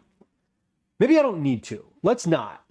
I'm not going to do it for this batch, and we'll see if they're like browned and finished in one corner and less browned and not finished in the front. And if that's the case, then I know that I need to rotate them. But my sense is that my oven's hot enough. It's been on for long enough. And there's not but one tray of cookies in there at a time. So I feel like I probably don't need to rotate them, which would be ideal if I don't, because then I don't need to open the oven and they'll cook more evenly. That's also my thought. If I don't rotate them, then I don't open the oven, so I don't let my heat out. Chris says, am I using a convection oven? I am not. This is a standard, like there's no fan or anything in here. It's just a standard gas oven with no additional like circulation or anything like that. I would love to have an oven that had better circulation. That would be amazing. That would be ideal, but I don't. And I'm not going to buy one. So my oven works. I don't need to upgrade it. Dorschwab, welcome in. Hello from Germany. Hello from United States. I am in on the East Coast of the United States in the city of Philadelphia, which you may or may not have heard of, but that's where I am. It is 17:02 for me.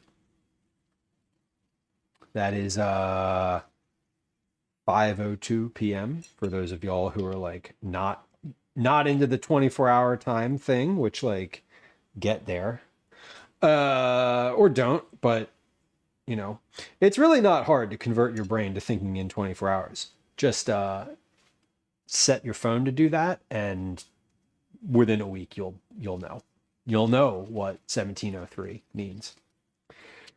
Because how many times do you look at your phone during the day to tell you what time it is? Your brain will start doing the math for you. And then eventually, when you get tired of doing the math, you'll just know what 17 is. And you don't think about 17 as 5 p.m. anymore. You just think about it as 17. So 23:02. Right. I know what 23:02 is. I don't need to do that math in my head.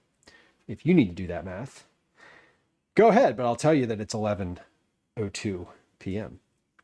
Anyway, fun things about me that make the people I live with annoyed. That's one of them.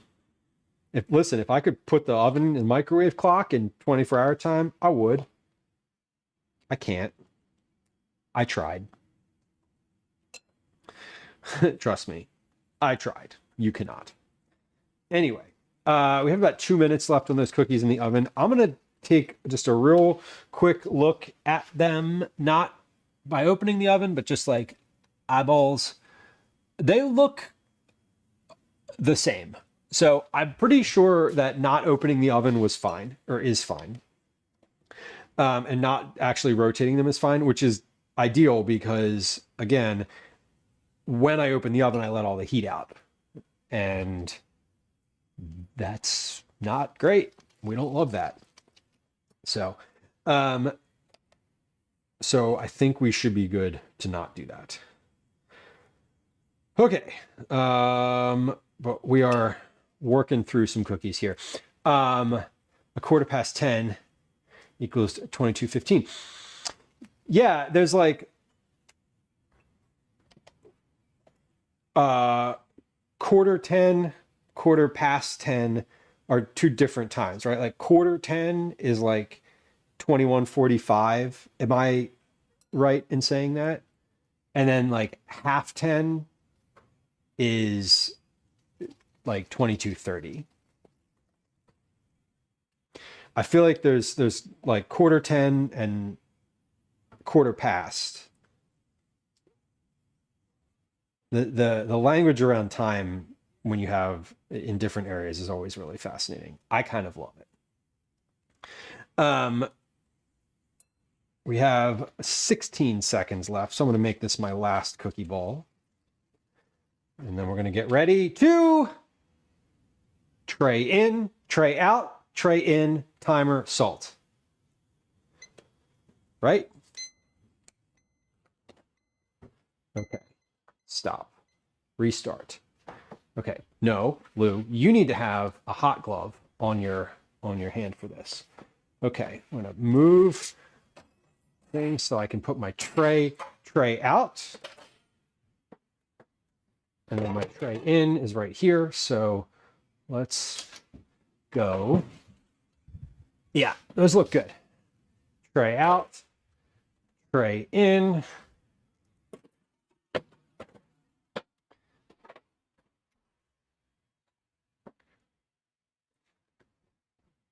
Timer, salt.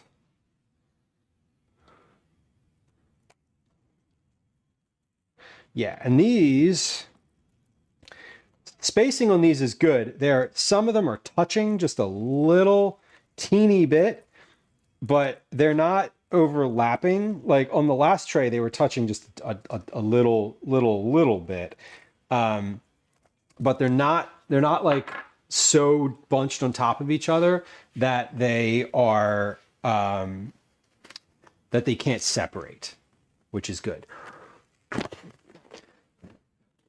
Quarter of 10, quarter till 10. I always had to clarify so it finds the point.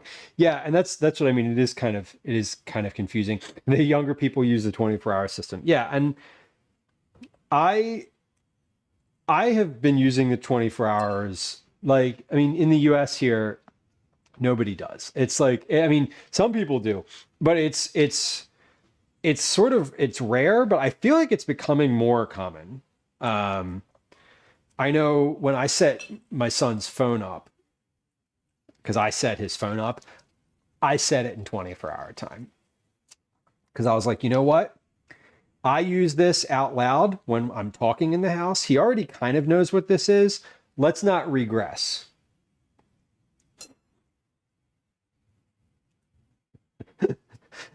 Or Charlie, you finally asked your parents to stop using the quarter system. Oh my God. Yeah, every time I encounter that in its usage, I'm always like, what? What am I, like it takes a lot more effort than I think it should. Gwen just texted me. Let me see what she's got to.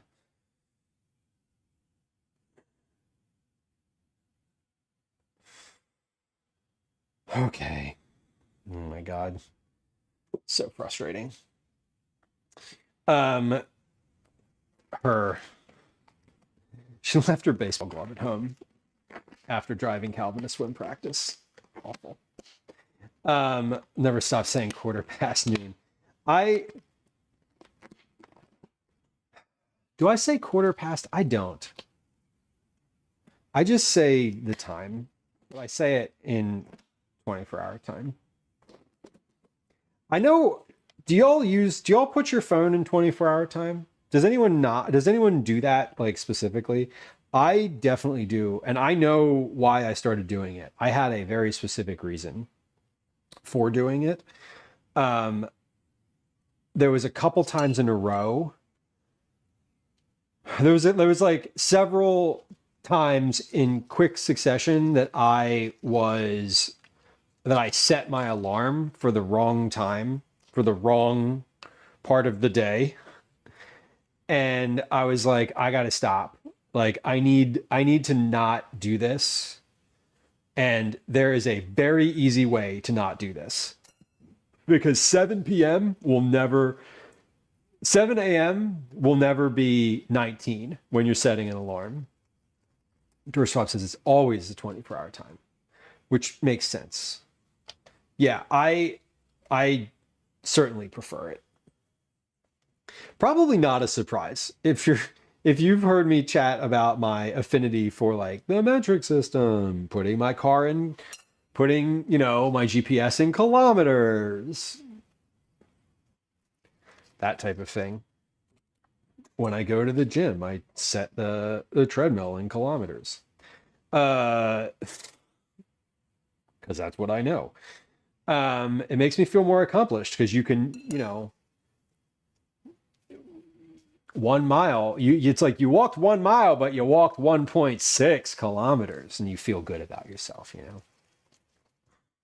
Carl, you do not, but you have, you're like, every time you look at their phone, you're like, what's wrong with you? Okay. So Gwen is on her way. Where is that glove? There it is. Okay.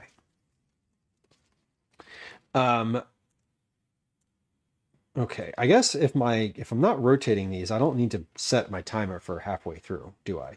I guess I do when I want to make sure that I have the next tray queued up.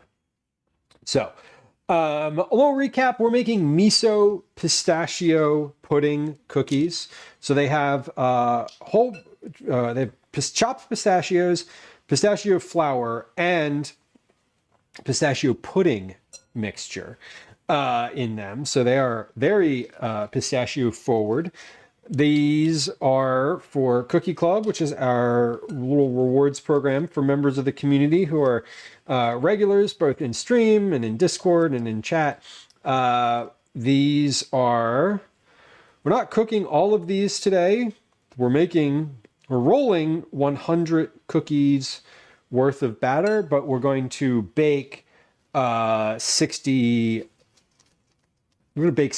cookies worth. So 3 trays. We're on tray number 2 in the oven. We're about to hit tray number 3. And once we hit tray number 3, we'll do one more like half tray off of that. And that will be the end of the cookies. We're going to keep rolling till we're finished with the dough because all that's left is right here. And we're going to freeze some of them. So once we get to the end here, we'll freeze what we have left. Okay, so these didn't exactly work out to be 38, which is fine. We have one small little cookie ball left. This is just a little one. We're going to leave that one to the end. I probably will bake that one on the last tray because why not? We're finished with our rolling. All of our cookie dough is either baked, cooling, or in the oven. So we're going to get our next tray of cookies ready to go. Let's move this. We're about halfway through the ones in the oven. I don't need my scale anymore. So we're gonna sort of clean up now. We're mid bake. I have 40 cookies out of the oven. 20. No, sorry. I have 20 cookies out of the oven. 20 cookies in the oven, 20 ready to go. And once we finish that, I'll be ready to start packing. So once our last round of cookies is in the oven, I should be good to start the packing process because that takes a little while. Mrs. Syntax, hello. Welcome in. If it's past noon, then it's -12. I feel like for a while when you start using the 24-hour system, for a little while you do the math and then you stop doing the math because the number feels familiar. It's exactly like moving from Fahrenheit to using Celsius. Like right now, I've had this experience a bunch recently where someone has said something in Fahrenheit and I'm like, I'm trying to do the math in my head and I can't, but I know what 10 degrees Celsius feels like, and I know what 60 degrees Fahrenheit feels like, but I no longer tie the numbers together in my head. I learned that 1400 hours equals 2 p.m. from Scooby-Doo. That's amazing. George Schwab says, cooking U.S. recipes in Germany is so hard when you don't have the utensils. Right. Yeah. I don't have to Google what a cup of oil or mayonnaise is. Oh my God. I know, right? Right? A cup is 237 milliliters. What even is that, right? That's a weird number to have to keep in your head. But that is in fact the number. For those of y'all who are like interested in that type of thing. 0 to 100 Celsius makes sense. Right. Yes. 40 degrees is a very nice temperature. No, 40 degrees is not really nice on either scale. 40 degrees Fahrenheit is like a little chilly. 40 degrees Celsius is a little hot. So in both of those systems, 40 is not great. I'd rather it be 40 degrees Fahrenheit though, if I'm being honest. Okay, let's get these cookies off of the tray. And get our next batch onto the tray, because our half of the time for the cookies in the oven has elapsed. So these are ready to be traded.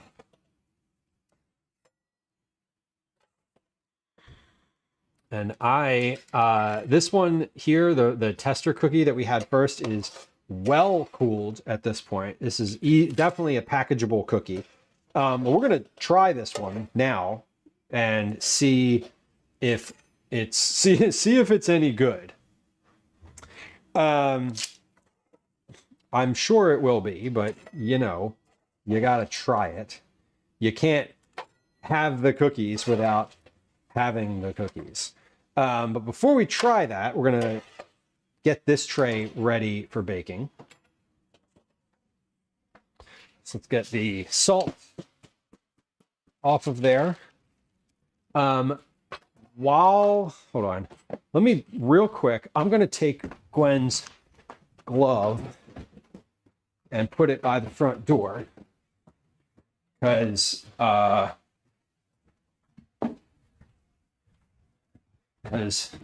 she's going to be like in and out real quick. I won't need her to have to come upstairs. Okay, let's get this tray of cookies ready. 40 is only nice in the winter. This is true. Listen, I prefer cold weather. Are y'all like cold weather people or warm weather people? I will take somewhere where it's cold over somewhere where it's warm all the time. Now, don't get me wrong.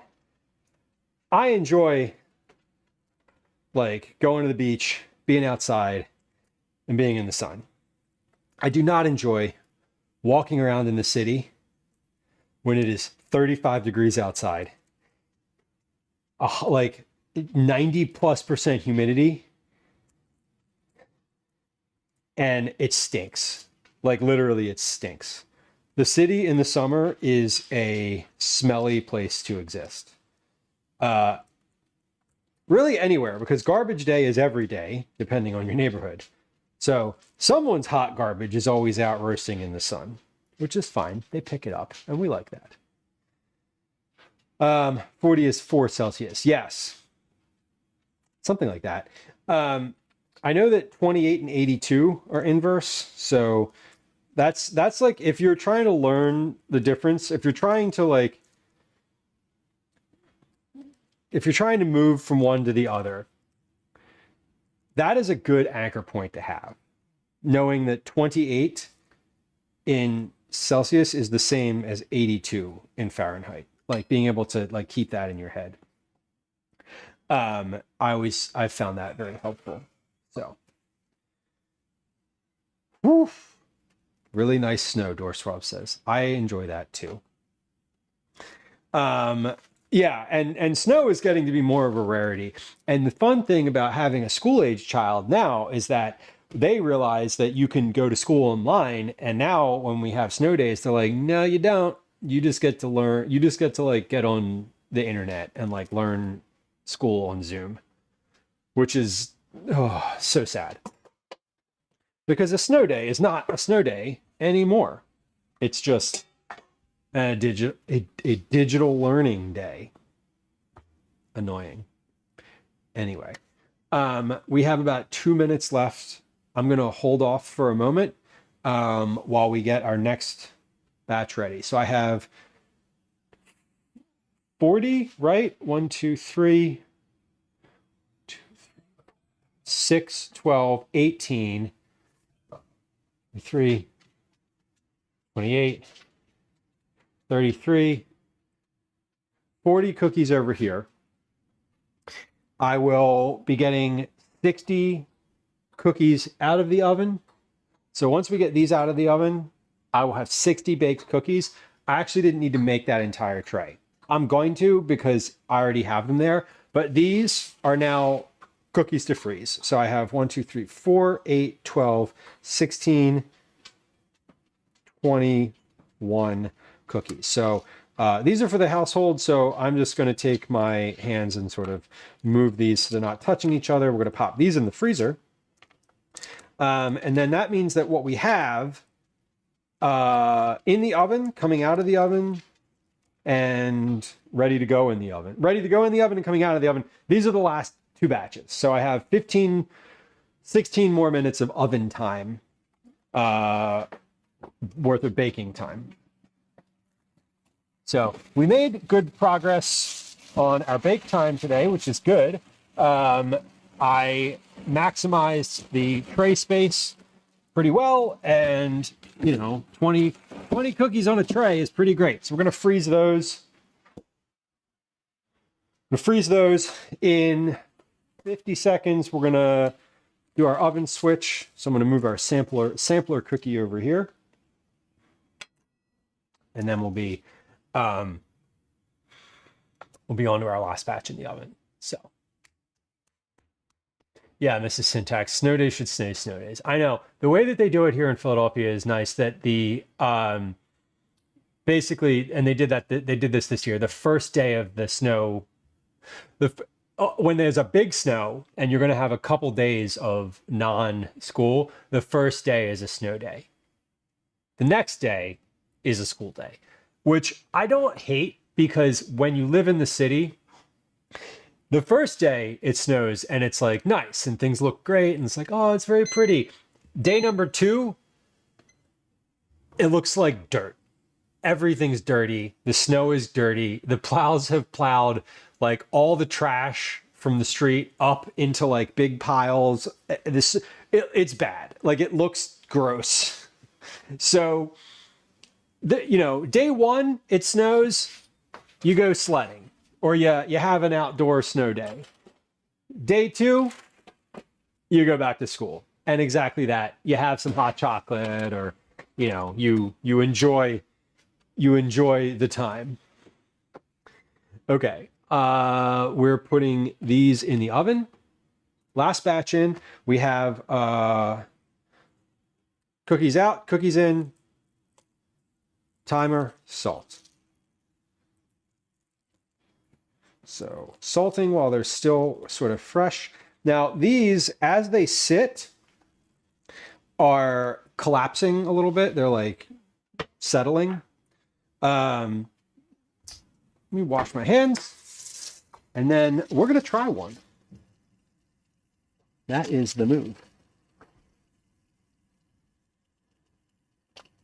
Yeah, exactly, Mrs. Syntax. I feel like it's like the excitement of like, oh, it's going to snow, and then it snows, and then and we had this experience this year where like it was great, and like it's going to snow, and then it did, and then we went sledding. Like, I drove to go sledding, and like I got the car stuck, and was wise enough to think about it ahead of time, and had put the shovel in the car and like dug myself out. Like, it was an adventure, Day 2, everything's shitty, and you're just back at school.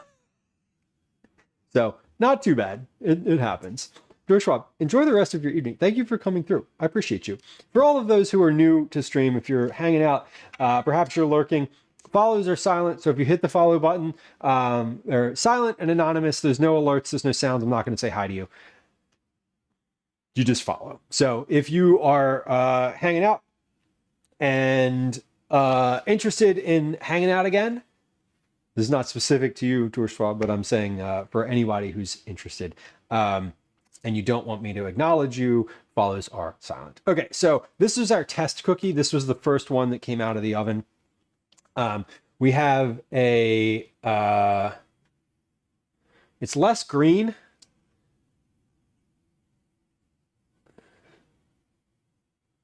Than the picture, but it still looks pretty good. Happy with it. The Swabian.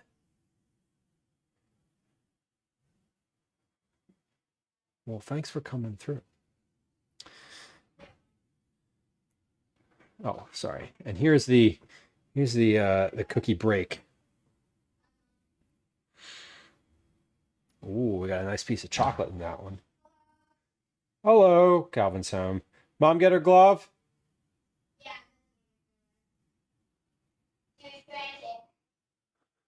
Yeah.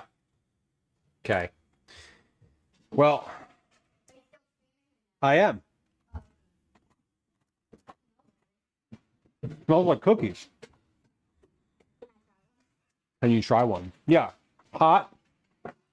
Try. No. Try. Actually, yeah. Hold on. Yeah, try one of those. These are really good. What's in them? Oh, very good. Ooh, we got a very good. I knew it, his eyebrows went. What's in them? These are miso pistachio pudding cookies. They are. Ask you what you wanted the pistachio cook. Mm-hmm. Pudding for. They have pistachios. Pistachios, pistachio flour, pistachio pudding, dried cranberries, chocolate chips, flour, sugar, miso, no vanilla. But they are looking good. So very happy. They're greener inside than outside. Now, do my cookies look exactly like the ones in the book? No. No. But The ones in the book, I feel like, are always different. let's see. Let's pick one that looks the closest like the ones in the book. Oh, I have one. Point to it. Don't touch it. This one. That one? That one or that one? I said this one because it looks like it has the most stuff and the most variety of stuff. The most stuff and the most variety. Okay. So let's do a comparison to the ones in the book.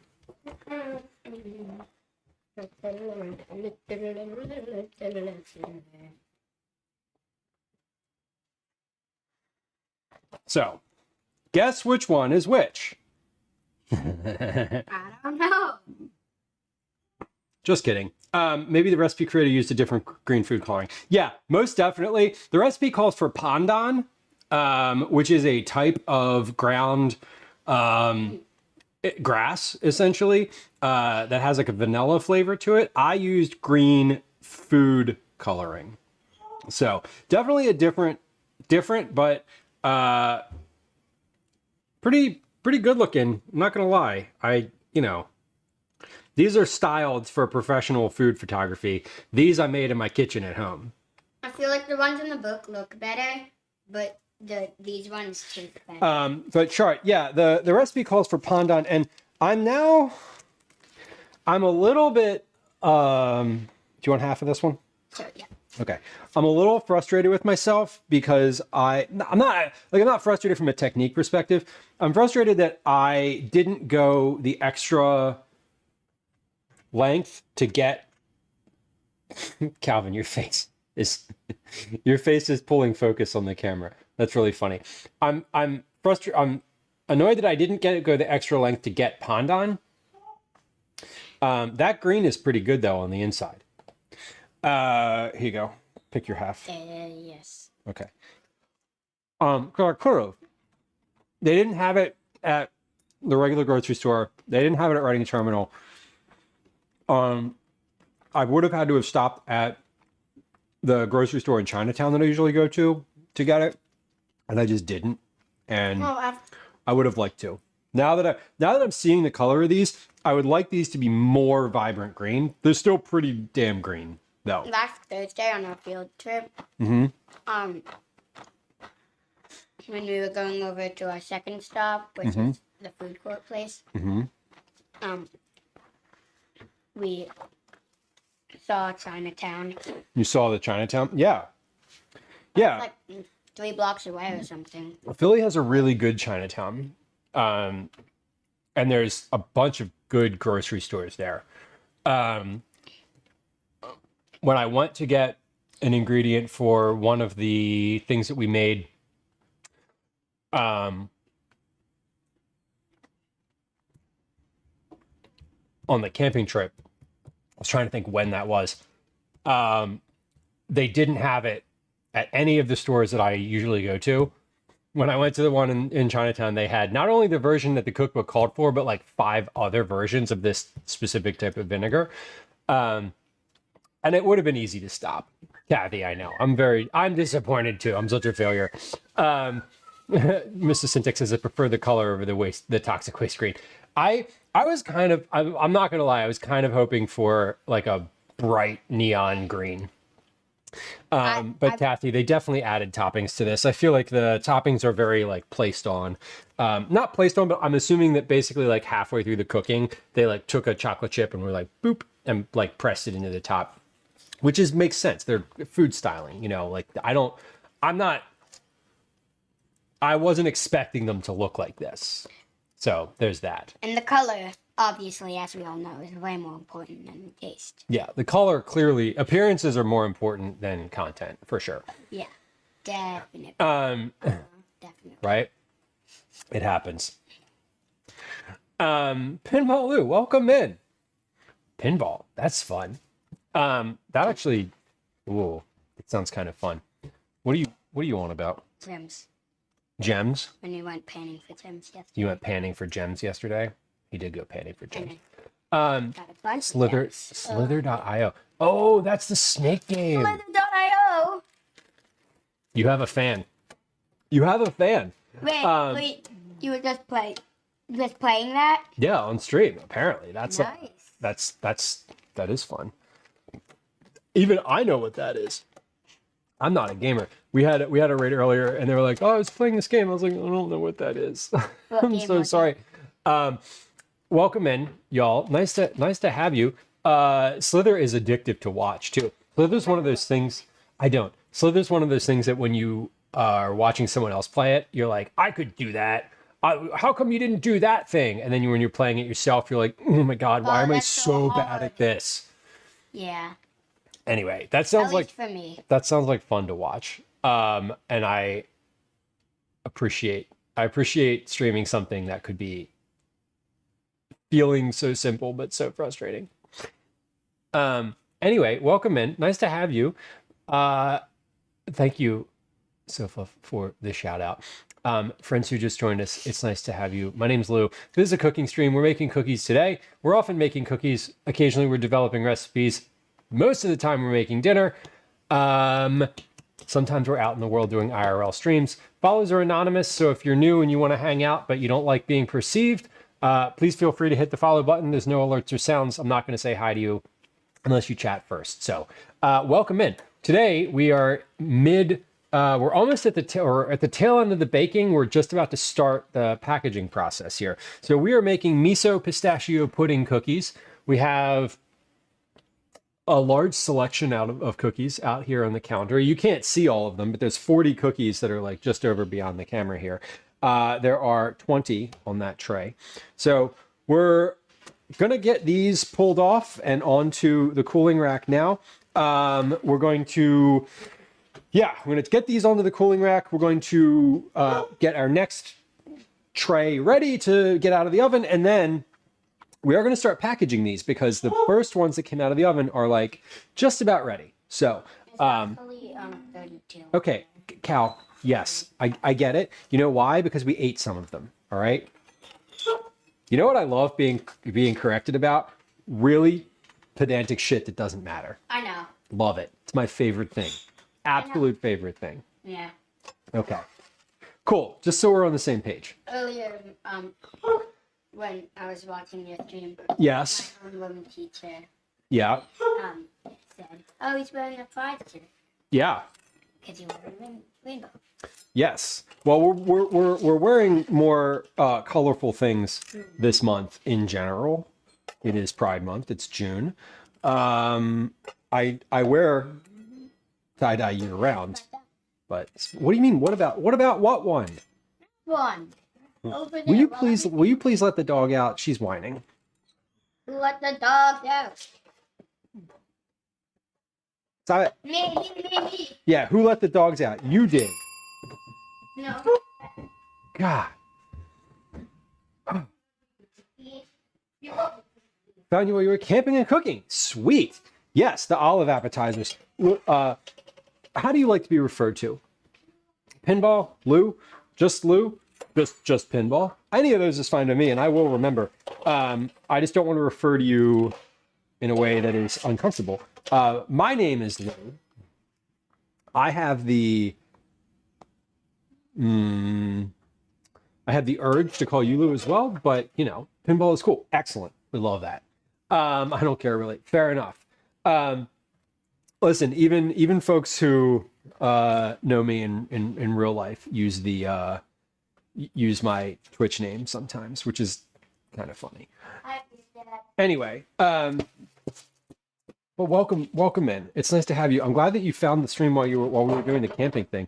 I love the camping stream things. Those are super fun, and that was the second camping stream I've done. I will probably be doing more of those more frequently. I'd like to do at least 2 a year instead of 1 a year. Okay, we are going to hold on. Oh, you know what we get to do? We get to put a pink Post-it note on our page here. Now, the pink Post-it notes are the recipes that we've finished and made. So let's see, how many different recipes have we made from this book so far? I don't know. But I'm about to tell you. So for Cookie Club, we've done the spicy ginger chai cookies, the sweet sriracha cookies, the miso pistachio pudding cookies, and the black sesame white chocolate cookies. So we have done 4 recipes from this cookbook. This is month 4, confirmed now, for Cookie Club. Super exciting. We may have one more month out of this book. I'm going to continue baking cookies out of this book for my own self, but we may move to a different. We may move back to some Discord cookies. We may move. I'm not sure. I may bake I may end up baking more from here, but these are lovely cookie recipes, and I'm very happy to have this book. I'm gonna move it over here. Actually, let's put that right there. All right, so it's about a minute until this tray comes out of the oven. When that tray comes out of the oven, we'll be finished with our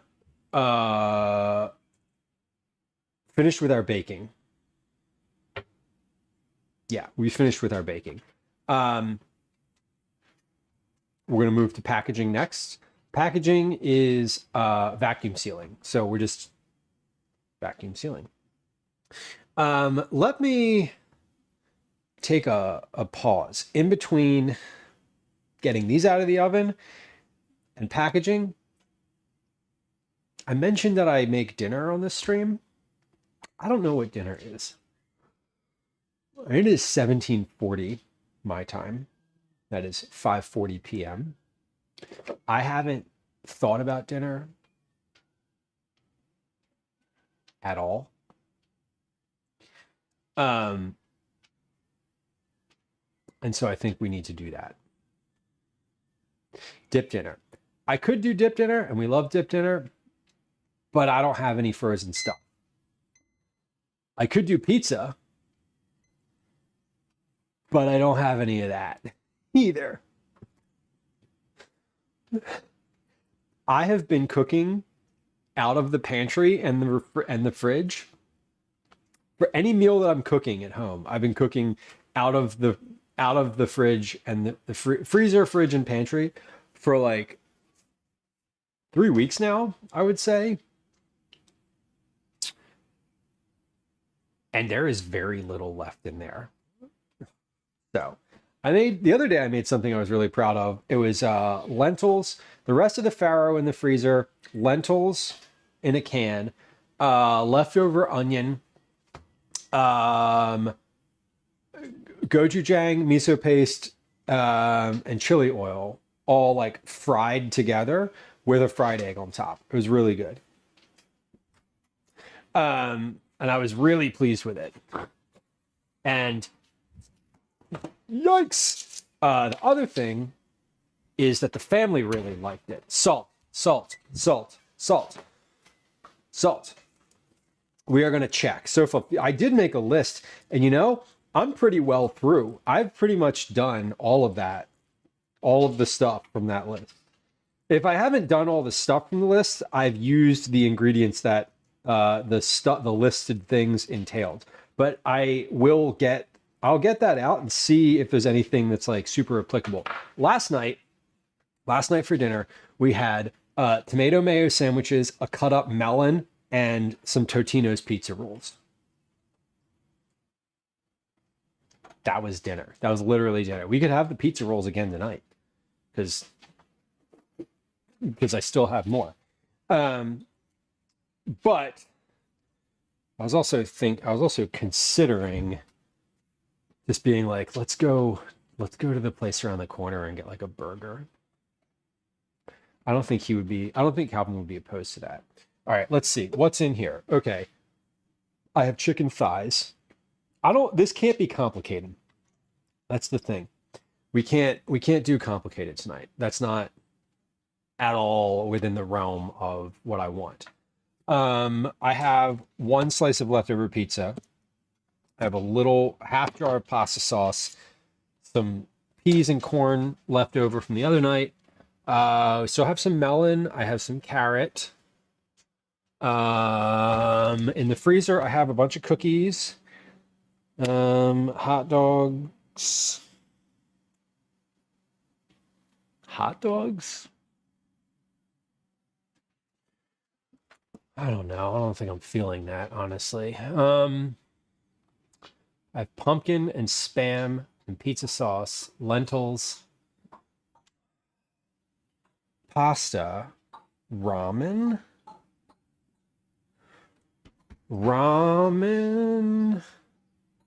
plus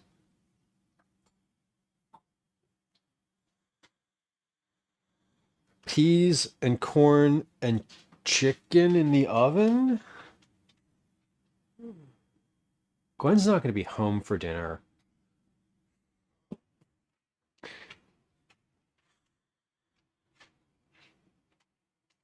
Calvin. I think we're just going to do the same thing we had last night. I'm not even kidding. Because I have another tomato over there.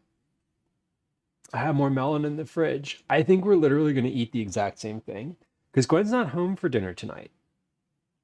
I'll ask Calvin what he wants. If he wants ramen, I'll make ramen. I think he'll probably be fine with the same damn thing we had last night, honestly. Which is like, I don't love doing that, but like, I said like, oh, maybe we'll go get a burger. I don't want to spend money. I don't want to spend any money. That's why I've been cooking out of the pantry now for like weeks. All right, how's that microphone? Is it still good? Yeah, okay, good. Yeah, like legit. Y'all know, I'm not trying to complicate things. I'm trying to use what we have and not spend more than I need to. The other thing is I've been cooking out of the freezer recently, frequently, and the freezer is empty. So I have a big like Costco, a big investment in Costco coming up here in the next like day or two. And when I mean investment, I mean like a big financial investment in Costco. So I'm also like, yeah, I'm gonna be getting a bunch of like frozen stuff coming up. The other sort of aspect of this is that so if y'all have hung out here before, you know that I've had a freezer in the basement for a long time that just has like, overflow and stock. And that when our basement flooded like 2 months ago, I lost everything in the freezer, and I haven't restocked that freezer. And so the Costco order that I have coming up is like, I'm going to buy like some frozen pizzas, some like chicken strips, shrimp. Like I'm going to buy like the big bags of frozen stuff. And at that point, I will be like a little bit more like, okay, let's just reach into the freezer and grab something, Bungalow Glow. I do love that idea though. Like some fried spam and an egg. Like I could do like a spam sandwich and an egg. If we do ramen, I'll just toss all the leftover stuff that I have in the fridge in there. Right? Carl, yeah, you eat what you can. Repeats are fine. Like, yeah, it's good to like, I don't know. I've been in a much more I've been in a headspace of just like, I don't want to spend any money. I would rather like repeat meals. I would rather just eat like cans of stuff. What did I make last night? The same thing I'm considering making tonight. Hey, Callie. Here's where we find out. Dinner tonight? Dinner? No, not right now. He's terrified. He thought he was getting called down for dinner. Are you okay if we have tomato mayo sandwiches again and melon? More than okay, he says. Yeah, because mom's not going to be home. And so you and I are just going to eat the same thing. Cool. So when I'm finished stream, I will like do that because nothing needs to be cooked. So, okay, cool. Can we watch One Piece while we're eating? Sure. Or after, if that would be better for you. That's fine. Yeah. Cool. Would you prefer ramen? What kind of ramen is it? That same spicy one we had last time, but I don't need to put all the spicy stuff in it? The one that I didn't eat fully? Yeah. Could you put like half of the spice packet in it? Could I put half of the spice packet in it? Or like, is there any way to make it like half as spicy? Yeah, but then it doesn't have any flavor. I don't know. Why don't we have the tomato mayo and then I'll just have that ramen myself at some point or another. I mean, like I'd love to have it, but like, are you able to make it less spicy? I don't really care about how much of the packet is in there, but are you able to make it? I could probably make it less spicy. I'm regretting offering it in this moment because it requires cooking, whereas the tomato sandwiches I'll just require have the cutting a tomato. tomato. Okay. We can just do tomato mayo. Okay. Yeah, you were excited about that, and that's cool. Okay, cool. That's all. Okay. Off with you. Love you too. Pinball says, what did you make last night? Tomato mayo sandwiches and melon and pizza rolls, but we're not making the pizza rolls tonight. We're just doing the sandwiches and the melon. Which is fine. Okay, let's see.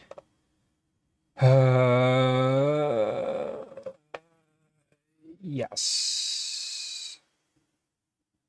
Okay, sorry. Sofa said the click me redeems do not need to stay in the queue, do they? No, they don't. No, they do not.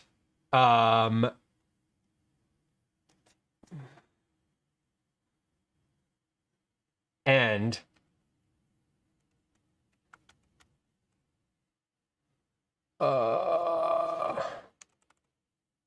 I'm gonna set something up in the bot that it just clears them out of the queue without any intervention without any manual clicking. Because I can do that. Okay, we are ready to... Where's my iPad? Where's your iPad? Probably on the counter over there. Yeah. Yeah, sorry, Sofa. I've really caused a bit of a problem for myself with that one. Okay, I'll explain later. You don't need to worry about it. Just enjoy. I will tell you when it's time for dinner. Less than an hour, more than 30 minutes. Okay. Yes, bungalow. Yeah, I feel like you try to make it negotiation, And also, like, as soon as I said, do you want ramen? And I was expecting him to say no, but he paused and I was like, oh shit. That was a hollow offer. I didn't mean to do that. Okay. Let's package some stuff here. We have, hold on, let me wash my hands first. We have bags all ready to go. So this is a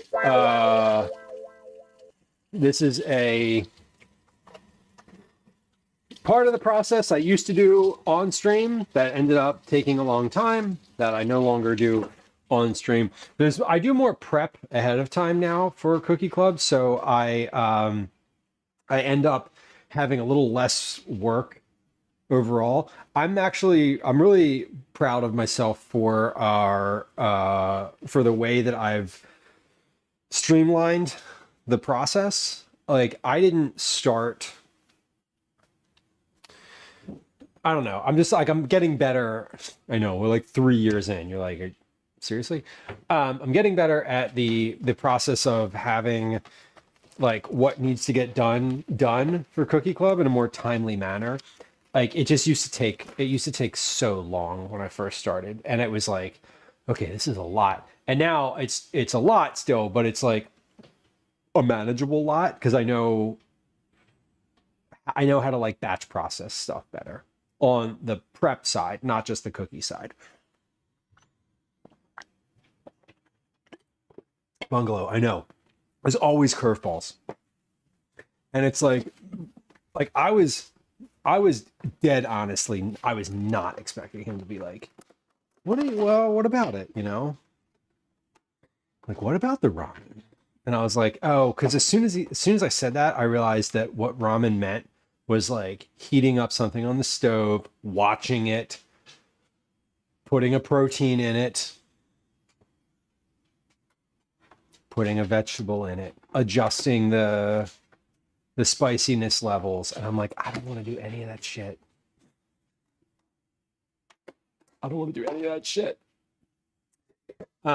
We'll do that another night. The ramen is dry. The tomato is fresh. Let's use the fresh thing first. We have our vacuum sealer. I have all the bags that I need right here. So when this pile is gone, we're finished with our cookie production, for lack of a better term here. Caretaker says, I got a teenager now. I'm lucky if he acknowledges my existence. Having been a teenager, I feel that I'm curious how that's going to work out in this household.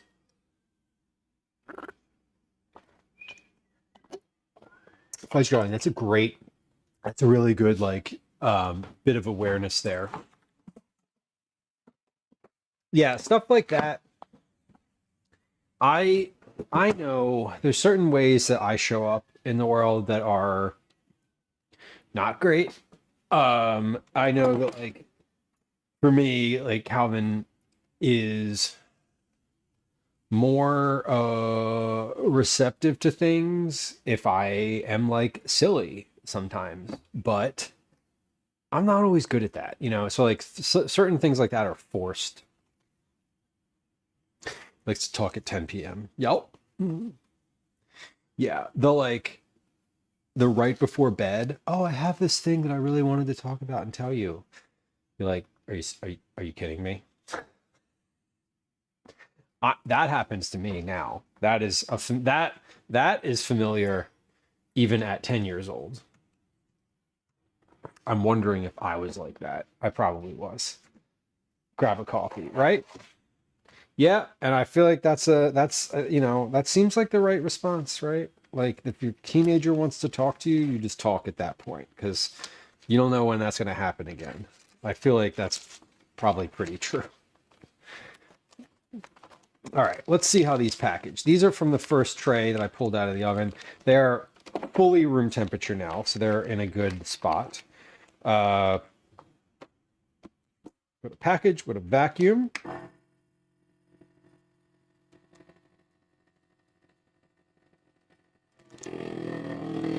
And seal. Now these are a little softer than usual, or than some other cookies we've had. So I need to be conscious of the amount of pressure I put on here. Much like children, you don't want to put too much pressure on them because then they collapse. So, and I don't mean physically, I mean emotionally. But this is what the packages will be looking like when they come in. Pretty much all the same. I didn't show you the bottoms of these before, but they're nice and brown. So we have, I think there's 27 bags, which would make 54 cookies in a package. I now allocate 10 cookies for the house. At least I planned in every batch that I make, I plan that we're going to have at least 10 cookies Is it cookie? left for here. So we'll have, 27 times 2 is 54. Yeah, 27 bags, 54 cookies. Easy. Some bags go to school. So I do include Calvin's teachers in the cookie distribution system. The other people who get cookies that are part of the equation are the two folks who work at the post office who deal with my giant pile of boxes in the morning. The Lisas, regular Lisa and occasional Lisa. They also, I account for them in the cookie process too, because they hand enter all the addresses for everybody. They confirm them. The Lisas know some of y'all's names, which is super funny, like chat names, which I always find kind of amusing. Generally speaking. So is there anyone else who gets cookies? Household cookies, teacher cookies, postal service cookies, and cookies for y'all. So not all the cookies I make are for y'all, but the majority of them are.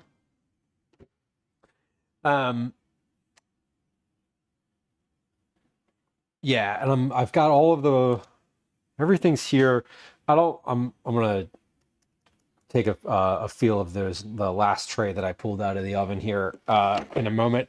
I just want to see, how yeah, those are still pretty warm. Okay, so they do take a little while to cool off, but these first ones that are completely cool are not super squishy. Like I'm taking a lot of air out of these bags. I did one a little bit more than the others just to see if it would work. And it did. So I want to get them just to the point right before the chocolate starts to spread. There's like a sweet spot, no pun intended here, where they're completely sealed, but the chocolate is still not pressed in. I took these too far, so that's okay. When I send them out, I always try to look the ones, and this is maybe a bit of an unnecessary step, but the ones that look a little bit squished or a little bit of air, like there's a little too much air in the bag or whatever, I always give those to the teachers and the Lisas, because the other ones have to go in the mail for a while. So I try not to, I try to put the best ones in the packages. Fudge John says, we also joke that cookies are the 6th love language. This is true. Do y'all buy into love languages? Do y'all like do that? I don't know how many of y'all are like in a dating situation versus like whatever. But that's always a fun, that's always an interesting thing. People are like, my love language. And then there's the people who joke about it, like, my love language is cookies or whatever, which it is a joke.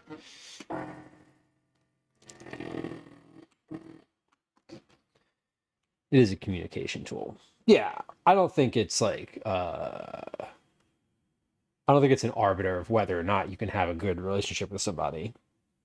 But it is nice to know if someone knows about themselves that they prioritize certain elements that are important in communication. It is helpful. All right. We're working through our cookie scenario here. This is always a more tedious aspect of the stream, I guess. What is this is syntax. Explain yourself. What is penguin pebbling? I don't know what that is. Is that words of praise or is that gifts? Or is it literally pebbles? Which I believe would fall under gift, if I'm not mistaken. Or words of praise. Hey, you did a really good job gathering those pebbles.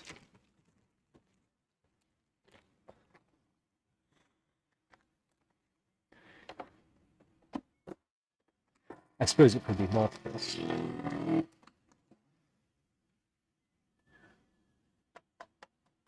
We're finished with one drying rack. I'm pressing down on here. By the way, I'm not just like casually standing here in a weird way. I'm like applying pressure to this thing because I think sometimes it doesn't fully seal if it's not being pressed down. And sometimes like an hour or so after I've packaged the cookies, there's a couple of them where the bags have a little like air. They don't seem as vacuum sealed anymore. So I'm applying a little extra pressure while it's sealing to make sure that it gets the entire width of the bag. I'm not just standing here in like a weird non-casual way. I don't know, whatever.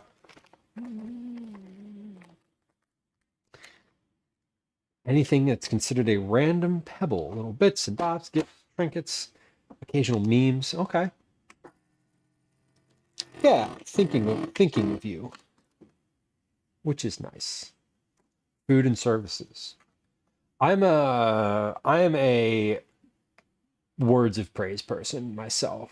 I like to know that I've done something good, or like I'm doing good, or there's a like, hey, that was meaningful, like thanks for thinking of me, that type of thing. You know, I like validation, generally speaking, from like people I'm close to in real life. That always is good when someone's like, you did a good job. You did a good job. Crowdle, thank you. I should make the "you're doing great" redeem less channel points, shouldn't I? I mean, it's not limited to the number of times you can use it per stream. I made these for you. Yes, acts of service and gifts. Exactly. I like gift giving. I do enjoy, like, I enjoy thinking about someone else, thinking about the thing that they would like, and then doing that. Or like doing nice things for people. I feel like it is it's transactional in a way. Like, you did a nice thing and you can see the result of it in their happiness, right? Like, it's very nice to be able to be like, oh, I gave this person something nice for like their birthday and they enjoyed it. And it was like a thought, they were like, oh, that's a really thoughtful gift. I'm like, cool. Because I was thinking about it. So that is nice. I am not a time spent person. I don't need your presence all the time.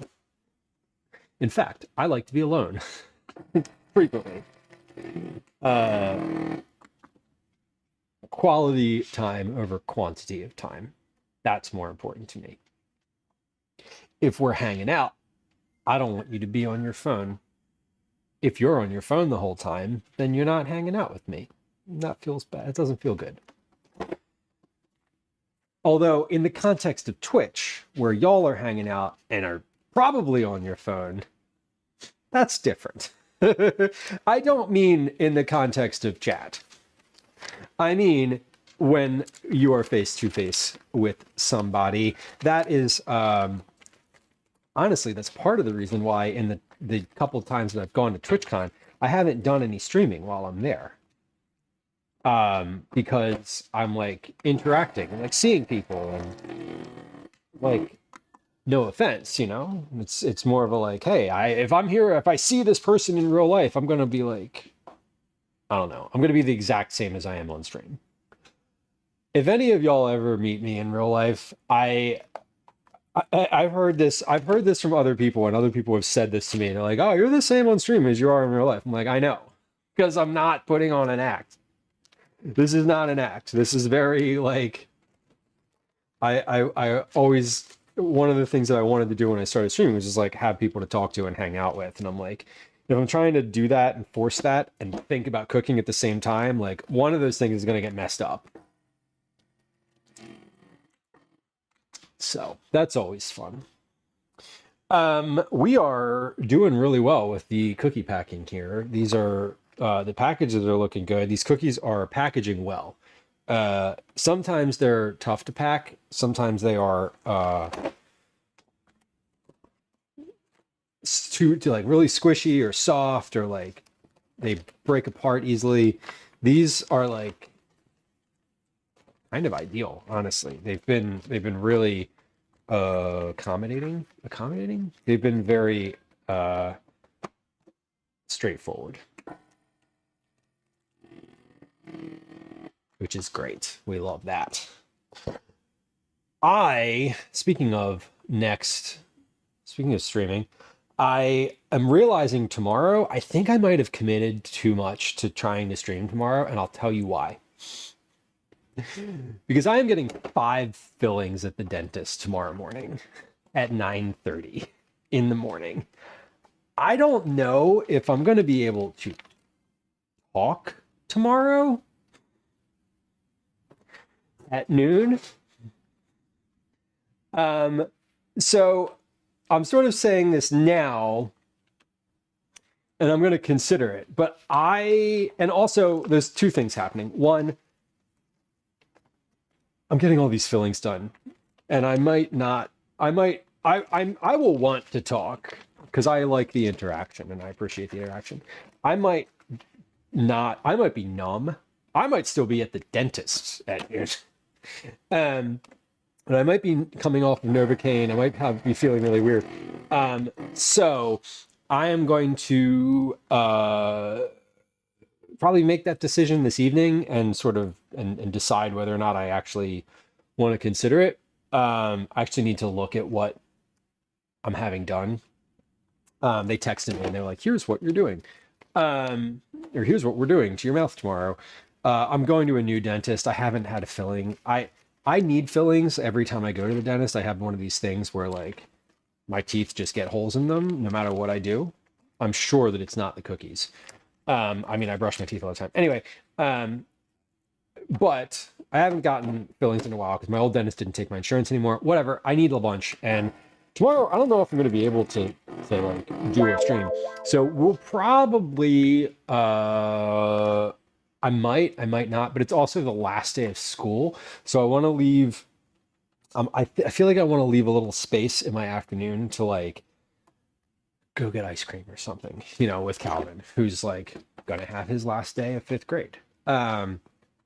So if that is the case, I may end up doing not a stream tomorrow, or I may end up, because he might also be like, I got plans with my friends. I don't know. We may end up streaming like a quickie dinner tomorrow night, or something, but I'm pretty sure I'm not going to be doing like an all afternoon kitchen stream tomorrow. Also, it's going to be almost 100 degrees Fahrenheit here. So I was like, oh, we could do an IRL. I don't know about that because that feels too warm. So,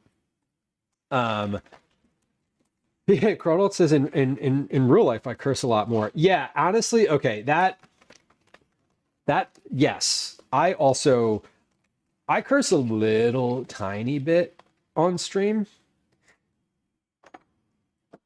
We have a very verbally liberal household, and there is a lot of cursing from everyone who lives here. I remember having this conversation with Gwen when Calvin, but like literally when he was a baby, and we, she's like dropping F-bombs and he's just like, a baby. And she's like, I am not going to stop cursing. So we need to you need to either be okay with that, or basically like you need to be okay with that. I'm not going to stop cursing. So we have and I was like, that's fine, because I don't really want to either. So we have a household where language is very fluid, and there's you're really allowed to say what you feel like and what you want to say. And we know that like, hey, when you go to your grandparents' house, maybe don't be dropping F-bombs everywhere.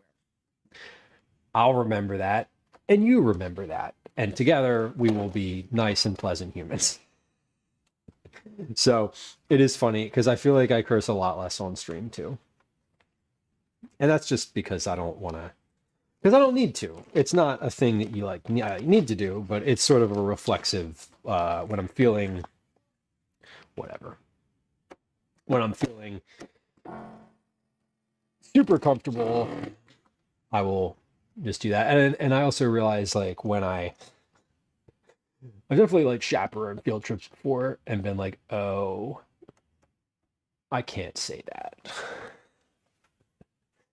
Oh my God. I'm looking forward to going to the dentist tomorrow though, honestly. Y'all, I fall asleep at the dentist when I'm getting a filling like that. Any type of filling, I'm like, hey, do y'all have one of those spacers that you put in the back so that you can just like keep your, like it like literally keeps your mouth open? And they're like, sure. And I'm like, do that. Because I don't want to have to think about it. I want to be like, I want to zone out. I definitely fell asleep at the dentist getting a filling the last time I had one. And they were like, are you okay? And I was like, yeah, I don't sit down ever during the day. I don't rest. I don't pause. Occasionally I'll nap. And when I nap hard. So, the dentist is actually kind of relaxing. You're numb, you're in one place, your eyes closed, so you're not making a god-awfully awkward eye contact with the person who's hovering over your literal mouth. Kathy, enjoy the rest of your evening. Thank you for hanging out. Crawdall, you get it then. You get it then. Sometimes I don't always curse, but I can obviously spend a long time not cursing. It's sort of when I don't think about what I'm saying that I will revert back to just like sort of base level 4-letter words, you know? Cyber, these turned out great. They are very tasty.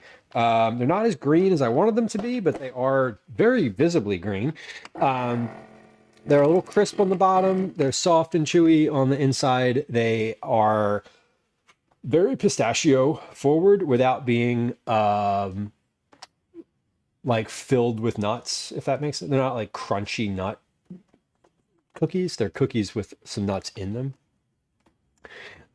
Mike says, lock me open. Yeah, basically, I'm just like, look, y'all, I would like to close my eyes and relax for the next amount of time that we're here.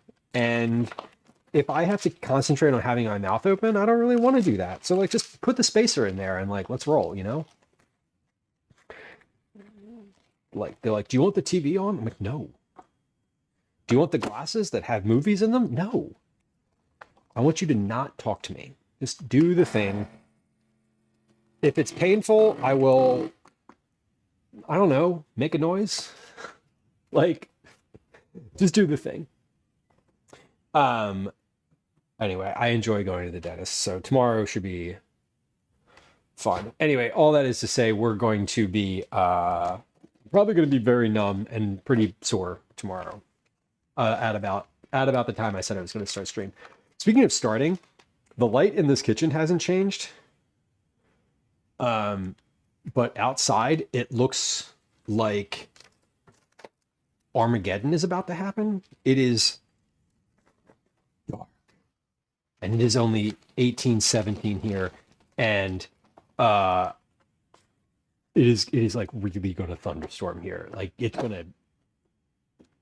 it's getting crazy outside.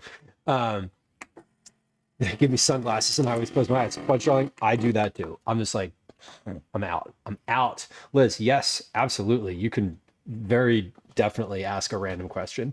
I am happy to share a stance or a here's why I don't want to answer that.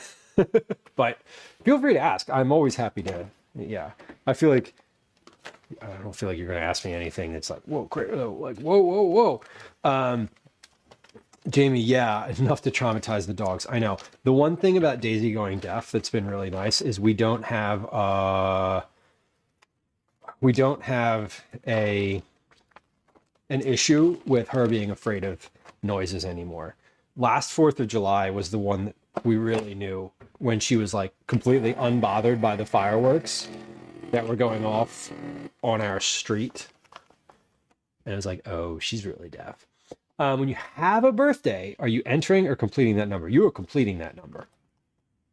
So I am in my 42nd year, but I am not 42 yet. For all purposes of conversation, I would say that I am 41. But I finished 41 years of life on my last birthday.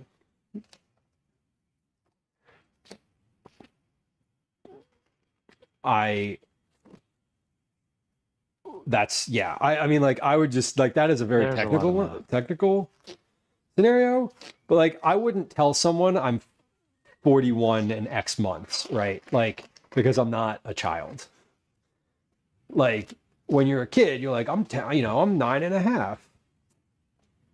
I don't even say that. I would just say I'm in my 40s. Actually, no, I'm 41. In your 40s is what you say when you turn 43. Or maybe later. I don't know. But I feel like you hit a tipping point in your 40s where you're like, okay, I'm in my 40s. Because then I can just say that until I'm, 49 in 364 days. And Jamie says, my oldest dog does not care whatsoever, but the younger two can't even hear a lawnmower without shaking.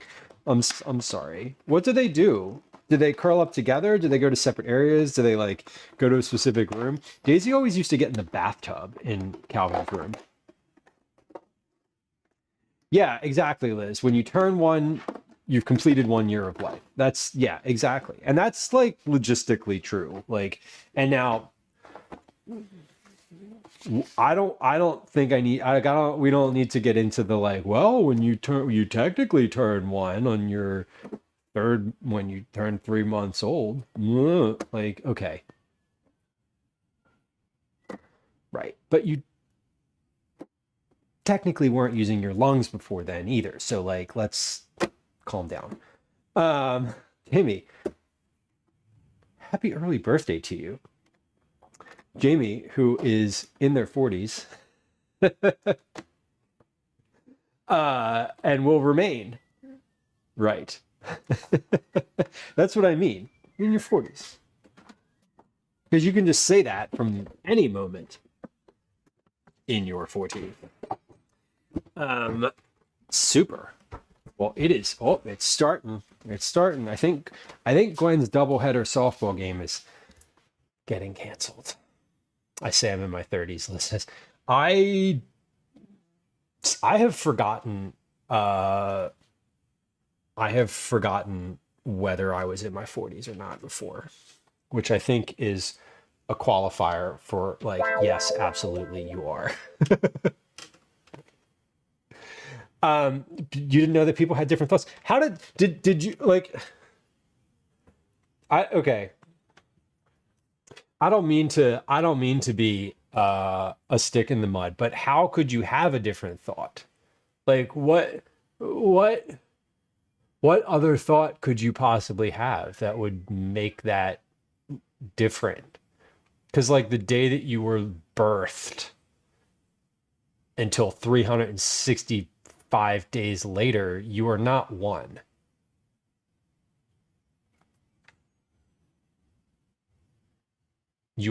That's why when babies are born for the first, 12 months, they're like, oh, they're 11 months old. They're 6 months old. That's why you don't say one. Like, what? I don't understand why in Korea, the age is differently. When you're born, you're considered one. When January 1 hits, you're considered two. What? What? Is that real? Is that for real? So everybody, no matter when their birthday is on January 1st, just like goes up a year? I mean, I guess I don't hate that. At least it's consistent, but it's odd. What's the reason for that? There is a logistical reason for why that happens. And I would like to know what it is. I'm not like mad at it. The day you were born is your first birthday. Right. Because you've been alive for a year. That's where the number one comes from. It's the first one. What? They count the 9 months living in the womb as the first year. Okay. You do you. It is literally your okay, but I mean, technically the day you evacuated the womb is your only birth day. Because you were only birthed once. What did they call the other ones? What? I'm confused. Is this like the metric system and the whatever? Is it like that? Is that what we're dealing with here? I don't understand. What if someone is premature? Then I guess their birthday, because I feel like it's just the day that you're born. Then. Like it would have to be, right? They wouldn't do like the calculation. I'm not confused. I'm more curious than anything because I feel like on a technicality, it's like this is just you. I mean, if we want to be really in a technical sense, you only have one day of birth. I mean, I guess we should call it your birth anniversary instead of your birthday. Imagine being born every year. That would be awkward.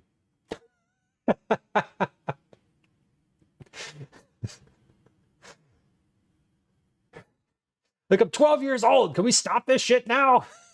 This is super weird for me. You know what? I'm not gonna continue that line of thinking any farther. We're good. We hit the natural conclusion of that line of thinking. Jesus Christ. Oh my God. Nobody would ever have kids. I know. And at a certain point in your kid's life, they would just be like, I'm going to be 9 forever now. No, thank you. No, thank you. Oh my God. It's so ridiculous.